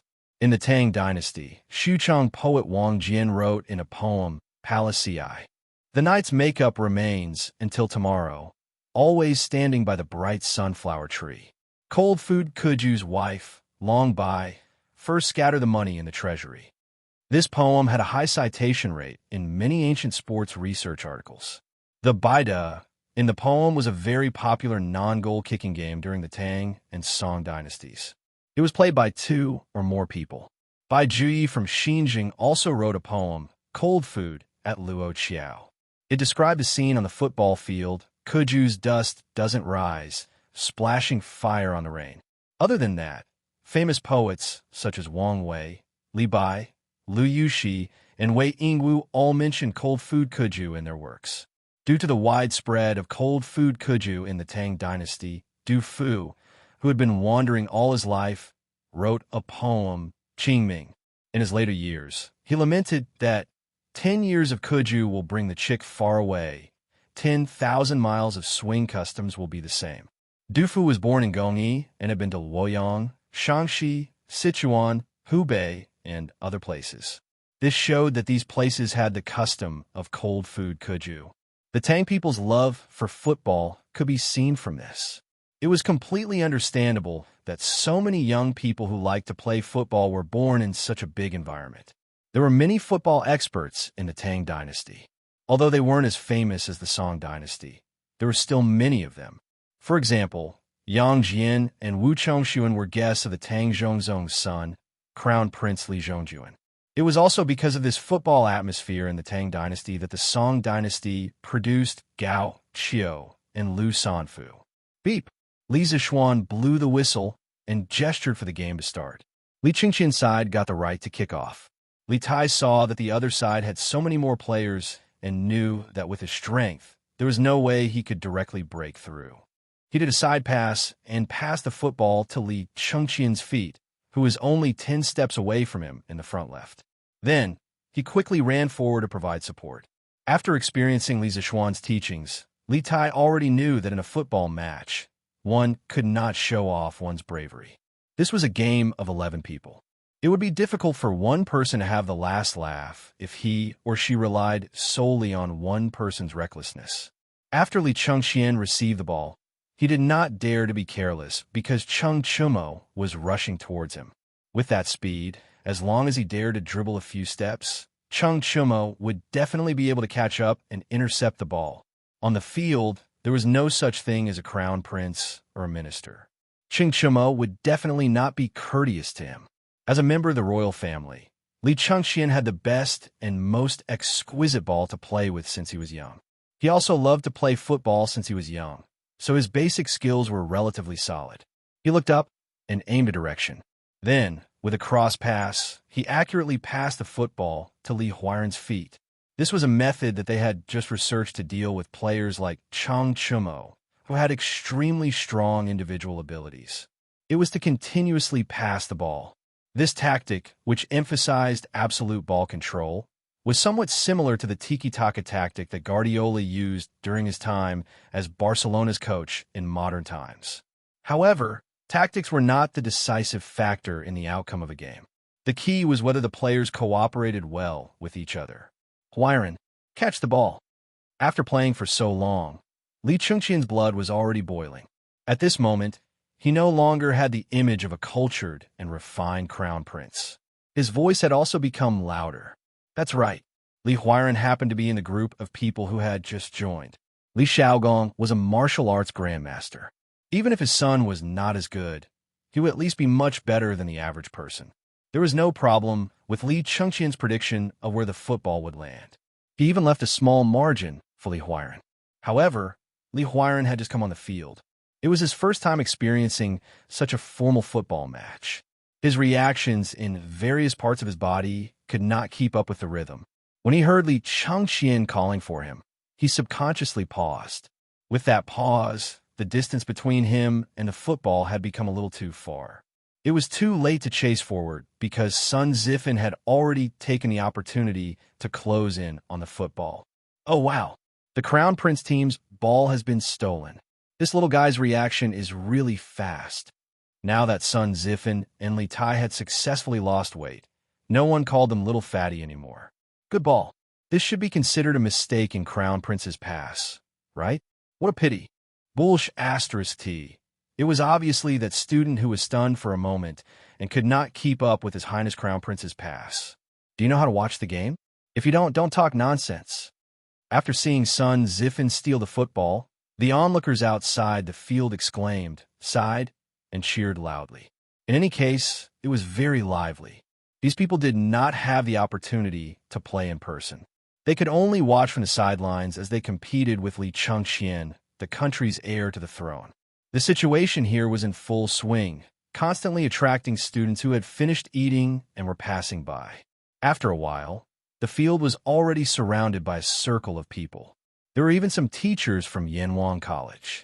Now that they had just finished their exams, they also had time to come out and watch the fun. Beautiful.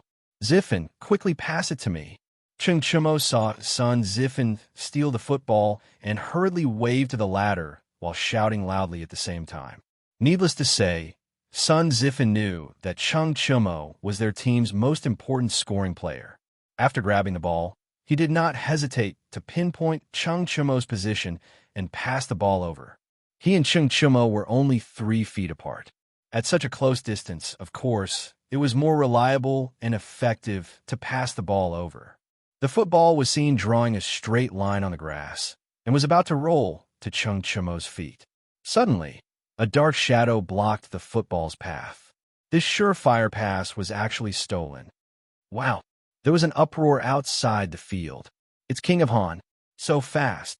I heard that King of Han knows martial arts. He used martial arts, right? Bullsh asterisk T. What do you know? King of Han relied entirely on his body's reaction. If he used martial arts, do you think that a master like Yamacho would not be able to see it? That's right. Can you be more powerful than Yamacho? What a beautiful grab.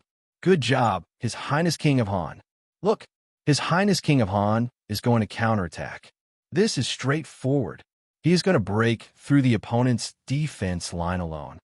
The onlookers outside the field were completely affected by the players' every move on the field. They sometimes cheered, sometimes shouted, and sometimes sighed. This college under the setting sun was once again filled with vitality at night. Chapter 865. On the field, Liko was like a cheetah running with the ball. His legs were crisscrossing at a very fast frequency. From afar, one could only see the afterimages of his legs crisscrossing, as well as the wisps of grass splashing behind him. Previously, when Xianxia's players saw that they had control of the ball and that Xianxia was about to dribble the ball to attack the opponent's goal, they began to press toward the other half of the field. But who knew that Li Ku would come out halfway and intercept the pass that they were sure to get? As a result, they had no choice but to break and turn the car around to chase after Li Ku. But since Li Ku was able to intercept Xianxia's ball, how could he be so easy to catch up with? What's more, these people had to change directions midway, so their speed was naturally even slower. Li Ku used his excellent physical reaction to shake off the 3 defenders in the opponent's back half of the field. Then the entire back half of the field was suddenly flat. Li Ku was delighted and began to pass the ball long and wide. While maintaining a high speed, he also ensured that he had control of the ball. At this time, he didn't need to make any fancy moves. He only needed to make wide movements, rush to the opponent's goal in the shortest time possible, and finish the shot. Otherwise, when Xianxia caught up, the result would be hard to say. Oh wow, Han Wang is only 70 to 80 feet away from the goal. He should be about to shoot. Shoot? Why is he shooting? What kind of game were they playing? Why haven't I seen it before? It sounded like he had just arrived and didn't know the rules of the football game. You just arrived, right? This game is a new invention by Yamacho. As long as the ball is kicked into the opponent's goal, it's a score. The team with the most points wins. Oh, I see. That's quite interesting. Look, His Highness Han Wang is going to shoot. This is more ambiguous than words. At this time, Li Ku was already 5 feet away from the opponent's goal. Logically speaking, it was not very safe to shoot from this position, but it was too late because Xianxia had already caught up from behind. After all, Xianxia's legs were longer than his, and he was running without the ball. It would only take a little time for him to catch up with him. At this time, Xianxia was less than 5 steps away from Li Ku. He was within reach. Fortunately, Xianxia, a football noob, did not know about foul tactics. Otherwise, he would have reached out to grab Li Ku's clothes. Feeling the movement behind him, Li Ku did not dare to continue dribbling. He slightly adjusted his body's center of gravity and suddenly accelerated forward. He kicked hard at the rolling football in front of him. Boom! The football was hit by a huge force and made a dull sound. Then, it ran towards the opponent's goal at an even faster speed. Baolin, be careful. The stadium was like a battlefield, and the situation could change at any moment. Just a moment ago, Xianxia's side was attacking the opponent's goal. But in the blink of an eye, they had changed from the attacking side to the defending side. Xianxia could not stop him in time. Seeing that Li Ku had already raised his right foot and started to shoot, he shouted in the direction of the goal. Shot! Shot! That ball is so fast. It should be said that His Highness King of Han's counterattack is so fast. It all happened in the blink of an eye. What a thrilling way to play. Just looking at it makes my blood boil. If I could play in person, wouldn't that be awesome? Hey, first of all, You have to have a ball with good elasticity like that. Otherwise, after this match, it would be strange if his leg was crippled. What's wrong? Can't you buy this ball? Since it was brought by Sir, it should be sold at Curious House, right? So what if it's expensive? Why can't I buy it? Huh, you're thinking too much. Just now, His Highness King of Wei went to Yamacho to buy a football, but he couldn't buy one. How can you be richer and more capable than His Highness King of Wei? Hey, stop talking nonsense. Look, King of Han is going to score. This ball is definitely going in. On the field, the goalkeeper, Yuchi Baolin, had already realized that something bad was going to happen after Li Ku bypassed the 3 players in the backfield. After all, he only looked honest, but he was not really stupid. At that moment, he was already prepared. In the face of Li Ku's sudden shot, his eyes were fixed on the ball flying in the air without blinking. At the same time, he was calculating in his mind where the ball was going to shoot towards the goal. Top left corner. When the ball was less than 2 feet away from the goal, Yuchi Baolin moved. He bent his knees slightly, and the developed muscles on his legs bulged instantly. Then he stomped his feet hard on the ground, and his whole body immediately bounced up from the ground, heading straight for the ball's landing point. Li Zishuan did not allow the players to use martial arts, which meant that they were not allowed to use internal energy. Yuchi Baolin had no choice but to use the jumping power of his legs. If he could use martial arts, Yuchi Baolin would definitely be able to defend this simple goal with his lightness skills. Whoosh whoosh. The ball made a whooshing sound in the air, and the landing point seemed to be exactly where Yuchi Baolin's hands were at the top left corner of the goal. Naturally, Li Ku also noticed this.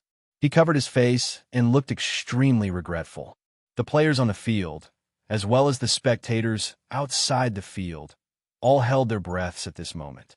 They stared unblinkingly in the direction of the goal and guessed in their hearts whether or not the ball would enter the goal. He blocked it. He definitely blocked it. Cheng Chumo had already stopped running.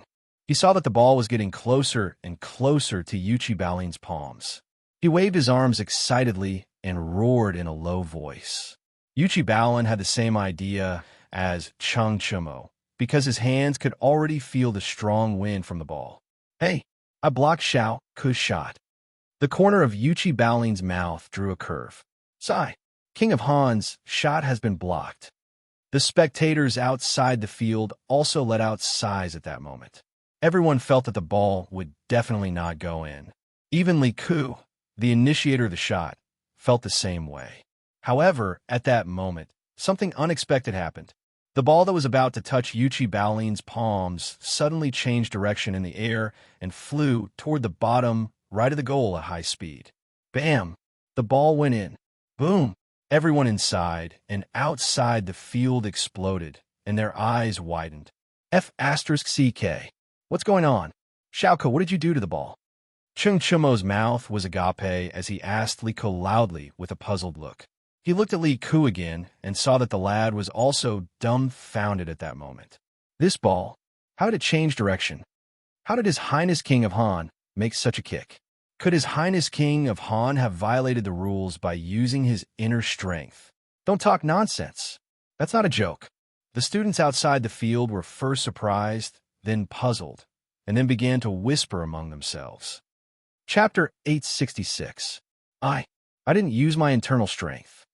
The discussion of the surrounding students naturally reached the ears of the players on the field. Cheng Chumo's players looked at Li Ku with strange eyes, but many people just looked and didn't dare to say what was in their hearts.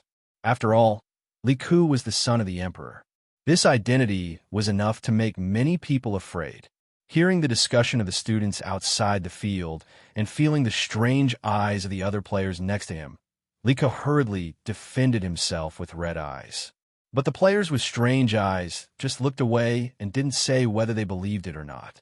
Li Ku was so wronged that he was about to cry. After all, he was only a 7 or 8-year-old child. After all, he really didn't use his internal strength just now. Suddenly being criticized by the ring name, it was inevitable that his heart couldn't bear it. What's wrong? What do you mean by this? Little Ku said that he didn't use his internal strength, so he didn't use his internal strength. Would he lie to you? Just as Li Ku's emotions were about to collapse, Li Tai came over and patted Li Ke's shoulder, shouting to the surrounding players. I also believe in little Ke. Li Chengxian also came over and supported his brother. But most of the players on Cheng Chumo's side, as well as the onlooking students outside the field, were still in disbelief. Because the goal just now was really strange. If it wasn't for the use of internal strength, they really couldn't think of any other reason. I also believe in little Ke. At this time, Cheng Chumo spoke.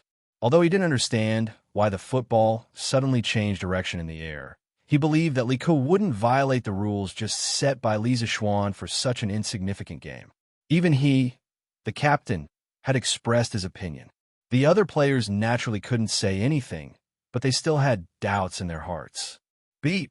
While many people were hesitant about this goal, Li Zishuan jogged over, blew the bamboo whistle, and made a gesture that said, "The goal is valid." The field suddenly boiled over again. What does Yamacho mean by this gesture? Stupid. Yamacho is saying that Han Wang's goal is valid and doesn't count as a foul. Then, doesn't that mean that Han Wang didn't use martial arts just now? Aren't you spouting nonsense? If the king of Han used martial arts, how could Yamacho still make such a judgment? That's true. But if the king of Han didn't use martial arts, how can you explain the ball just now? F***CK. If you ask me, who should I ask? Li Zishuan's judgment completely shattered the guesses of some of the conspiracy theorist audience members. For Li Ke, it was a timely reign. Thank you, Yamacho, for your trust. Li Ke walked up to Li Zishuan and solemnly cupped his hands in thanks. If he hadn't experienced that moment just now, he would never know how important it was to have the trust of others. Li Zishuan smiled and said gently, "Little Ke, you didn't use any internal energy just now, so the punishment is reasonable. You don't have to thank me." Li Ke's goal just now was not a problem. Besides, even if Li Ke secretly used his internal energy, it was impossible to hide it from the eyes of a martial arts grandmaster. The goal just now was just a curveball. For Li Zishuan, who often watched football games in his previous life, this kind of curveball was not a rare phenomenon. But for Li Ke to be able to kick this kind of ball for the first time, he was still a little surprised. Li Ke thought for a moment and asked hesitantly, "But, Yamacho, that ball just now?" Li Zishuan couldn't help but laugh and said, "What? You don't know what happened to that ball just now?" Seeing Li Ke's expression, Li Zishuan finally understood. This kid didn't know how to kick a curveball. Just now, it was just a blind cat running into a dead mouse. It was just a coincidence. Well, yes, Yamacho. Regarding that ball just now, I also have a lot of doubts in my heart. Realizing that Li Zishuan did not suspect whether he used his internal energy from the beginning to the end, Li Ke's mood gradually relaxed. He then gathered his courage and spoke his true thoughts. Li Chengxian, Li Tai, Cheng Chumo, Sun Zifan, and the others who were beside him also focused their attention. Obviously, they also didn't understand why the ball suddenly changed direction. Li Zishuan didn't want to waste any time. He organized his words and simply explained, "Little Ke, the reason why your ball changed direction was mainly because you didn't kick the ball in the center when you kicked it. If I want to explain it to you clearly, I have to use relevant knowledge of physics. Today, I will only briefly explain it to you. When you learn physics in the future, you can naturally bring what I said to the books to verify it. Little Ke, your ball just now, I call it curveball. This kind of ball appears mainly because the direction of your strength when you kick the ball did not pass through the center of the ball. The ball will produce a corresponding rotation. Under the effect of air resistance, the rotating ball will travel a distance around its rotation axis. When the ball is close to the goal or the opponent's player, there is a possibility that it will make a sharp turn. This has nothing to do with the use of internal energy. If the direction of your strength is wrong, even if you inject internal energy into the ball, it won't suddenly change direction like just now." This explanation made everyone confused. After that, many people were speechless. They didn't expect that playing a ball or watching a game could be related to learning. Li Zishuan, Yanhuang College's Yamacho, was a bit too competent. But this way, it could be said that Li Ke was completely cleared of suspicion, so the kid was smiling very happily at the moment. Okay, let's not talk too much. Continue to play. The score is now 1 o'clock. Cheng Chumo, you start. Hurry up. Li Zixuan looked at the sky and quickly said. Cheng Chumo immediately became spirited and quickly agreed. Then he shouted a few times behind him, nothing more than to let his team work harder and quickly equalize the score. In the following game, there was nothing unexpected. The only thing worth mentioning was that the newly joined players, after a few minutes of practice, their cooperation with each other became smoother and smoother. Li Zixuan felt that with the strength and cooperation of these little guys now, it wouldn't be a problem for them to play in some school or city teams in his previous life.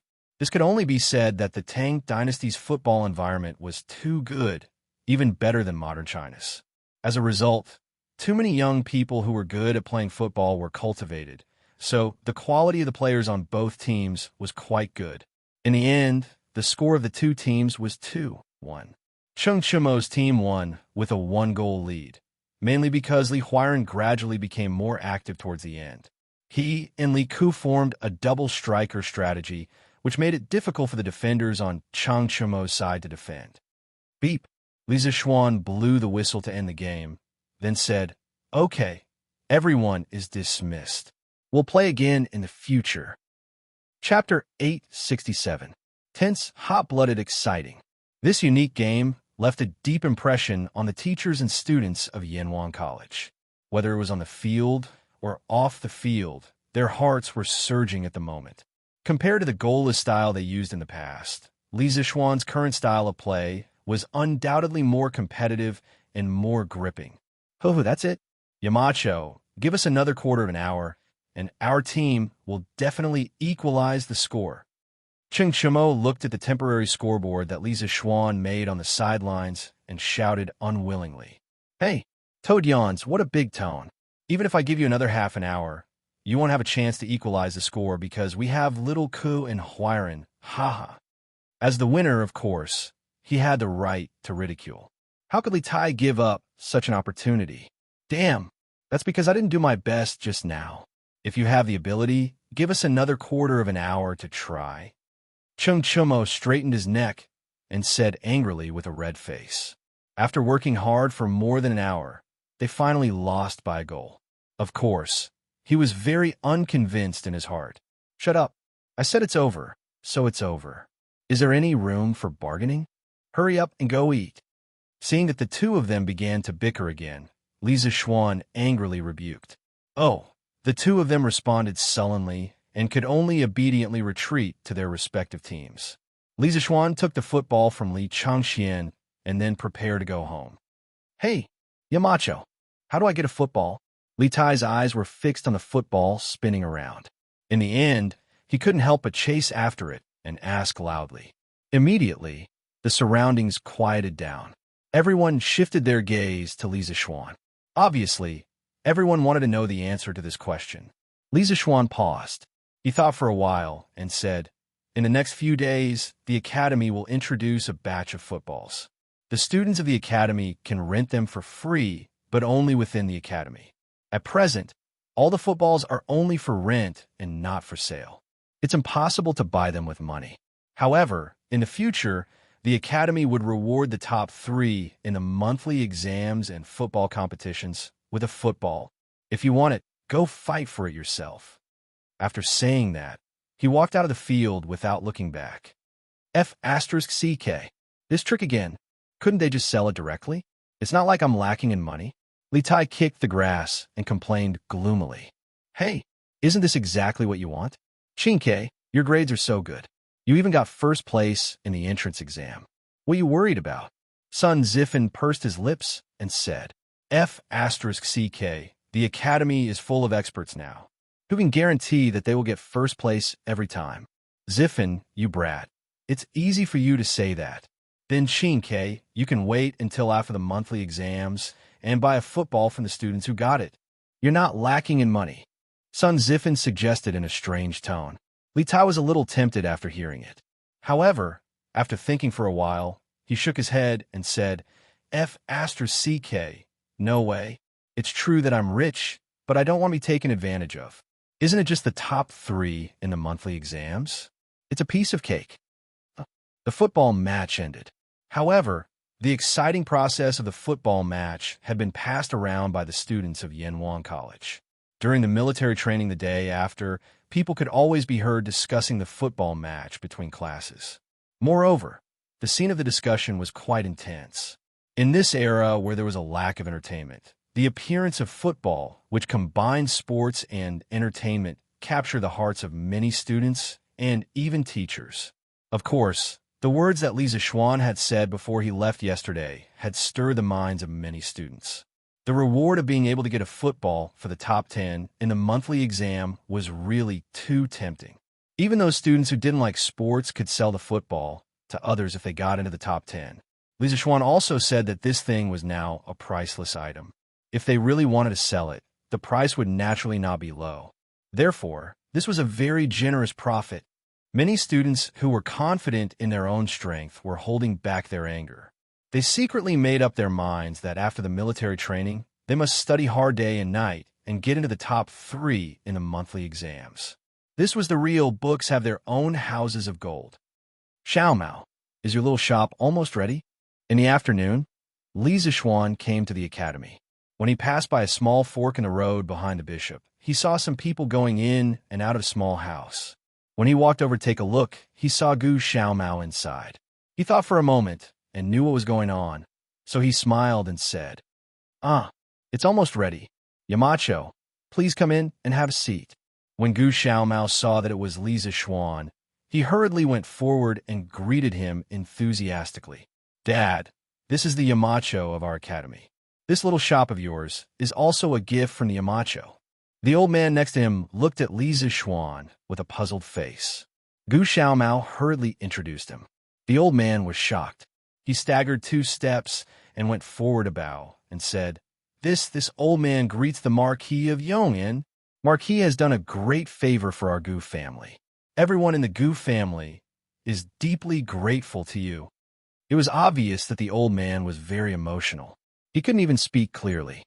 "Uncle Gu, you don't have to be so polite. Gu Xiaomao deserves all of this. Who asked him to be so hardworking?" Li Zixuan helped the old man up and said with a smile. Gu Xiaomao was a little embarrassed by the praise and scratched his head. When the old man heard that his son was praised by Marquis personally, he was so happy that he couldn't close his mouth. "Xiaomao doesn't have any other abilities except for his strength. Marquis, you gave him such a high salary. If he doesn't work hard, I will break his legs. Ah, look at my memory. Marquis, quickly come in and drink some water. How can you keep standing outside? Girl, quickly pour a cup of herbal tea for Marquis." A girl's voice immediately sounded in the house. "Yes, Dad." Li Zixuan smiled and didn't refuse. He knew that the girl inside should be Gu Xiaomao's sister. This kid had told him before. Because the Gu family was poor and Gu Xiaomao's mother was bedridden for many years, a large portion of the family's money was used to treat her illness. They couldn't even gather a decent dowry for his sister. That was why she was still unmarried at the age of 18. In the eyes of modern people, this situation would definitely be ridiculous. But that was the truth. In this era, it was common for girls to be unable to get married because they couldn't afford the dowry. It was the complete opposite of modern society. In modern society, it was the man who couldn't gather the dowry. "Marquis, quick, please come in." Chapter 868. The last time Li Zixuan saw Gu Xiaomao was a month ago. At that time, the second phase of the Academy's project had just started. Gu Xiaomao was still the vice captain of the 8th team of the 1st Regiment. Li Tai had always been the captain. By chance, Li Zixuan found out about Gu Xiaomao's simple ideals. Therefore, after the second phase of the Academy's project was completed, Li Zixuan allocated a small house from the Academy, about 50 square meters in modern times. It was neither small nor big for Gu Xiaomao to open a shop. Speaking of which, this small house was originally a small warehouse used to temporarily store equipment. It was located between the teaching building and the dormitory building. The location was not bad and was suitable for Gu Xiaomao to open a shop. It wasn't that Li Zixuan was stingy and didn't want to give him a big house, but with Gu Xiaomao's current wealth, even if he was given a big house, he wouldn't be able to fill it with goods. After entering the small house, Li Zixuan sat down and looked around. He saw that there were shelves with all kinds of goods on them. There were candied fruits, nuts, and other snacks. There were also daily necessities like soap operas, sweat towels, and wooden basins. The layout of this place was like a modern supermarket. This idea was also what Li Zixuan told Gu Xiaomao. A supermarket was a product that surpassed the times and could definitely make money in the Tang dynasty. When Li Zixuan had just transmigrated, he had also thought of setting up a supermarket. However, for a transmigrator like him, there were too many ways to make money. Therefore, he didn't have the time to do this. Li Zixuan saw that Gu Xiaomao was a rather down-to-earth lad, so he gave this valuable idea to him. Uncle Gu, I heard that Xiaomao's mother has been sick. How is she now? Li Zixuan looked around the furnishings in the house and asked with a smile. Being called Uncle Gu by Li Zixuan again and again, the old man was very flattered. He didn't know where to put his hands. At this moment, he hurriedly replied, What did my wife do to make Marquis remember her? Previously, Gu Xiaomao worked here and brought home a lot of money. This child has been filial since he was young. After he received the money, he ignored his mother's dissuasion and invited a doctor from Chong in city's Huichun Hall to help treat her. He even bought a lot of medicine. His mother's condition is basically stable now. We can only rest and see if the root of the illness can be cured. Li Zixuan nodded as he listened. He looked at Gu Xiaomao and said, Xiaomao, your family is relying on you now. Oh, it should be your store. You have to do a good job in the future. Not only do you want your parents and sister to live well, but you also want to bring convenience to all the teachers and students of the academy. Do you understand? When Divine Doctor's son comes to Chang'an again, I will ask him to take a look at your mother. A woman stood behind the door. She was Gu Xiaomao's sister. When she heard Li Zixuan mention her, she could not help but look up at Li Zixuan. It was not that she had any improper thoughts about Li Zixuan. It was just pure admiration. After all, which girl did not worship heroes? Li Zixuan was young, but his reputation had spread far and wide. He was a combination of wisdom, bravery, and handsome. He was simply an excellent candidate for a husband. This girl knew her own family. She knew that there was no possibility between her and Li Zixuan, so she did not have such thoughts from beginning to end. She only hoped that her brother could learn from Li Zixuan and become someone as powerful as Li Zixuan in the future. Thank you, Yamacho. Don't worry. I will definitely do my best and make this store a good one. Gu Xiaomao promised seriously. Marquis, don't worry.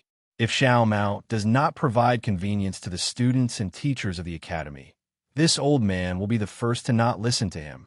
The old man also quickly promised. Fine. It's not that serious. I still trust Xiaomao.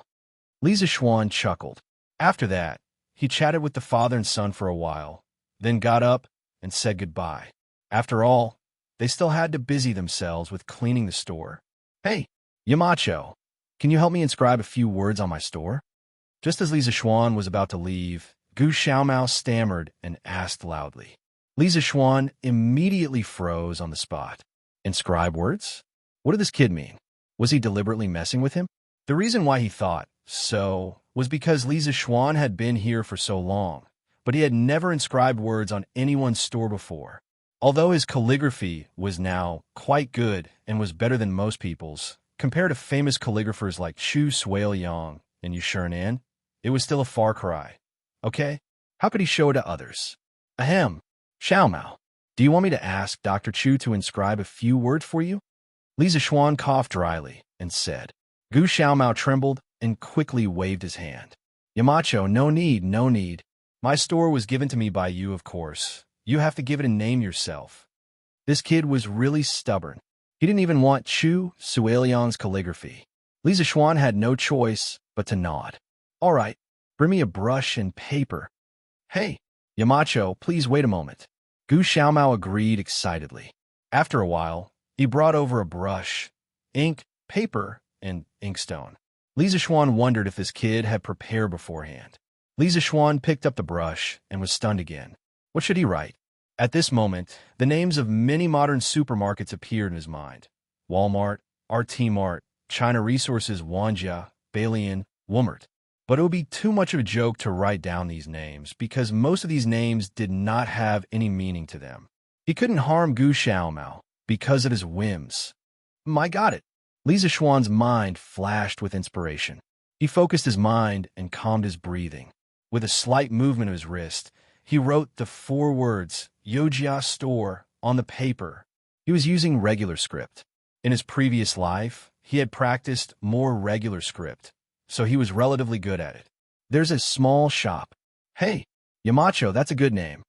After staying in Yanhuan College for a long time, Gu Xiaomao could recognize a few simple words. He carefully put away the paper and laughed. Li Zixuan said happily, Kid, tell me, what's so good about this name? Anyway, as long as it's Yamacho, it's definitely good. Gu Xiaomao stuttered for a long time, but couldn't say anything. He could only laugh foolishly. Li Zixuan shook his head and said, Xiaomao, a real man should not let down the heavens, the earth, the parents, the wife, the children, and the brothers and sisters. I hope you can use this store to let your family live a good life. After saying that, Li Zixuan nodded to old Gu and turned to leave. Chapter 869. It was a cloudy Monday, October 22nd of the first year of Jingguan. It was a refreshing autumn day. Suddenly, people realized that the sky was bluer and the air was colder. If one slept at night without a quilt, they would feel cold. It was already late autumn. Many trees on the cloud mountain had begun to shed their leaves. Some mountain paths were covered with a thick layer of leaves, giving the pedestrians a sense of desolation. Beep! 12121. Today was the day of the military training at Yanhuan College. Early in the morning, the students were gathered on the field by the instructors of each class after breakfast. For a moment, all kinds of slogans were heard. Feiji, are there any students absent today? Li Zixuan turned his head and asked in a low voice. Marquis, no students are absent today.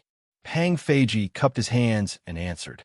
Okay, when the teachers of the college arrive, the military training exercise will officially begin. Inform Mo Zhong, Mo Yun, and ask the guards of the college to stay alert. No outsiders are allowed to come in and make trouble today. Li Zixuan nodded and ordered. Pang Feiji smiled and said, Hey, Marquis, you worry too much. Third brother is now a guard of the college. Who dares to make trouble here? Third brother? Li Zixuan was stunned. It took him a while to remember who the third brother was. He couldn't help but find it funny and said, It seems that you are close to Mr. Zhang. You even called him third brother. In terms of experience in the martial arts world, you should call Mr. Zhang third master. You are so rude. Pang Feiji chuckled and didn't know how to respond to Li Zixuan's words. Uncle Cheng?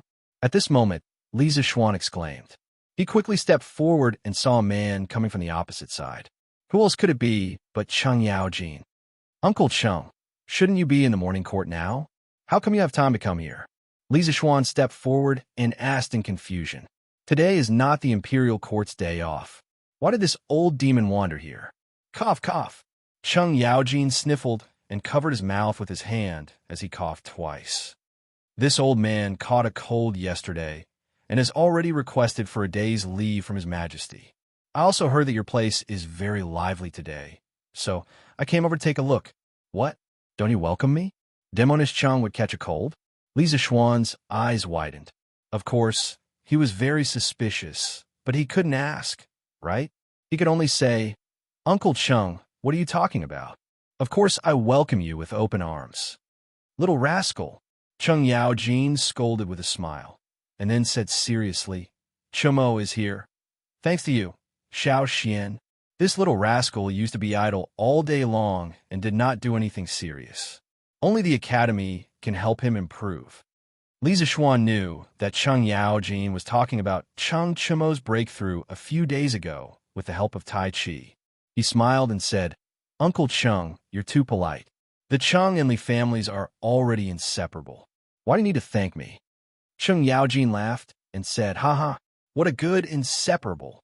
Then I won't thank you for giving me the recipe for the century egg.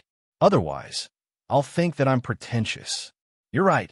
Our families are already inseparable. Chomo has made a good brother. In the end, Cheng Yaojin couldn't help but feel emotional. When he first heard of Li Zixuan, it was because of the chicken that Cheng Chomo brought back for him. After that, he saw that Li Zixuan was quite good at martial arts, so he thought that there would be no harm for his son to make friends with this young talent. But who knew that this young man's rise was so fast that it was beyond everyone's imagination? At this moment, he really felt that his son was a fool for a fool. Uncle Chung, please come up. The military training exercise is about to start. Speaking of which, you've taught these students before, so you could take a look at the results of their training. Li Zishuan invited him, although he knew that Cheng Yaojin was here today for this. No rush, no rush. It'll take a while. I'll say a few words to second Brother Qin before I come back. You go ahead. Cheng Yaojin waved his hand and went to find Xianxia. At 8:15 a.m., all the students of the 16 classes had gathered. Li Zishuan, Cheng Yaojin, Li Gang, Yin Silu, Mo Huai, and the other core teachers of Yanhuan College went up to the rostrum. Cheng Yaojin was here to watch the show, while Li Gang and the others were here to be judges. Previously, it was said that the last class in a military training exercise would clean the academy for a month. The last class was judged by the judges. As the chief instructor, Qin Xiong was, of course, commanding from below. Reporting to Yamacho, all 641 students of Yanhuan College have gathered. Shall we start the military training exercise? Pang Feiji was wearing a camouflage uniform. His back was very straight, and he looked very energetic. He raised his head and looked at Li Zishuan on the rostrum and shouted loudly. The first batch of students of Yanhuan College originally had 640 people. However, after Li Chengxian came to the academy to supervise the military training with the students, the number of people participating in the military training exercise increased to 641. The autumn wind whistled. Looking at the 600 students lined up neatly below him, Li Zishuan's heart was filled with a sense of heroism. He suddenly felt the majesty and desolation of an autumn soldier on the battlefield. Let's start the military training exercise. Li Zishuan said each word clearly and powerfully. Yes, Pang Feiji answered loudly. Students of the first class, all of you, stand at attention. Look to the right. Look forward. Listen to my command. Turn right and walk in unison. The general flow of the military training exercise this time was for each class to walk out of the field, stand at attention on the track, and perform actions such as standing at attention. Then, they would walk in unison, run in unison, and change formations. Finally, all the classes would perform around a Taiji fist on the field. The judges would give the 16 classes marks based on their performance. Under Pang Feiji's lead, the first class of students walked to the rostrum in unison. Throughout the process, none of them fell out of rhythm. The width of their arm movements were all exactly the same. Li Zishuan, Cheng Yaojin, and the others stood on the rostrum and looked at it with delight. I used to say that this kid was only training some useless things. Now it seems, although it's still not very useful, it's really King beautiful. Cheng Yaojin thought to himself as he stroked his beard. Stand at attention. Swoosh. At ease. Swoosh. Pang Feiji's every command was met with the sound of uniform movements. All the teachers present were moved. Those teachers who had previously been rather critical of Li Zishuan's military training regime were completely silent at this moment. Every command was executed in unison. Their momentum was majestic, and they could topple mountains and overturn seas. The students' mental outlook had been completely changed by this 1 month of military training. Chapter 870. Bam, bam, bam. Following Pang Feiji's 1, 2, 1 slogan, the students of Class 1 walked in unison. Looking at them horizontally and vertically, they looked like a single line. Although there were 41 people present, they looked as if they were one person. There were no discordant movements or discordant sounds. The people on the rostrum were shocked, but the students of the other classes felt an inexplicable pressure. The excellent performance of Class 1 made them doubt their own strength.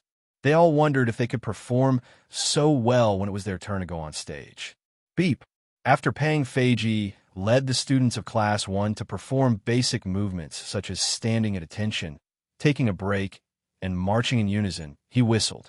Just as he was about to lead them for a run, he saw Mo Zhong rushing in from outside the field, panting. It was obvious that something urgent had happened. Pang Feiji couldn't help but stop directing and look at the rostrum.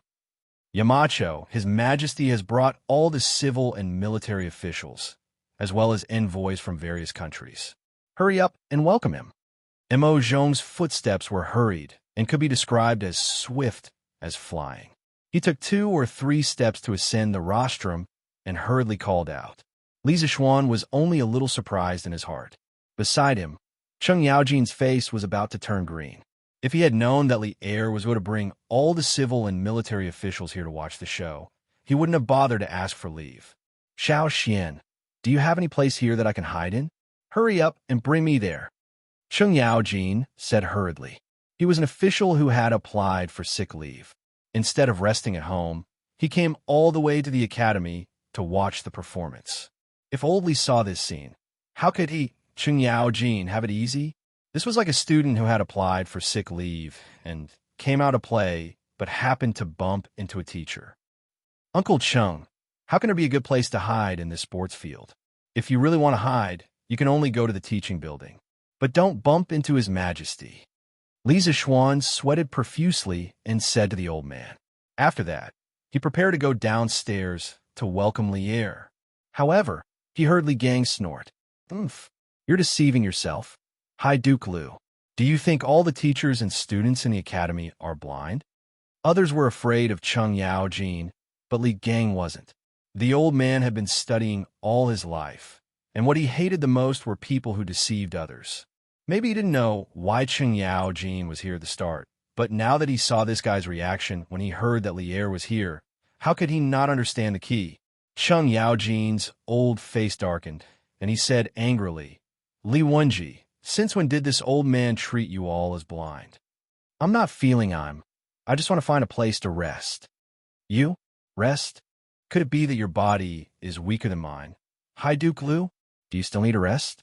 Li Yaojin, Aojin Li Zixuan was too lazy to care about these trivial things. He went down the rostrum alone with his hands behind his back. As for the military training exercise, of course, it was temporarily suspended. He really couldn't understand why Li Er and the other officials would come here early in the morning for no reason. Didn't these people need to attend the morning court today? In fact, of course, they had to attend the morning court today. In the morning court, the envoys from the small countries from Nanyang were going to say goodbye to Li Er. After all, they had stayed in Chang'an for a long time. However, the prime minister of the Juri dynasty, Alona Shun, suddenly told Li Er that he had heard from the people that Yinhuang College students were going to have a military training exercise today. He wanted Li Er to allow him to go and observe. In the beginning, the establishment of Yinhuang College was facilitated by Li Er.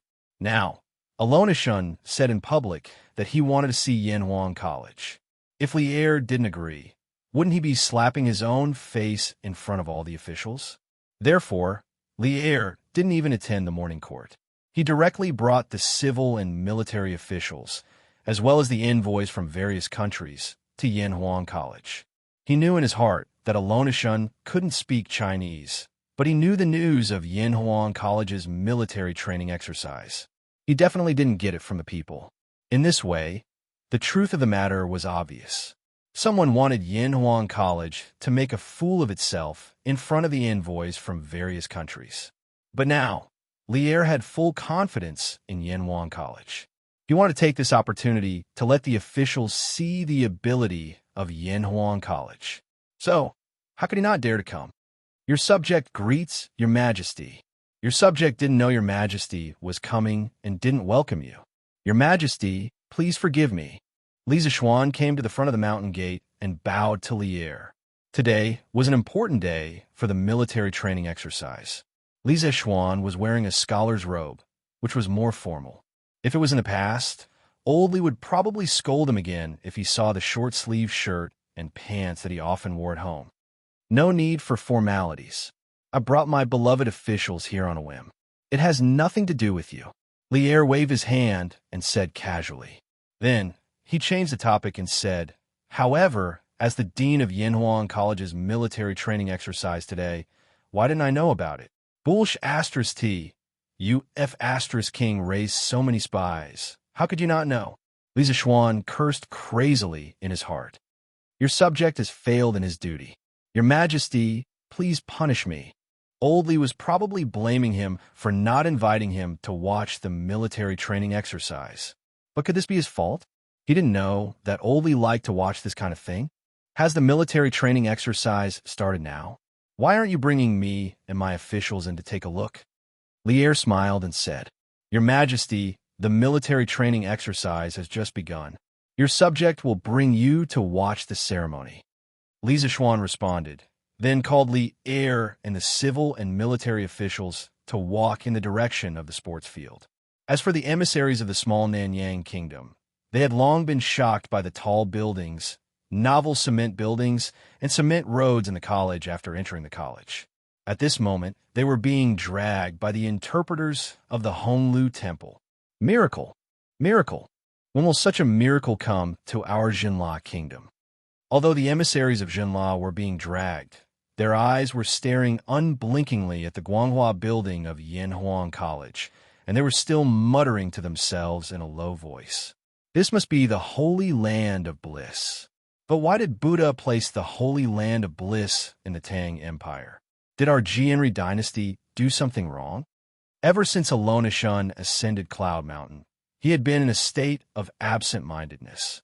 Born in the Jianri dynasty, where the whole country believed in Buddhist precepts, he had been a loyal Buddhist since he was a child.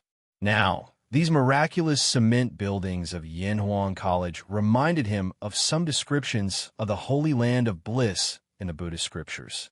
Although it was not exactly the same, there were still many similarities. This made him feel a little uncomfortable. Chapter 871. A cough cough.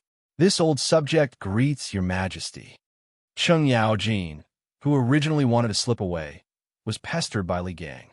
As a result, he missed the best opportunity to slip away. When Li Er arrived, he just happened to see him.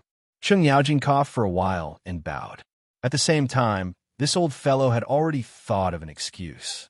As long as Li Er asked him why he was here, he would say that he was looking for Li Zishuan to treat his illness. This could be considered a self-justifying explanation. But who knew that Li Er didn't ask any questions? He only looked at him expressionlessly and walked past him to the rostrum. Duke Liu, how dare you? You are deceiving the emperor. Li Er couldn't be bothered to argue with Cheng Yaojin, but that didn't mean that others didn't want to argue with him. As a matter of fact, when Wei Er walked past Cheng Yaojin, he scolded him in a low voice.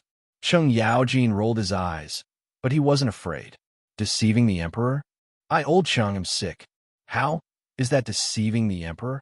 You, Wei Xuanqing, can slander others as you wish, but don't slander me, old Cheng.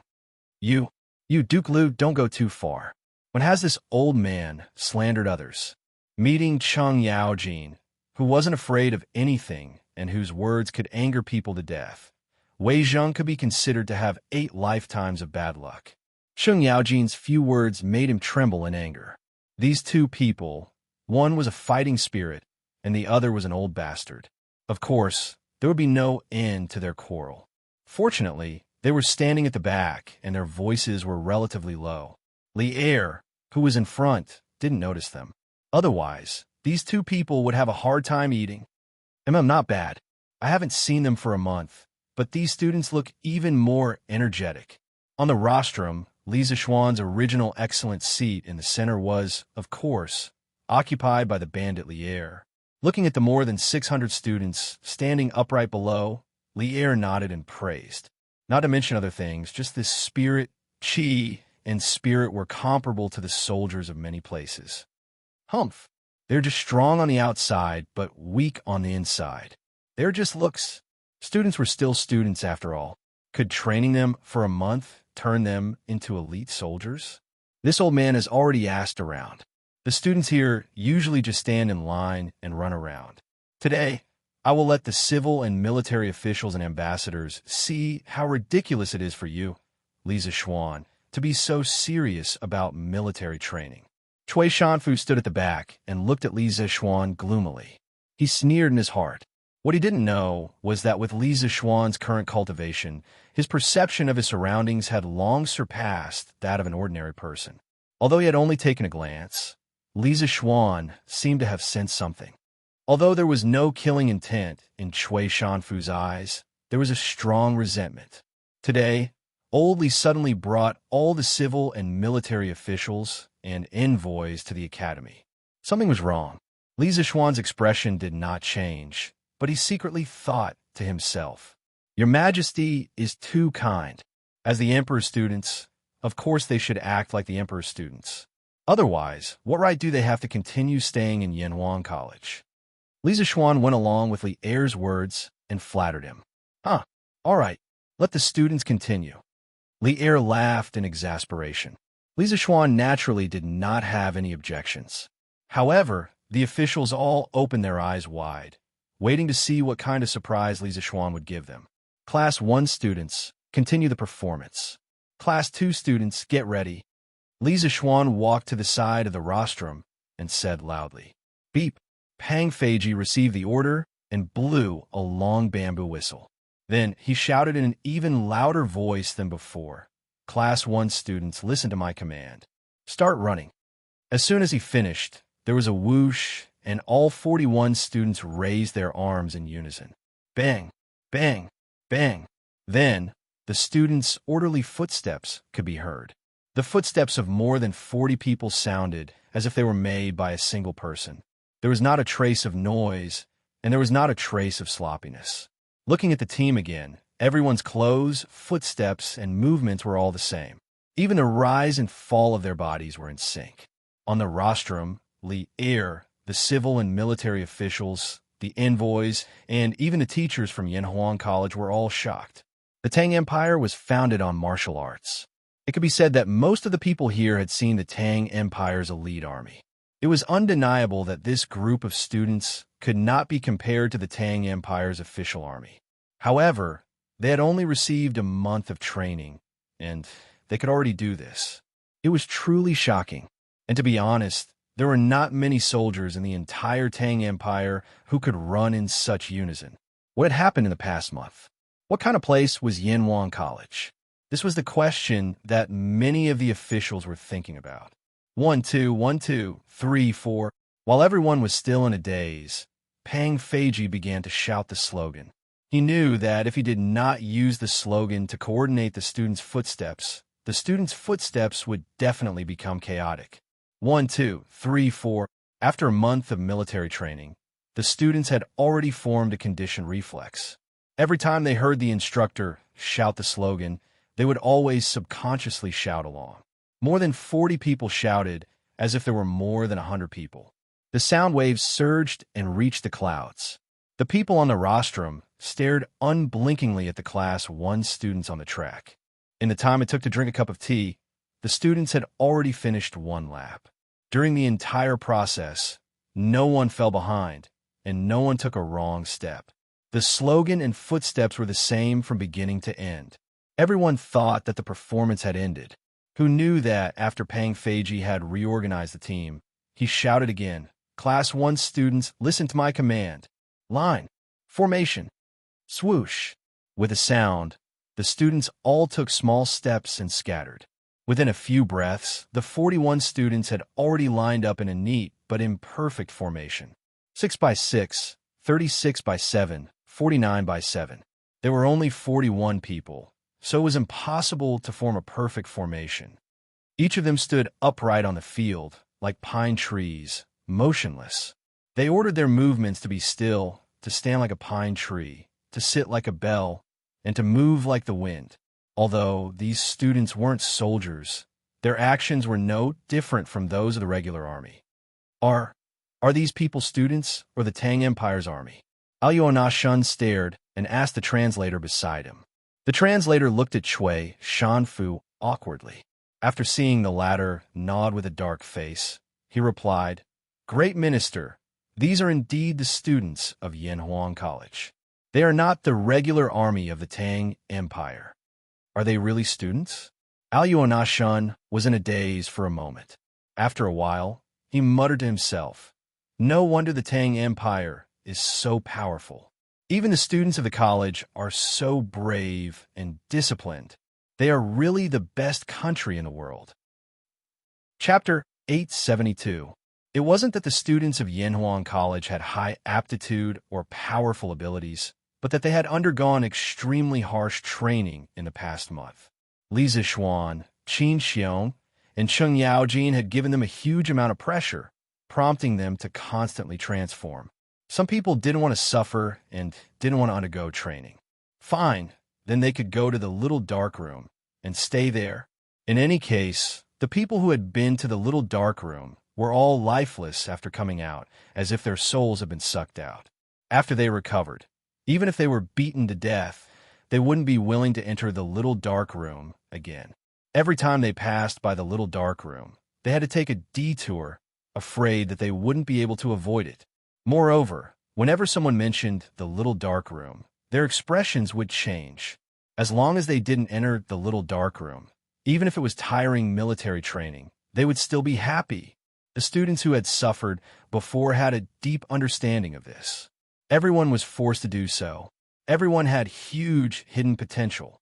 They were born in sorrow and died in peace and happiness. If they were forced into a corner, they could go to Liangshan. Heroes were created by the times. Many things that they thought were impossible were nothing more than that when they looked back. Under appropriate pressure, people would discover that there was a small universe hidden in their bodies.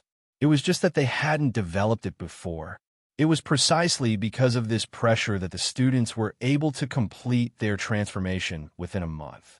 Now, they were lying down like a bough, standing like a pine tree, unmoving like a bell, and walking like a gust of wind. Although they looked bright on the surface, countless sweat, blood, and tears had condensed behind them. No one could succeed so easily. The envoys of the Nanyang countries were dumbfounded. The courtiers of the Great Tang, especially the generals, were not calm either. When it came to military training, they were the ones who had the most right to speak. It was simply a miracle that Li Zixuan was able to train a group of powerless students into such a well-disciplined team in just a short month. They came late and didn't see the simple actions of standing at attention, taking a break, walking in unison, running, and other actions that the students had done earlier. However, even if they saw it, they wouldn't care much. However, the last item, the change in military formation, had a different meaning. Many generals realized that the speed at which the students changed their formation was about the same as the soldiers in the military camp. How could this be? One had to know that they were real soldiers, and these people in front of them were just a bunch of kids. Many of them were the second generation of rich playboys in Chang and City. Since when could the soldiers in the barracks not even compare to those rich second generations? Yuqi Jingda, Niu Jinda, Li Jing, Duan Jishuan, Chu Tudong, Ho Junji, and the other military bigwigs began to think about how they should properly train their soldiers. Otherwise, if Li Er went to the barracks to inspect the soldiers and found that their training wasn't much better than Yanhuang College's, wouldn't they be finished? Beep. Pang Feiji led the students of Class 1 into the Swan Formation and Long Snake Formation. Then, he blew the whistle and instructed the students to return to their teams. The students of Class 2 were led by their instructors to the track and continue with their performance. Just like this, class after class took place. Li Zixuan had originally thought that Li Er would return to the palace after watching the performances of 2 or 3 classes. After all, the emperor had so many things to do every day. How could he possibly stay here for an entire morning? But unexpectedly, Old Li did not leave until the last class went on stage to perform. He was still sitting there with a relaxed look on his face as he watched the performance of the students with great interest. If he didn't leave, how could the other officials dare to leave? They could only obediently accompany him on the side. The foreign envoys were already numb from the shock. They seemed to have seen just how powerful the Great Tang's army was from the military training of Yanhuang College. Just think about it. If even the students were so well-trained and disciplined, how could the Great Tang's army be weak? The more he thought about it, the more terrifying it was. The foreign envoys all made up their minds. When they returned to their countries, they would definitely tell their respective monarchs everything that they had seen and heard today. The Great Tang was too powerful. Just a group of scholars was more well-trained than the regular army of their countries. They couldn't afford to offend such a country. This military training performance was undoubtedly a success. The big shots on the rostrum were also very satisfied. But of course, there was also someone who wasn't satisfied. It was Cui Shanfu, who had always found Li Zixuan an eyesore. At this moment, this old man's face was as black as ink. He glared at Li Zixuan hatefully and thought unwillingly, "How is this possible? Li Zixuan has never been in a military camp before. He doesn't know anything about military affairs. How could he train a group of weak scholars to such a level in such a short time? This doesn't make sense." Beep. Next up is the last event of today's performance, Taiji Fist. After learning for so long, it's time to test whether you've put in the effort. All students, listen to my command and move with me. Up. Taiji Yin, Yang, and Xuanji are clear and bright. Only when you fully comprehend the loosening and tightening skills will you succeed. While Cui Shanfu was still in a daze, Li Zixuan had already stepped down from the rostrum and personally took over the command. He also started to lead the students to practice Taiji Fist. Why didn't they practice on the rostrum? If they stood higher up, it would be more convenient for the students to see. Cough, cough. Did you think he didn't want to? There were too many people up there. He couldn't let go of his hands and feet at all. In fact, the students of the academy had only been learning Taiji Fist for a week. In terms of proficiency, it was definitely far from enough. In order to prevent people from dropping the ball midway and forgetting the movements, Li Zixuan decided to lead them to practice together at the last minute. This was not in his original plan. The main reason was that Li Er had brought all the civil and military officials and the envoys of the Nanyang countries today. The academy definitely couldn't lose face at this time. He chanted the rhyme and pushed his hands in a circle. His body was relaxed and relaxed. The students followed behind him and did the same. Although their movements were not as synchronized as when they were running earlier, they were still considered neat. More importantly, when they sensed Li Zixuan's Dao realm and entered the zone, their movements would become more and more orderly. When the military generals standing on the rostrum saw Li Zixuan and the 600 students start to practice Taiji Fist, they were all shocked. To the upper echelons, there were no secrets in Chang and City. That day, when Cheng Chumo used Taiji to break through the realm, they all received the news afterward. Now that they had the opportunity to see Li Zixuan practice Taiji Fist in person, how could they not seize the opportunity to observe and observe? Even Li Er couldn't help but narrow his eyes. After all, although he was an emperor, he was also a martial artist at the same time. Chapter 873. One person practicing Taiji Fist might not seem like much, but more than 600 people practicing Taiji Fist together was a shocking scene. When Li Zixuan held the circle, the students followed suit. When Li Zixuan lifted the knee, the students followed suit. When Li Zixuan pushed horizontally, the students followed suit. Taiji Fist gave birth to Yin and Yang. Yin and Yang gave birth to the 4 symbols, and the 4 symbols gave birth to the 8 trigrams. The 8 trigrams determined good or bad luck, and good or bad luck led to great undertakings. Taiji Fist contained the truth of Taoism, and, at the same time, it also contained the Tao of heaven and earth. More than 600 people practicing Taiji Fist together made everyone on the field gradually enter the realm of Tao. This was a wonderful feeling that could not be described with words. It was a bit similar to the Sanskrit of Buddhism. If you had been to a pure Buddhist temple and immersed yourself in the Sanskrit, you would definitely feel a sense of comfort. Taoism did not have Buddhist scriptures, but Taoism had the Tao Te Ching and Taiji Fist, which contained the essence of the Tao Te Ching. Arms, knees, mind, and all. If you don't support yourself, support yourself, support yourself. Time passed slowly. As Li Zixuan recited the last line of the song, the performance of Taiji Fist finally came to an end. The students withdrew their legs and returned to their standing posture. Li Zixuan habitually wiped his forehead, but there was no sweat on it. With his current martial arts cultivation, he rarely sweated. Unless it was a life-and-death battle, he would definitely not use his full strength. Well, The military training performance is officially over. Of course, the military training that made you suffer for a month is also over.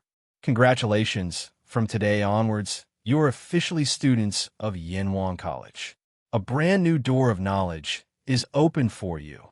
After practicing Taiji Fist, Lisa Xuan went up to the rostrum. The successful military training performance made this guy a little carried away.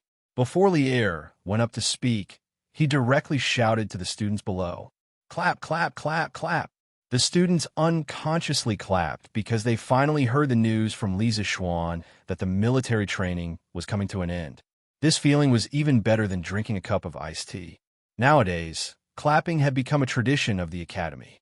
Whenever they encountered something that made them want to slap the table and cheer, they would just clap and be done with it.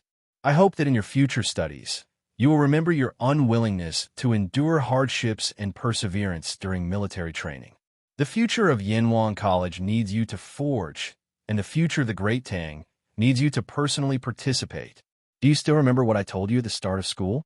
As a disciple of Yanhuang, he had to establish his heart for the heavens and earth, and establish his life for the people. I hope you will always remember this. Do you understand? Understood. Over 600 students roared in unison. All right, I know you're all tired. Starting from this afternoon, you'll have 3 days off. Go home and have a good rest. 3 days later, come here and prepare to accept new knowledge and a new world. When the students heard this, they were so excited that they wanted to cheer loudly. However, Lisa Xuan changed his tone and said, Ahem, don't be in such a hurry to leave. Next, let's welcome the Dean of Yanhuang College, the current Emperor, to give you a few words of advice. Everyone, let's welcome him. Smack, smack, smack. After saying that, this guy was the first to applaud. The students below the stage were stunned, but they were only stunned for a moment before they followed suit and applauded. It turned out that it was Lisa Xuan, who was talking enthusiastically just now. As he was talking, he wanted to dismiss the students directly. Suddenly, he felt an inexplicable murderous aura. Glancing sideways, he realized that it was Lier who was staring at him with ill intentions. After being in the Great Tang for so long, Lisa Xuan still had a bit of EQ. This guy instantly understood that he had spoken before the old leader. If this was in his previous life, it would be a big taboo. One day, the leader would make things difficult for you. Fortunately, his relationship with Old Li had always been good. Moreover, Old Li wasn't a petty person, so he didn't have to worry too much. Seeing that Lisa Xuan was tactful, Lier finally retracted his slightly threatening gaze. Then, he slowly stood up and walked to the front of the rostrum. Looking at the 600 students below the stage, he said in a deep voice, "In the past, Yamacho said that the use wisdom is the wisdom of the country, the use wealth is the wealth of the country, and the use strength is the strength of the country." At that time, although we also felt that the young people were able to handle the country's affairs with ease, we felt that they lacked experience and were afraid of hardship. We felt that they couldn't bear the burden of the Great Tang's national fate. However, after watching your military training performance today, we feel that you might really be able to. Do you have confidence in yourselves? At the last sentence, Lier's voice suddenly became loud and clear. Yes, the imperial power of the emperor was the most sacred thing in the world. People had an unforgettable reverence and worship for the emperor. Many of these students had never seen Lier's appearance in their lives. Now, not only did they see him, but Lier was also speaking to them. Not only did he speak, but his words also revealed that he valued them immensely. A soldier could die for his bosom friend. This was a true example of a ruler treating one as a nation soldier. So one could only repay the ruler as a nation soldier. The moment Lier finished speaking, the 600-some students immediately roared in unison. Their roars shook the heavens as if they wanted to break through the clouds. At this moment, the atmosphere of the military training performance finally reached its highest climax. We also know that all of you are thinking about the holidays and must be anxious to return home. We won't say much. We only hope that all of you can become pillars that can bear the burden of the Great Tang's national fate. All right, all of you are dismissed. Li Er wasn't like those leaders that Li Zixuan had seen, who liked to speak at length at every conference. He only said a few words before very cooperatively announcing the dismissal of the performance. Seeing how open-minded Li Er was, the students inwardly sighed in admiration.